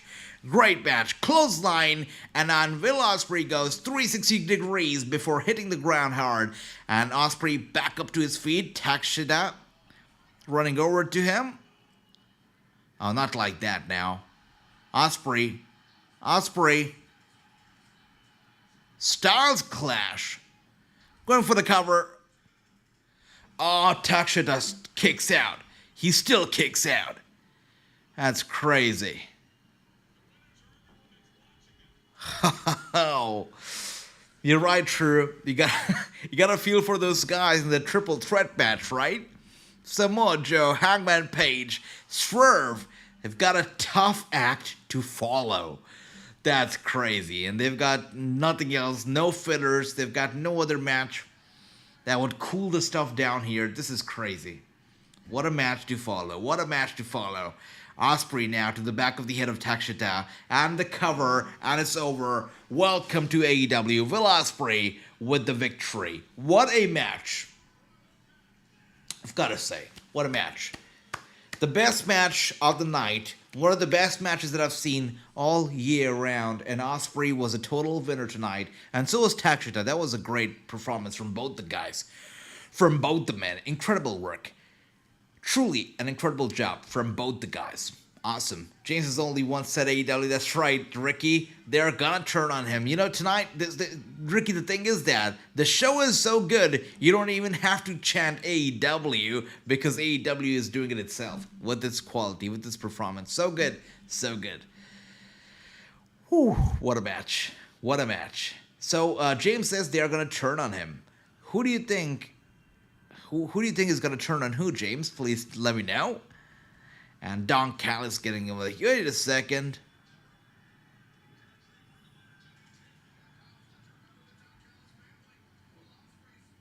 You're right, True. Good stuff. Aussie chants going on over here. Hopefully, this guy can now move on from the Don Callis family. Nobody wants to mess with those people and do his own thing. Good stuff. What a absolute banger of a match, though. What an absolute banger. Yeah, wow. Coming up next now, guys, Hangman Page, Samoa Joe, Swerve Strickland. Wow, Don Callis also clapping for the two. What a performance from both the guys.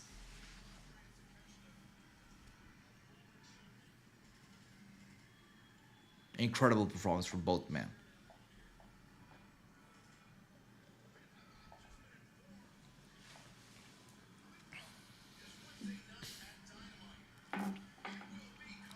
Wow. Wow. Kyle Fletcher, Will Ospreay gonna take place this Wednesday on Dynamite. And if you pay attention to the bottom left corner of your television screen, guys, you'll see that they're using brand new graphics and a brand new logo for Dynamite. The color scheme now seems to be purple, yellow, and orange, mostly, and some white as well. But brand new look and feel to Dynamite. This, I don't want to call it similar to NXT 2.0, but this version of Dynamite seems more colorful. It seems a little more modern with the font and everything. This could be something. I mean, let's see what is the purpose behind this new look and feel for Dynamite. There's got to be a reason why they're doing what they're doing, right?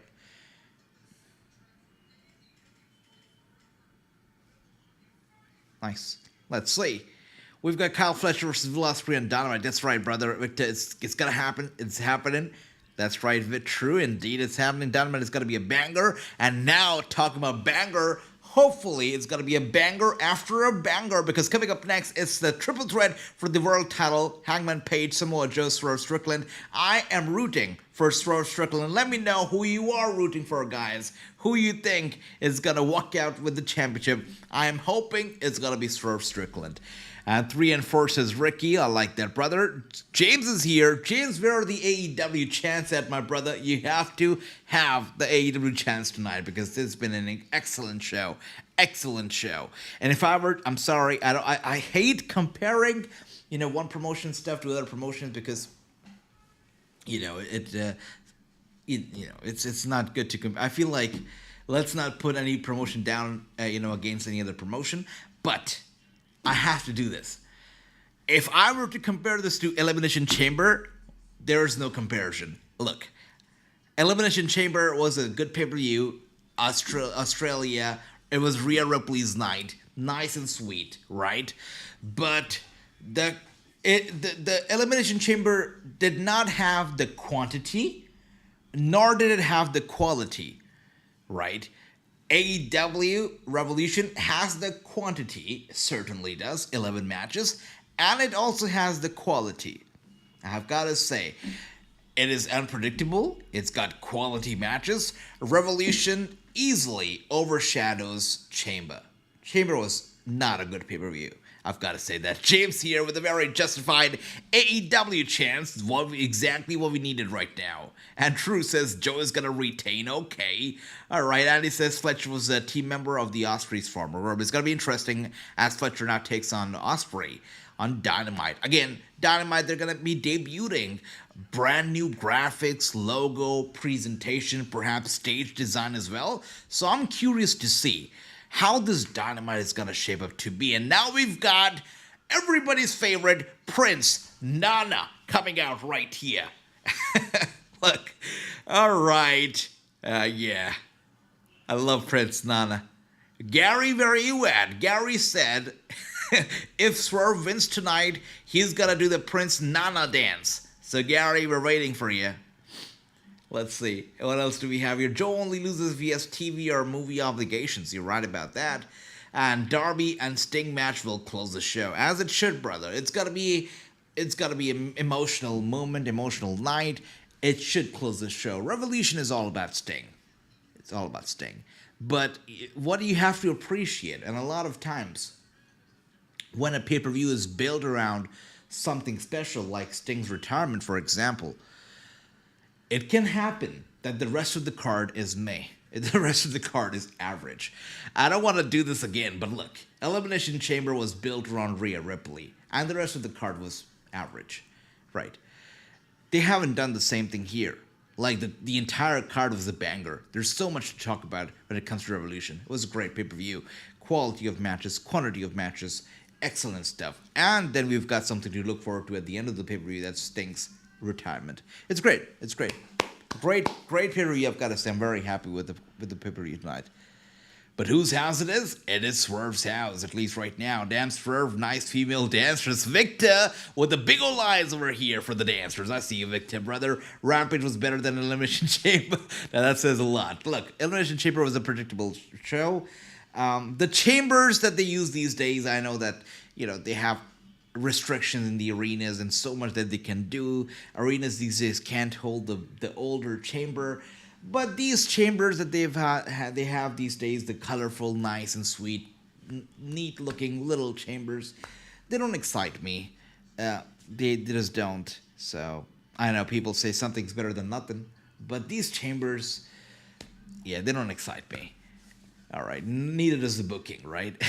The Nana dancers, you're right, true. Swerve for the win, says Victor. Yeah, Nana Prince, you're right, Andy, I like that. Yep, na. Maybe Vampiro is there. It is possible, brother. It is possible. And Samoa Joe now coming out. When Swerve wins tonight, I will be doing the Prince Nana dance. That's right, Gary, and we're waiting for it. We're looking forward to the Prince Nana dance from Gary. Adam Page is just annoying right now. You know it. Yeah, he's always been annoying to me. There was a time when I was like, okay, he's sweet, he's good. I like Adam, but no, he's annoying. He's annoying. Yeah, bring back the original change. Exactly, Andy. Exactly. Some things of the past were just better. They were just better.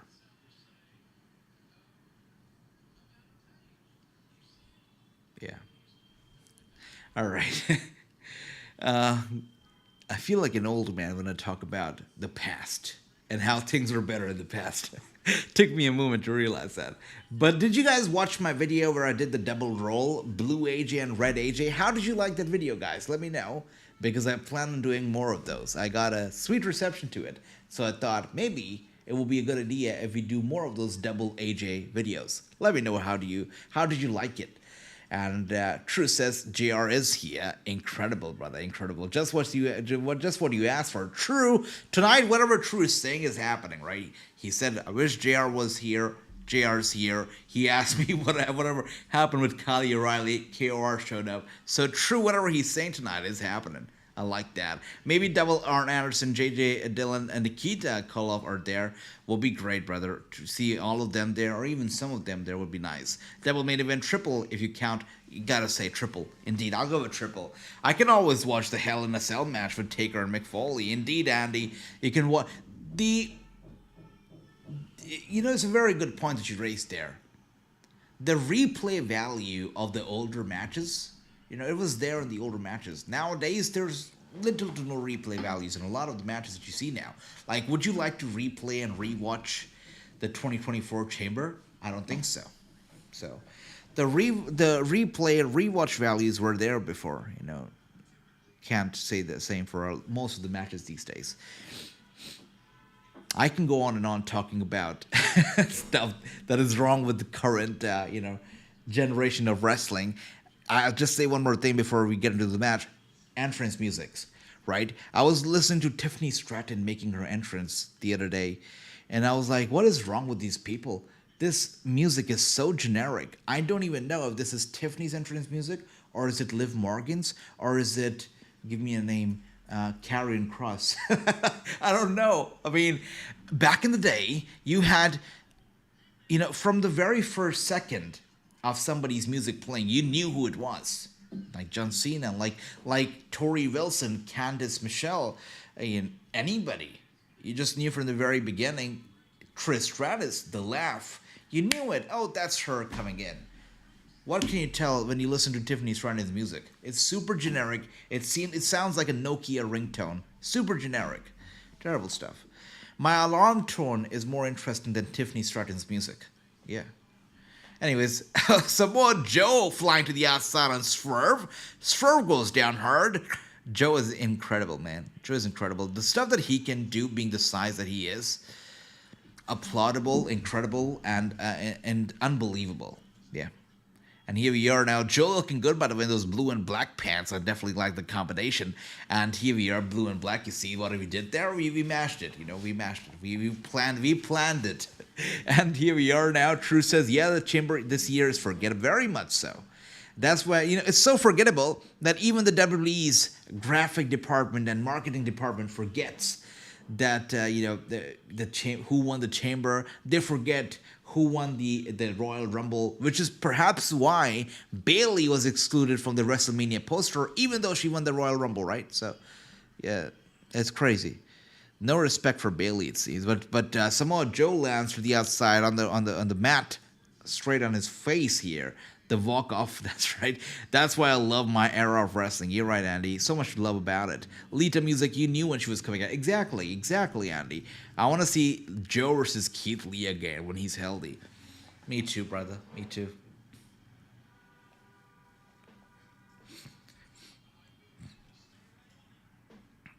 And here we are now. A series of kicks here from Swerve Strickland.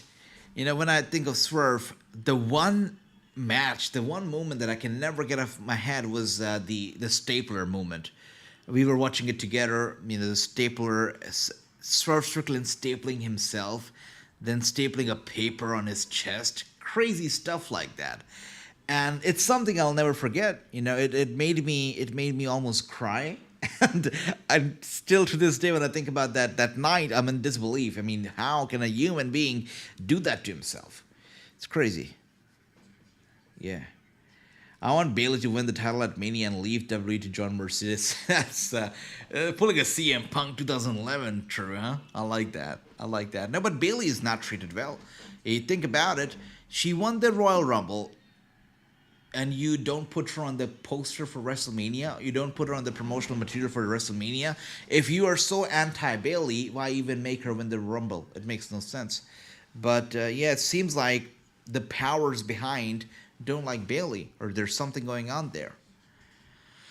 Whatever it might be. But Swerve going for the cover on Hangman Page. Hangman kicking out right there. Like the Midnight Express, greatest tag team of all time. You're right about that, James. One of the greatest ever.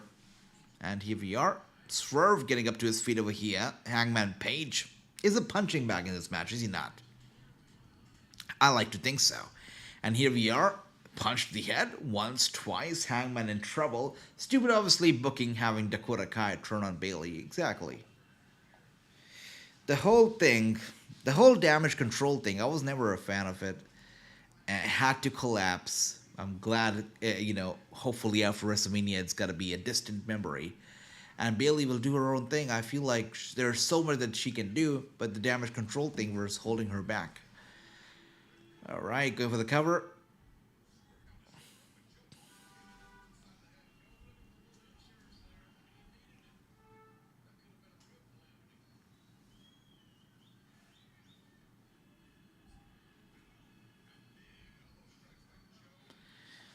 And Samoa Joe now with some punches. Look, this match is great, right? But just like True said, to follow that Ospreay Takeshita match is a challenge. And, it was a tough match to follow. I think a lot of people are still in that, still in awe of the match that we just watched, including myself. That was such a great match. And Samoa Joe now in control. Rock and Roll Express, Midnight Express always had great matches with each other for several decades. Yes, Andy. Yeah. Thanks for sharing that, brother. Of course, Andy witnessed to all of the incredible matches that they've had. That last match was so good. Incredible. Indeed, Ricky, you're right about that. And here we are, as he was testing the patience, the strength of Hangman. Swerve Strickland comes in here very quickly, breaking up the submission hold before Hangman would tap out, saving himself the match. And here we are now, Swerve with an elbow strike to Samoa Joe. Samoa Joe trading an elbow strike here, sending Swerve straight to the ropes. One more time, Swerve now with a boot to the chest of Samoa Joe. And Samoa Joe now with an elbow strike, a big one to Swerve, and Swerve goes down to the mat this time. And we've got Leo over here. Leo, welcome. Hope you're doing well. Leo says, I'm new to your channel. So far, I think the best match was the 8-person match that Wardlow went. I agree. That was a good match. The All-Star 8-man scramble. We've had plenty of multi-man matches tonight. And I'm not the biggest fan of multi-man matches, but I've got to say that 8-man scramble was entertaining. Of course, the fact that you had all those stars in there, Wardlow, Hook, Dante Martin. At one point, I thought Dante Martin was going to win. But then, of course, Wardlow did the thing, and he picked up the victory. The right guy won the match without a doubt, but it was a good match, an entertaining match. For me, if I were to rank the matches, number one match in my books would be, of course, the Will Ospreay match. It was my favorite match. Number two for me, no surprise to you guys, is the Christian Cage match versus of course, Daniel Garcia. These are my top 2 matches so far of the night. Once again, Leo, welcome. I hope you're doing well, and it's a pleasure to have you right here on this channel. Great to see you. Hope you've been enjoying the show. Oh my goodness, a double powerbomb right here. Both Hangman and Swerve Strickland working together to dethrone the champion. Samoa Joe power bombed by both the men right here. And Gary says, I never did like the Bayley the heel. Look, I was sad. I'm not even a little girl, but I was sad when Bayley turned heel and she grabbed did she grab? A baseball? I can't remember the weapon that she grabbed, but she grabbed the weapon and then she started to hit and destroy the stage and destroy the props and the balloon man, whatever you call him, and it made me sad. It was like, what? This is not the Bayley that I love. It's sad because Bayley, the face Bayley, was such a unique character, and then she became a heel. And excuse me, but I feel like there are so many badass women in wrestling, but there are very few good faces in women wrestling, and Bayley was one of them. She was a unique act, and they took it away. I felt the same way when Lacey Evans turned into whatever she turned, right? Lacey Evans was also a unique act, and then they turned into a very generic badass woman. There are many badass women, but there are very few unique acts when it comes to women's superstar. Bayley, Lacey Evans were two of them that they absolutely took away from us. They did not need to, but they did anyways. That's what I feel. But yeah, let me know how you guys feel about it. The bullets are hanging on Andy Smith says true. All right, now I'm done to see a 10-man match. I see you, Leo. I see you. Well, right now we've got the triple threat going on. Swerve was there with a very close count before Samoa Joe got in there, broke the cover. And Brooklyn Joker is my brother, says Leo. Well, that's amazing. Leo, once again, great to see you. Brooklyn Joker is literally a family, so that's awesome. And Joe teasing climbing the top rope, yeah. But Samoa Joe, I wouldn't be surprised if he actually did that too. I mean, he can do anything, literally anything. Swerve on the apron, taking a good look at the crowd around. Prince Nana right there ringside. And now we've got Hangman Page, who grabs Samoa Joe, gets him on his shoulders, is looking to send him face first into the turnbuckle. So Swerve, though, was able to turn it around. He's grabbed Hangman Page in position for a pile driver. Hangman gets away. A little bit sloppy, but that's okay. Hits Swerve with a elbow strike over here. And now looking for, a moonsault of the second rope. And here we are now. Is he looking for a pile driver? A pile driver from Hangman to Swerve. And Samoa Joe gets in here, breaking up the pin. There you are. You'll feel the same way when Willow turns heel. Yeah, you're right. You're right, brother. You're right. AJ, Leo's, I see Brooklyn Joker. That's awesome. It's great to have Leo over here.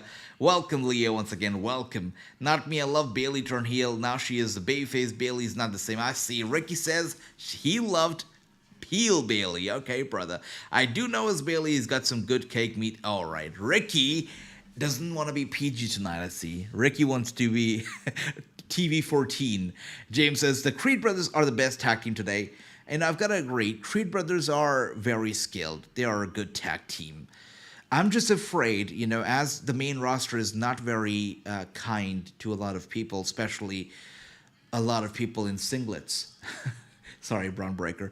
But yeah, I feel like the Creed brothers need something characterized to work on the main roster. I'm afraid they're going to get lost. The characters are very important. And so far, Creed brothers have been all... in my books, they've been all skill, they've been all power, they've been all strength, and they've been incredible in that part, but character work, I feel, is kind of missing, is kind of lacking, so hopefully that is also worked on. Let's see. But I think Bayley used a blade. Yeah, I thought she used an axe or something. A blade is definitely crazy. Thanks, True. And here we are now. Samoa Joe targeting Swerve, and a chop across his chest sends Swerve down to the ringside area. That must have been a hard chop. And now he grabs Hangman Page from the back of the head. You know what? Hangman Page literally has been a punching bag tonight. Really. That's it. Tonight's match has been all Samoa Joe dominating these two. Swerve has tried, but Hangman literally a punching bag. And here we are now. I'm quite certain that, Samoa Joe is going to pin Hangman. I'm quite certain about that. And here we are now with a beautiful stomp of the top rope. It is Swerve who actually seems to be in control right now. Samoa Joe is down. Swerve could be looking for a super kick. And there you go. A big boot to the face of Samoa Joe. And Joe is down at the moment. Whose house it is? It is Swerve's house. Indeed, Brooklyn Joker. Indeed. And but I think Bayley's is going to be winning the women's championship at WrestleMania. I would like that. Bayley deserves her moment, her WrestleMania moment, especially after the WWE not really featuring her on the WrestleMania poster and not doing her well. Her model in 2K24 looks absolutely pathetic.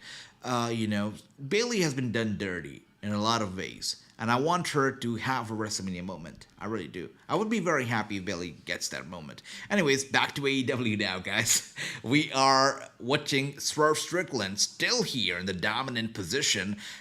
Samoa Joe is back up. He's a little dazed. Grabs Swerve Strickland, hits him with an elbow strike. And now they are trading elbow strikes here. Back and forth, back and forth. That's right. And this time, Samoa Joe grabs him by the head, and now we've got a few kicks straight to the face of Swerve Strickland. Swerve refuses to go down. Joe over to the ropes, rebounds, and Swerve almost gets Samoa Joe on his shoulder, but a bit too heavy.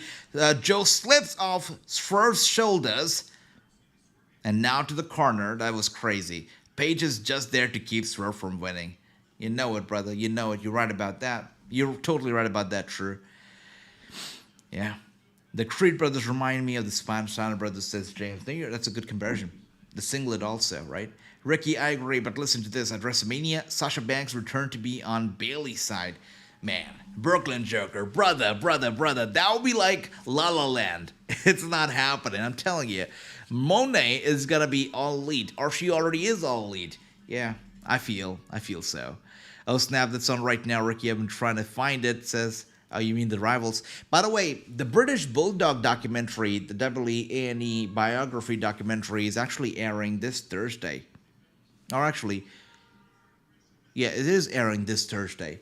So yeah, do take a look. Next week Thursday, it's gonna be airing, and Georgia Smith, just a very good friend of mine. So yeah, she's super excited about it. I would suggest you guys to take a look at the British Bulldog biography. Yeah, let's see. And this time, Swerve is going to go for the cover on Samoa Joe. Seems like he actually got the job done before Hangman Page would grab the referee and pull him down. True was right. Literally, Hangman is here so that Swerve does not win the match. You were totally right about that. And Gary says, heel or face, Bayley still has the bubble. I see you, Gary. I see ya. And now, what? Oh, come on. You know what? True is totally right. The only reason Hangman is even in this match is so that Swerve does not win. That's it. And a cheap shot with the title belt to the head of Swerve Strickland. And looks like Hangman Page is going to go for it again. Swerve already feels like he's out of it. He is dazed. He is dizzy. He's out of it. And he goes for it again. Another cheap shot with the title straight to the head of Swerve Strickland. Man, this is ugly. It's ugly. Yeah. WWE don't look at real talent. AEW would give Creed Brothers the attention. Well, hopefully they're going to find success in the main roster. NXT was good to them. Main roster, hopefully, as well. I'm living in LA and I watch West Coast AEW. That's sweet. Ricky, that's sweet. HDDCWF legend manager would love to work with. They're pretty deadly. I wonder who. I did not see it, Andy, but who's that? Who's that legend who's patient enough to work with Pretty Deadly? I would lose my patience if I were to ever paired up with Pretty Deadly. I'll tell you that. Who is that person who wants to work with them, brother? That's got to be taking a lot of daring. And now a cover.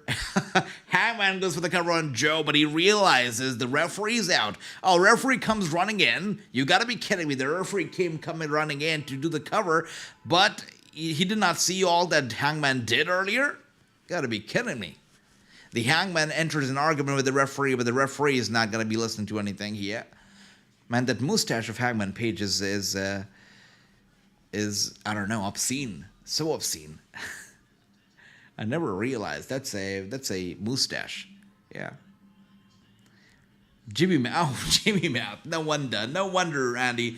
Yeah, he would fit in perfectly. And here we are now. Hangman Page was going to go for the big one on Samoa Joe. Samoa Joe grabs him from behind. We know that Swerve is already out of it thanks to Hangman Page's cheap shots of the title belt. Could Joe win the match?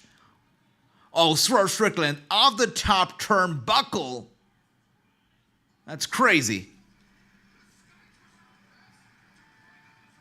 Seemed like Samoa Joe actually had the victory there, but no, Swerve is still in the match. He still gets in, pulls off an incredible move of the top turnbuckle, and breaks the submission right there. That is insane. It truly is insane.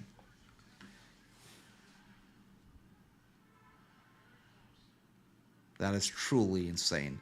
Gotta say that.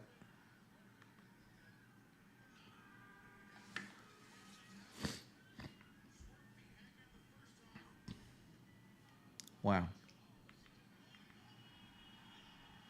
What is Prince Nana looking to do here now? Oh my goodness, Samoa Joe now grabs Swerve from behind. Swerve with a roll up on Samoa Joe. You've got to be kidding me. And Joe kicks out. The match. What? That's crazy true. I cannot believe it. I literally cannot believe it. I hope that this guy gets fined for what he just did to the referee. Literally assaulted the referee right there. Insane. That is insane. And now we've got Samoa Joe over there.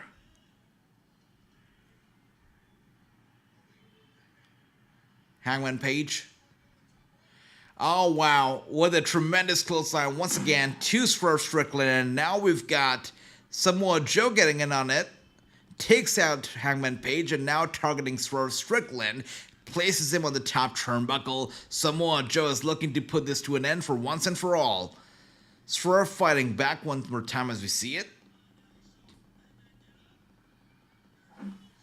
Oh, dear.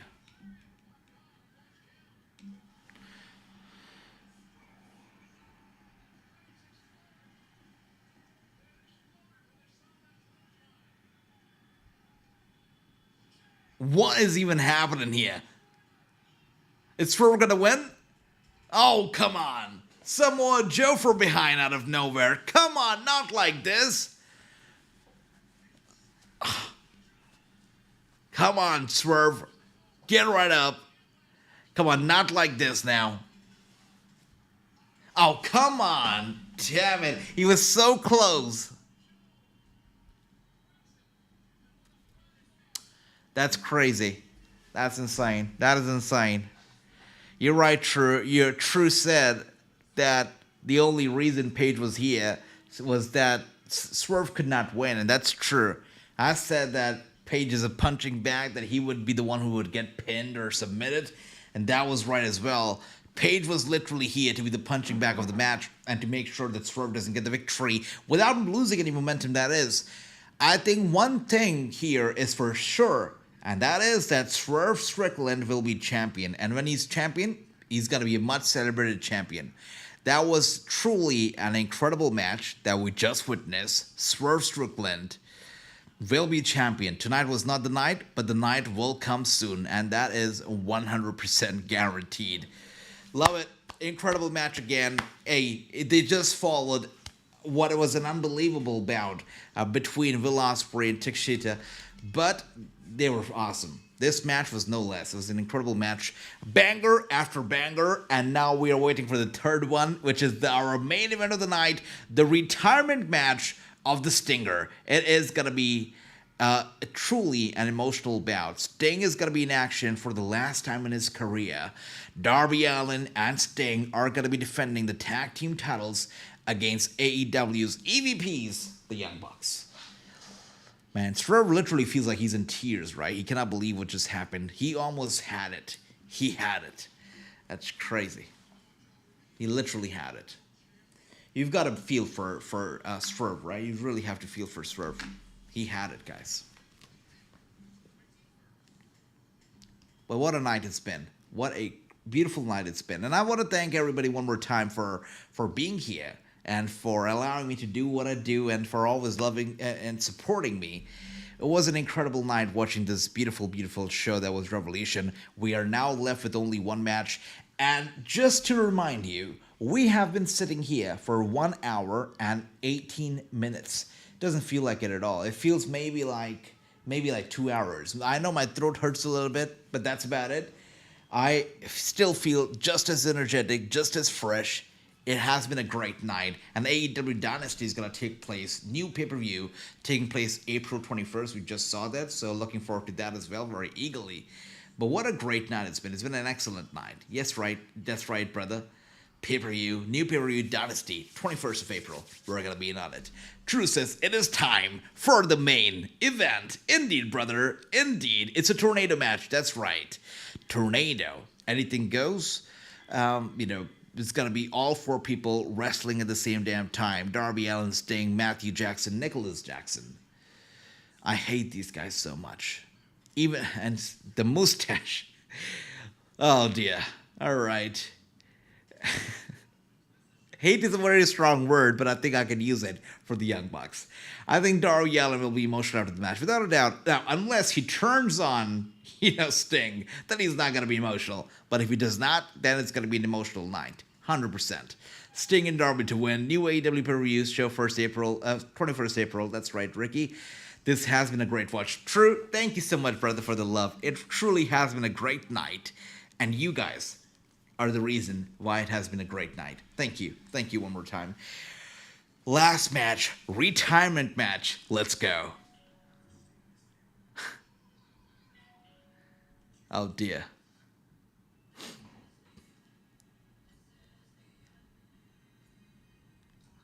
Great video package for these guys. You know, this is what it should be like, right? We don't need video packages for every single match. Just a nice video package for the main event that gets the job done. It's beautiful. Beautiful.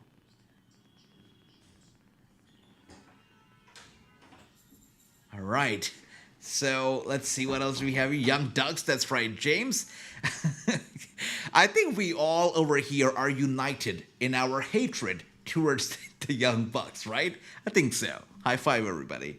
When is the next event we will all be together? My brother Andy, we've got plenty of them. Well, the next one that we're going to be here for is going to be... sorry, just had to buckle up for this next match coming up. So the next event that we're going to be here for is going to be Sasha Banks' AEW debut, Mercedes Moné's AEW debut, Big Money. We're going to be here for that event. I think it's going to be quite a memorable one. And then we're going to be here for the, pay-per-view that is going to be WrestleMania. I think NXT is also going to have an event, WrestleMania weekend. We're going to be here for that too. WrestleMania weekend is when we're going to be here next. So it's going to be good. It's going to be good. We're going to have a great time, guys. And a lot of content is coming out on Instagram, on YouTube. So definitely, guys, keep an eye out, especially Instagram. If you are not following me yet, definitely do so because there's so much content coming out.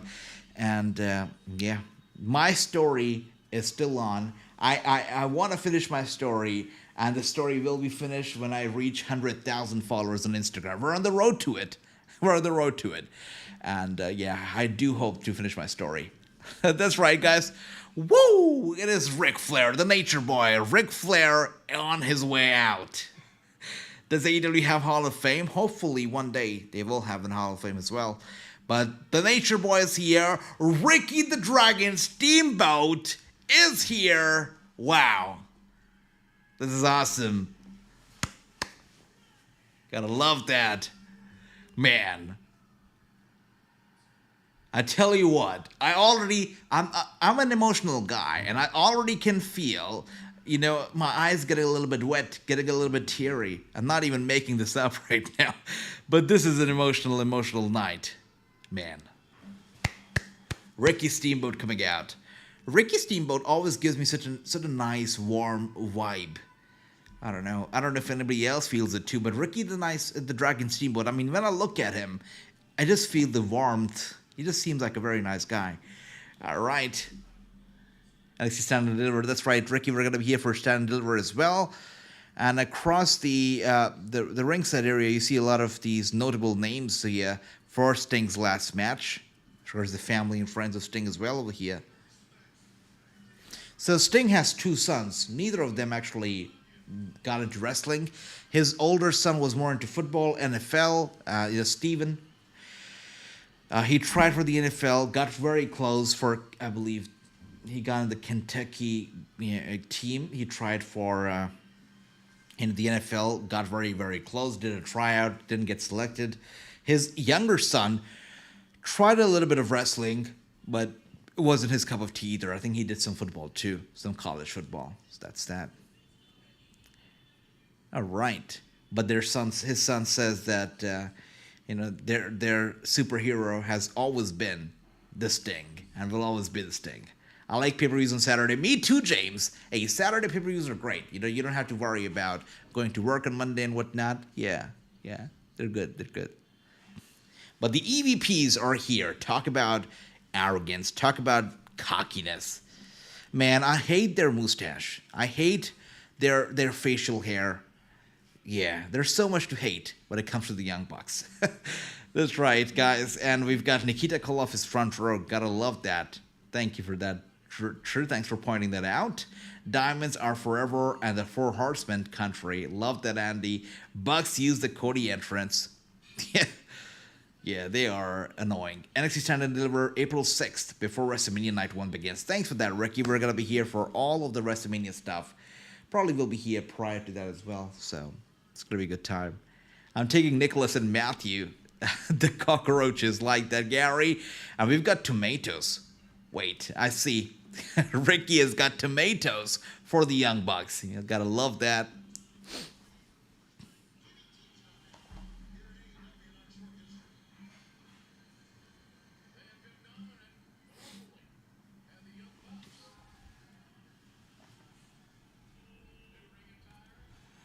And there he is, the man that we have been waiting for, the icon.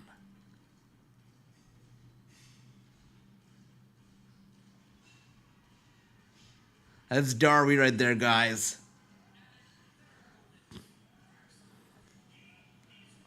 This is gonna be such a memorable night. Darby Allin is here, guys. Darby Allin comes out, and you can tell already as he makes his way down that he is emotional. He is overwhelmed with emotions already. It's an emotional night. Sting has had his back from the very first day that he got here. He has been such a support, and yeah, it's gonna be a very emotional night here. I've got goosebumps as we wait for Sting to come out. I've literally got goosebumps right here. The final showtime. Wow, I really have goosebumps right now. Incredible.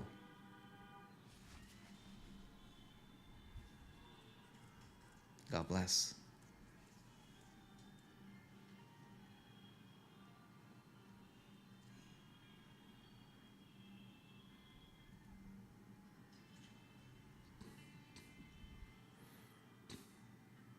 Wow, you gotta love the production behind this video.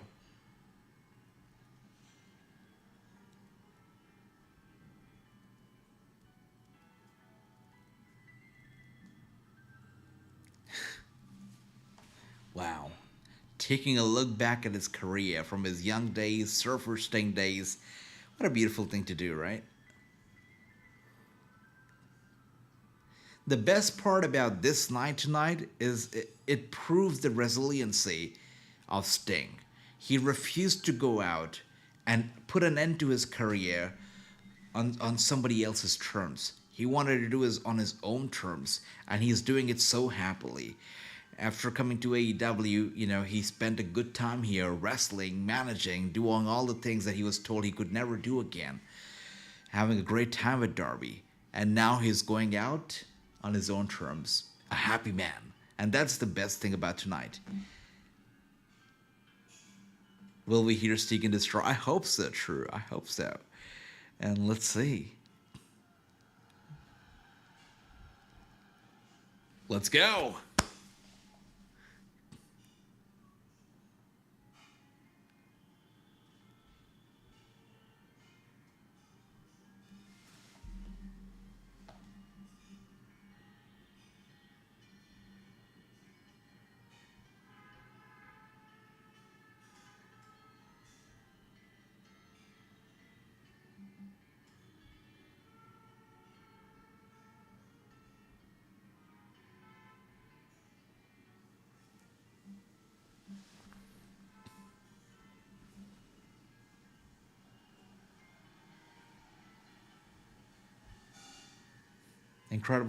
Incredible video package, I've got to say. I cannot help but smile as I look at these video packages. It also gives you a glimpse at some very special moments that he's had in his AEW run. Some truly special moments, right?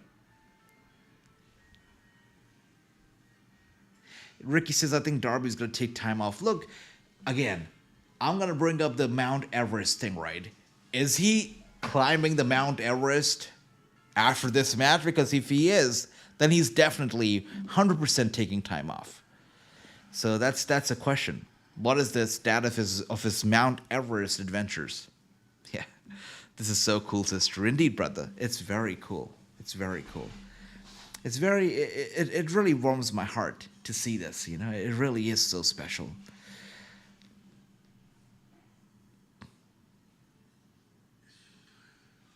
It's beautiful. It's beautiful. It really is beautiful. Undertaker's had a great career, but I don't think that even Taker got to have such a beautiful retirement match as they're allowing Sting to have here, which I feel is so beautiful.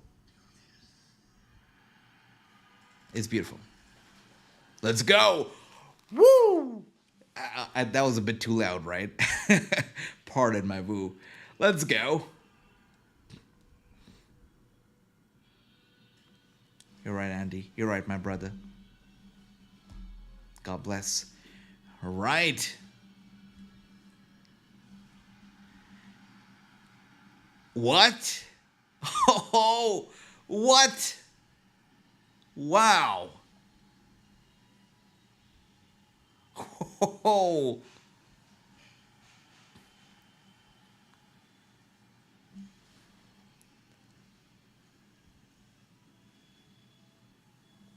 That's cool. That's very cool. Yeah.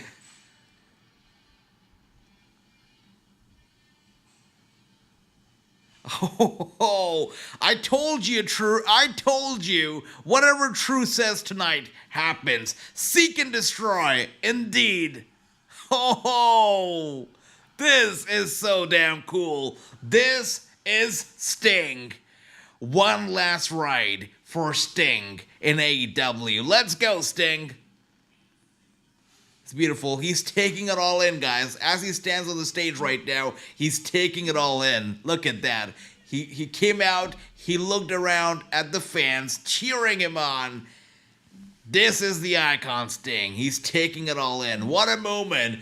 Woo! That's right. Let's go. Yeah, he's got two sons, brother. He's got two sons. Yeah, just like True says, that's both his sons. What a moment for Sting. What a moment for him. You're right. It's only fitting to go over the song. And Darby Allin with a hug to Sting. Beautiful job. Beautiful, beautiful. He is being escorted to the ring with his sons, and he's going to be sharing the ring with somebody who is just like his son, Darby Allin. Beautiful job.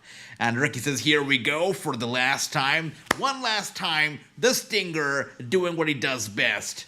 Seek and destroy. And I gotta love that. They're not holding back. They go after the Young Bucks right away. I think nobody wants the Sting to pass on the torch tonight. Hey, forget about the old school passing the torch. If you're fighting the Young Bucks, you kick their ass and you pick up the victory, and that's how you go down to the sunset. Sting here should win, and that's what I'm saying right here, right now. Yeah. What is the prediction, guys? Predictions for this match? Let me know. Who do you think is gonna win this match? And here we are now. Sting's coming in. There you are. Yeah. It's all legal. After all, they're still fighting Sting, right? They never said which generation of Sting they're going to fight. What if they get all three? The Sons are getting in the match. That's right. They are. All three generations of Sting are getting in the match right here. You know it, Andy. Absolutely, Terry Funk would have been here. 100%, brother. 100%. Sting and Darby to win, says Ricky. They should win. Nobody wants the Young Bucks to win. And I feel like they're not going to win. You know, somebody came in earlier and said that the Young Bucks will not win. And I kind of disagreed then, but I have to agree now. They will not win. They should not win. Hell yeah.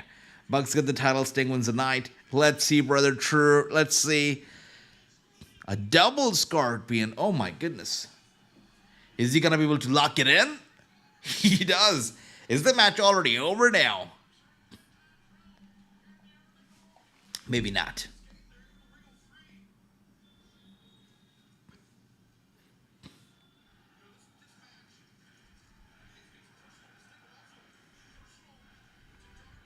That's right, brother. That's right. James, Sting, Darby Allin, indeed.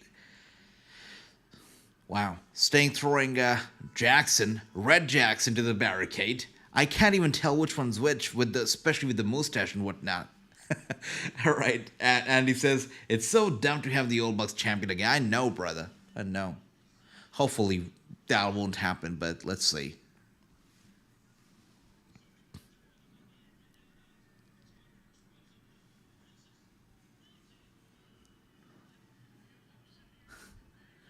Wow, with the steel chair now. Anything goes. It's all legal. 3 generations of Sting. Weapons, tables, chairs. It's all legal. And Sting now grabs Red Jackson from the back of his head. walking him over to the barricade, and now tossing him over to the other side of the barricade to the crowd here. Sting having a good time. And of course, he's got his 3 sons here with the assist. And now throwing the other Jackson also to the crowd. What is Sting doing here? What is he planning? We've got a lot of tables, by the way, a ringside area. And a ladder, too. Of course, Darby Allin got the ladder as well. Of course, he would get the ladder. James says Sting will pass the torch to another wrestler to be Darby's partner. Wonder who, though? Wonder who? Does mustache make them look like old retired 1970s? Yeah, probably. Ugly mustache, though, I've got to say. And not everybody can rock a mustache as good as well as AJ can, right? Let's just accept that. But here we are now. Sting once again tossing the Young Bucks, and now Darby Allin going for the coffin drop on the top turnbuckle, taking out both the Young Buck boys. Look, the way that the match has been going so far, the Young Bucks are literally punching machines, punching bags, right? And that's it. They are just here to eat all the damage that they can. It seems like it. And if this is the way that the match goes on, they're going to lose. And look, the chances of them losing are quite a lot because they're fighting not 1, but technically 4 people. They're fighting 3 generations of Sting and Darby Allin. Wait a second, is that glass? That's glass. Good thing Jack Perry isn't here, otherwise he'd be looking into the camera and telling us if that's real or sugar. So good thing Jack Perry's not here, I guess. I think his son, well, James, I don't know if his son wants to wrestle full-time. Don't know about that, brother. But what are they doing with the glass now?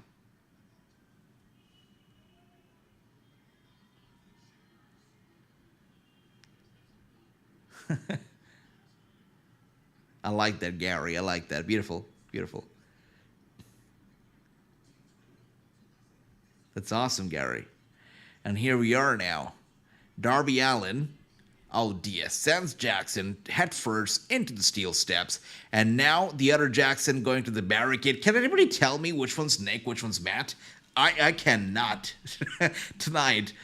All right, now Sting with the bat. Oh my goodness.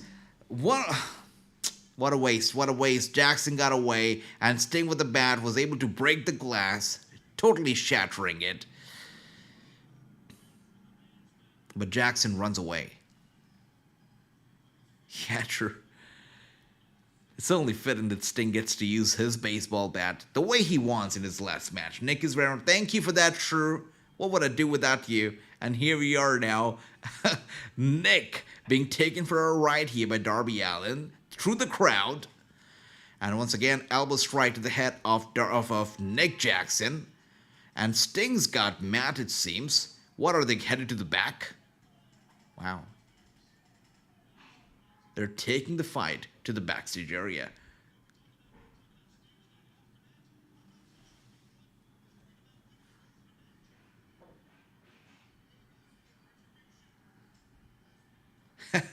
Andy says, riddle me this. Who's afraid of Sting's bat? Well, definitely would not want to be on the receiving end of that bat, right, Andy? Darby is going to end up taking the glass chair spot. Yeah, you know it. If there's one person who'll be up for the job, it's got to be Darby Allin, 100%. And now we've got, oh dear. Of course, Darby Allin, Nick Jackson with a suplex to Darby Allin off the stage on 2 tables that were stacked at the bottom, and Darby Allin going through both the tables. Of course, Darby Allin went through them. And now we've got Sting on the other hand. Seems like Matt Jackson is looking to toss Sting off the stage as well. But Sting holds on. There you are, looking to... oh, gosh. He was got to go for the finisher, but Matt Jackson with an eye poke here to Sting. And now he's looking for a suplex on the Stinger as well. Where are Sting's sons here? Holy crap! A suplex to Sting, and it seems like he went through the production table here. The table was covered with wires and in cloth, and yes, Sting just went through the table. Off the stage and through the table. That's terrible. Darby and Sting suffering the same fate just minutes apart at the hands of the Jackson brothers. Terrible. You've got to give Sting a lot of credit, a lot of credit. You know, this could have very easily been a traditional tag team match, and Sting would have been on the apron, and Darby would have done 80% of the work, and Sting would step in here and there, and all of that stuff. But he chose for this match to be a tornado match, which means he's doing just as much of the work as Darby is doing. Darby went through 2 tables off the stage, Sting went through 2 tables off the stage. These guys are giving them all, and Sting is giving this and all. He is doing incredible, really. Yeah, you're right, True. You're right. I've got nothing good to say about the Young Bucks, so I'll say nothing at all. You know? All right, so let's see. Oh dear, says Ricky. Indeed, brother, indeed. It doesn't matter. They're both ugly. I was having a hard time identifying which one's which. So James like, it doesn't matter, AJ. They're both ugly. You're right, brother. Just like I said, I've got nothing good to say about the Young Bucks, so I will say nothing at all. This crowd is great. Yeah, the kind of crowd that Sting deserves. Truly, true, you're right. Truly. All right, and now we have Nick and Matt. Looks like they want to put Darby through the glass that's stacked on those chairs. You're right, True. Seems like they are indeed going to be doing that. They're looking to send him fly actually to the ladder now in that corner. And Darby Allin just bounces, his back bouncing off the steel, off the metal of that ladder. And he is hurt. Of course, Nick and Matt over here enjoying a little bit of a relief over here that they're receiving because Sting is out of it. I think Sting's sons went to the back already, so Darby and Sting are here all by themselves, all alone. And Darby Allin now pushes Matt towards Nick, or vice versa. I don't know. And a stunner right here to the Red Jackson. I forgot. What was he again? Was Nick? All right, Nick Jackson. And now, beautiful. Matt Jackson also taken out by Darby Allin. Yeah, Darby Allin definitely gonna go flying now. It seems like it. He's definitely gonna go flying. And I'm quite certain that he's gonna go through the glass now. Wait a second. What is he doing? It's not a... Yeah, he's gonna go through the glass now. 100%. He's gonna stack up that ladder against the ropes. This guy's crazy. This guy's crazy. He's going through the glass, guys. He's going through the glass. Sting is tough. At least the Bucks are doing a Wolfpack tribute. Good for them. He's taking the glass spot. You know it, True. You know it. You said it. I knew it was going to happen. He's going through the glass.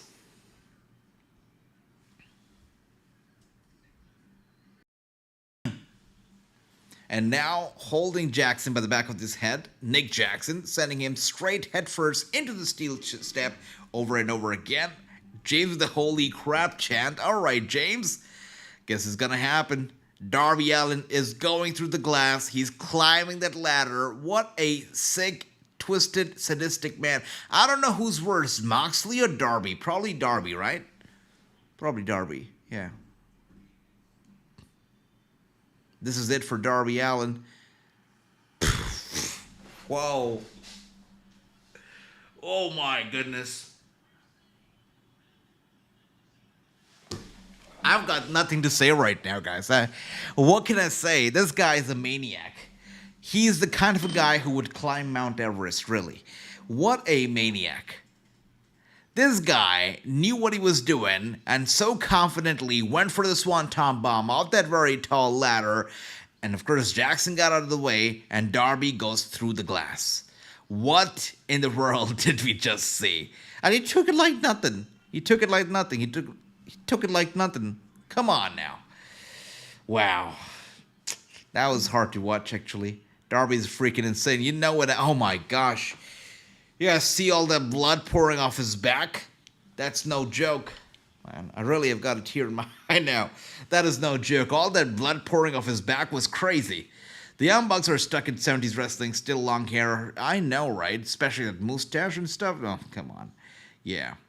Darby is all cut up. Indeed, brother. That looks pretty bad. That looks very bad.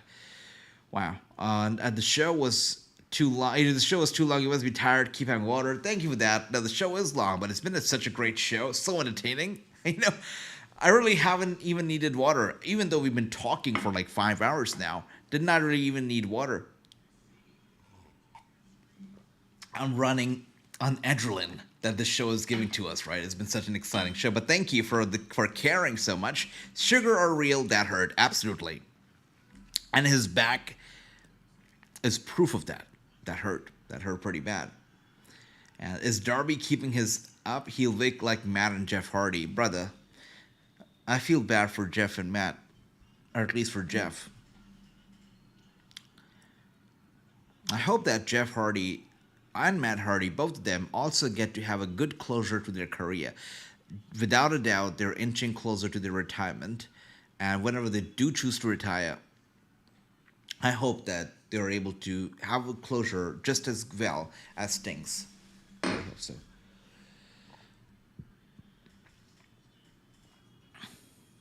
Wait. There's still a plate of glass in the ring? Where is it? I can't spot it, true? Alright. Darby would skateboard off a roof. You know it, James. Don't give him ideas, though. Don't give him ideas. Wait a second. Talk about giving ideas. Look, this is why people say, don't hang out with bad influence, bad company. Look at what Sting's about to do right now. He's going for suicide. And that's what happens when you start staying with bad company and bad influence. Darby Allin has influenced Sting to do all the bad things, such as this crazy move of the ladder, and he's paying for it now. Sting has just been powerbombed through the table. Man, if this wasn't his retirement match, with the kind of stuff that he's doing, it might have been his retirement match. Oh my gosh. No sold that power bomb. And Sting gets up very quickly. There you are. And goes after the Jackson brothers. Jackson brothers look like they've seen a ghost here. And of course, the block of glass is in position. Sting goes through the glass. Oh, crap. Wow. Sting goes through the glass right there. Insane. I thought that he was teasing Willow as well. I don't know if that's going to happen or not. You knew Sting would jump off something. That's right, brother. But he's no-sold it. And the amount of no-selling, tonight was crazy. That Ospreay no-selling, that crazy maneuver, Sting no-selling, the powerbomb through the table. It's insane. It's insane. Yeah. Sting got glassed indeed, brother. Both Darby and Sting, it's like they go hand in hand. It's such a great father and son duo. Darby went through 2 tables, Sting went through 2 tables. Darby went through glass, Sting went through glass. These guys, literally, they're made for each other. Come on, Stinger. Andy here cheering Stinger on. I like that, brother. By the way, Nick Jackson, I'm not sure what he's looking for, but he's walking around the ringside area. He's looking for something. Ricky Steamboat. Oh my goodness. There you go. Nick Jackson grabs the title. Ricky Steamboat tries to stop him, tries to take the title off his hands. And there you are. Nick Jackson was about to hit Ricky Steamboat with the title. Steamboat dodges it, pushes him away. And now Matt Jackson comes in and attacks Ricky Steamboat with a steel chair. And now Matt Jackson with the title in hand. And he was about to go hit Sting with that title, but Ric Flair comes to his aid. Ric Flair is trying to defend Sting from Matt Jackson. This is crazy. This is crazy. Not only have they absolutely assaulted Sting, but they've also assaulted Ricky Steamboat, and now Ric Flair is the guy who is separating Matt Jackson from the Stinger. Stinger has not been able to get up after going through the piece of glass. What is happening here? Ric Flair is asking for mercy. Oh my gosh, double super kick here from the Jackson brothers to Ric Flair. And Ricky Steamboat's not going to stay back and watch all of this. He's actually, oh my gosh. Ricky Steamboat got on the apron, but he did not even notice as the Young Bucks targeted him and hit him with a double super kick as well. Sting up on his feet finally, and now with the title shot to the head, Sting, kicks out. Seemed like that was going to be it, but he kicks out. Super kick party indeed to the legends. The Young Bucks have turned, pardon my Orton, but the Young Bucks have turned into legend killers tonight. Dare I say it. Randy Orton would not be happy to hear that. Anyways, crazy what we're seeing right here. Darby is stilling. Brother, that was crazy true. I mean, him falling on that glass from that height, and we saw his back all covered in blood. I'm pretty sure there must have been even more blood flowing out of his back by now. It was ugly. It was ugly. I don't care who you are. That was ugly. Yeah. Super kick to Sting, but he no-sells it. He's like the Phenom right now. No-sold those super kicks. Sting's ready, and a double clothesline to the Young Bucks, and both of them go down hard. Sting takes out Matt Jackson, goes for the cover, and Nick Jackson comes in here, breaks it up. Otherwise, this match would have gone in the favor of Sting. He would have retained the titles. Sting getting pretty exactly. And you know, for retirement matches, again, the thinking is that, oh, the legend won't take much time. He's going to have somebody to fall back on. Sting is proving all of that wrong. Sting is taking that theory and he's throwing it out the window. Oh, gosh. I thought that was going to be it. Look, that was such a close call. It was a 1 and a 2. I thought, okay, he got pinned now. But no, he kicked out. And now the Young Bucks are targeting the referee, Billy Corgan. Very scared Billy Corgan here. Sting kicks out, guys. No sold again. Yeah, true. Yep. What a match. What a match. I know, true. This is a big FU to Vince. And I think we all remember that WrestleMania 31 match, right? Sting and Triple H. It was such an unnecessary match. It was such a great match. The build to it was nice and sweet, very WWE-ish kind of a build. But the actual match, man, I was so confused. Sure, it was nice to have all these stars come in and everything, all these legends come in. But what you were doing was you were taking the spotlight away from Sting. You did not let him go out there. You did not let him really wrestle. You did not let us see what Sting was capable of. He shared the spotlight with everybody. And then it was nothing. It's terrible. Anyways, super kicks going over to Sting, but Sting keeps no selling them. Once, twice. Yeah, kick out of one, true. I mean, Sting is not human, I think is what we can draw from this thing, right? That's the conclusion that we can come to. And looks like the Young Bucks are looking to put this to an end. They were looking for the fatality move right here. Darby Allin, in the nick of time, throws Nick Jackson actually off the top turnbuckle to the table stack ringside. And now Sting's got Matt Jackson where he wants him. He's looking to, and he does it. Going for the cover. 1, 2, and Matt Jackson kicks out. I thought that was going to be it. And, James comes in here with his prediction score too. I thought that was really it. But Matt has kicked out. Darby Allin's back is a total mess. I don't know what's going to be happening, but we're nearing the end of this match. Nick Jackson is out of it. Oh my gosh. How is he doing the coffin drop with his back all bruised up and all cut up? These guys are not human. Sting once again looking to put this to an end. The Scorpion locked in really tight. Matt is trying to get to the ropes here. Is he got to be able to reach the rope? Oh my goodness!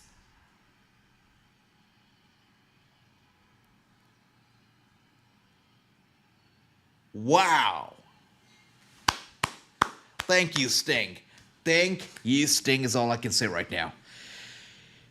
You know what? I feel like I'm in a bit of disbelief right now. Not because he won his retirement match. I'm in disbelief because it feels like this guy is in his prime. Why is he retiring already? The performance that he put on tonight was a performance of somebody who would be in his prime. Sting has not aged. God bless this guy. What a great guy. What a great wrestler. What a great talent, entertainer, sportsman, athlete. Sting, the icon, has just wrestled his last match.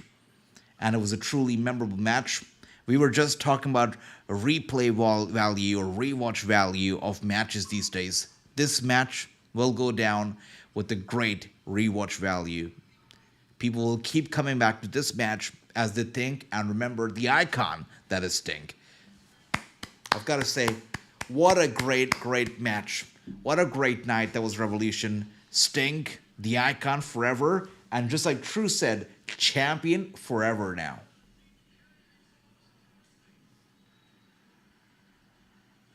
Gotta love it. You're right, guys. You're right. Yep. Amazing. Sting is still champion. We'll see what happens, as we enter a new era of Dynamite this Wednesday. Who is going to be Darby's partner?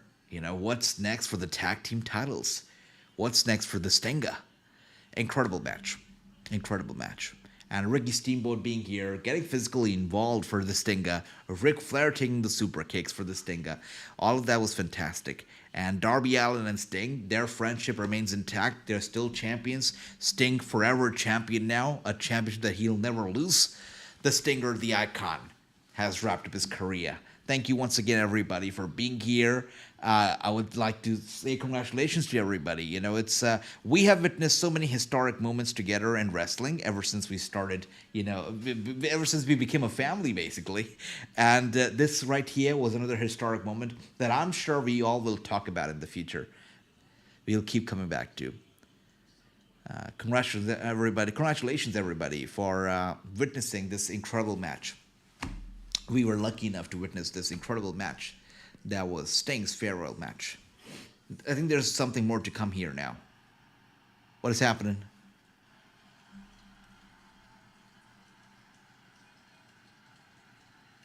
Thank you, my brother Randy. You're awesome. Thank you, Ricky. Thanks, Chris. Thank you, True. You guys are great. Thank you, basically my family. Thank you, guys. Thanks, True. I think Nash would have did a couple power bombs. Yeah, that would have been nice. But of course, thanks, WWE. Man, look at Darby's arm and everything.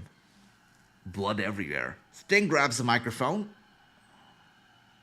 What's next? Thank you, Unnail, my man. Thank you, brother.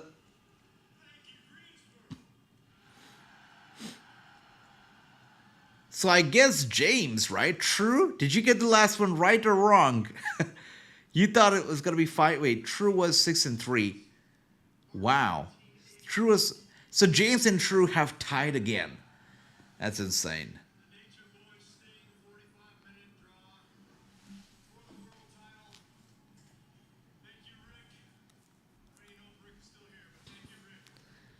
All right. Sting thanking Rick right here.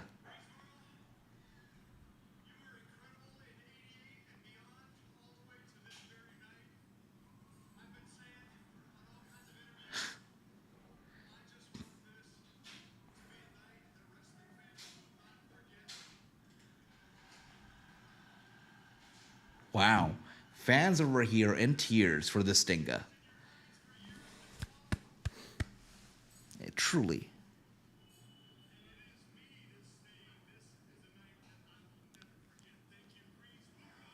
Wow. Beautiful. Yeah, true. I thought so too.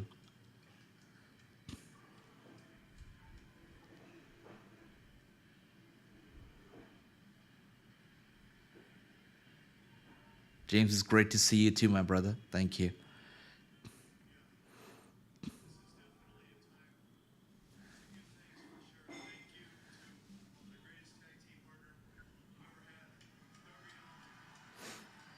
Wow.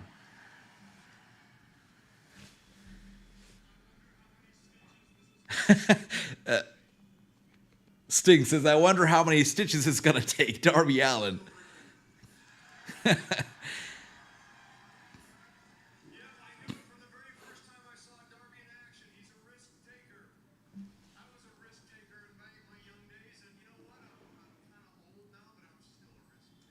Is he old? I think he's still in his very prime. Is he not? Yeah, true. His back, his arm, everything. Everything. So, congratulations to True and James, by the way. You guys have both... It's a draw between you guys, which means that the title stays with James. But what it also means is that the next time we're going to be watching the AEW pay-per-view, which is going to take place on April 21st, Dynasty, it's going to be True and James that are going to start with +1. So that's going to be happening. Dynasty, April 21st. Oh, they went off the air. Gosh. I was hoping that they'd keep the camera rolling, but I guess they had to go off the air. Still, a fantastic night. A night that we will never forget as wrestling fans, as wrestling lovers, as Sting fans. And wow, what a match! What a match! We're not just gonna remember this night for the night that Sting, bid farewell to the wrestling fans, but we're also gonna remember this night as the night that Sting wrestled one of his greatest matches. Really an incredible match tonight by the Sting. Yeah, should be good, brother. The media scrum will definitely be good. I want to say, everybody, thank you so much for being here. We have been live for almost 5-6 hours now, and wow, was it worth it? Thank you so much, everybody, for being here. 5 hours actually live here. It was incredible. Thank you once again, everybody, for being here. Thank you so much for the love, for your support.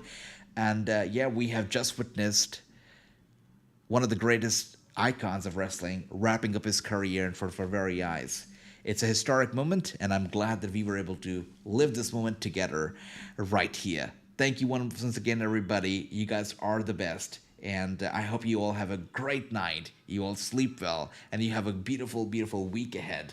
I'm going to be seeing you next time live here on YouTube when Mercedes Moné shows up in AEW. And of course, we're going to be meeting when WrestleMania is right around the corner. Of course, until then, there's going to be a lot of content that will be posted on YouTube as well as Instagram.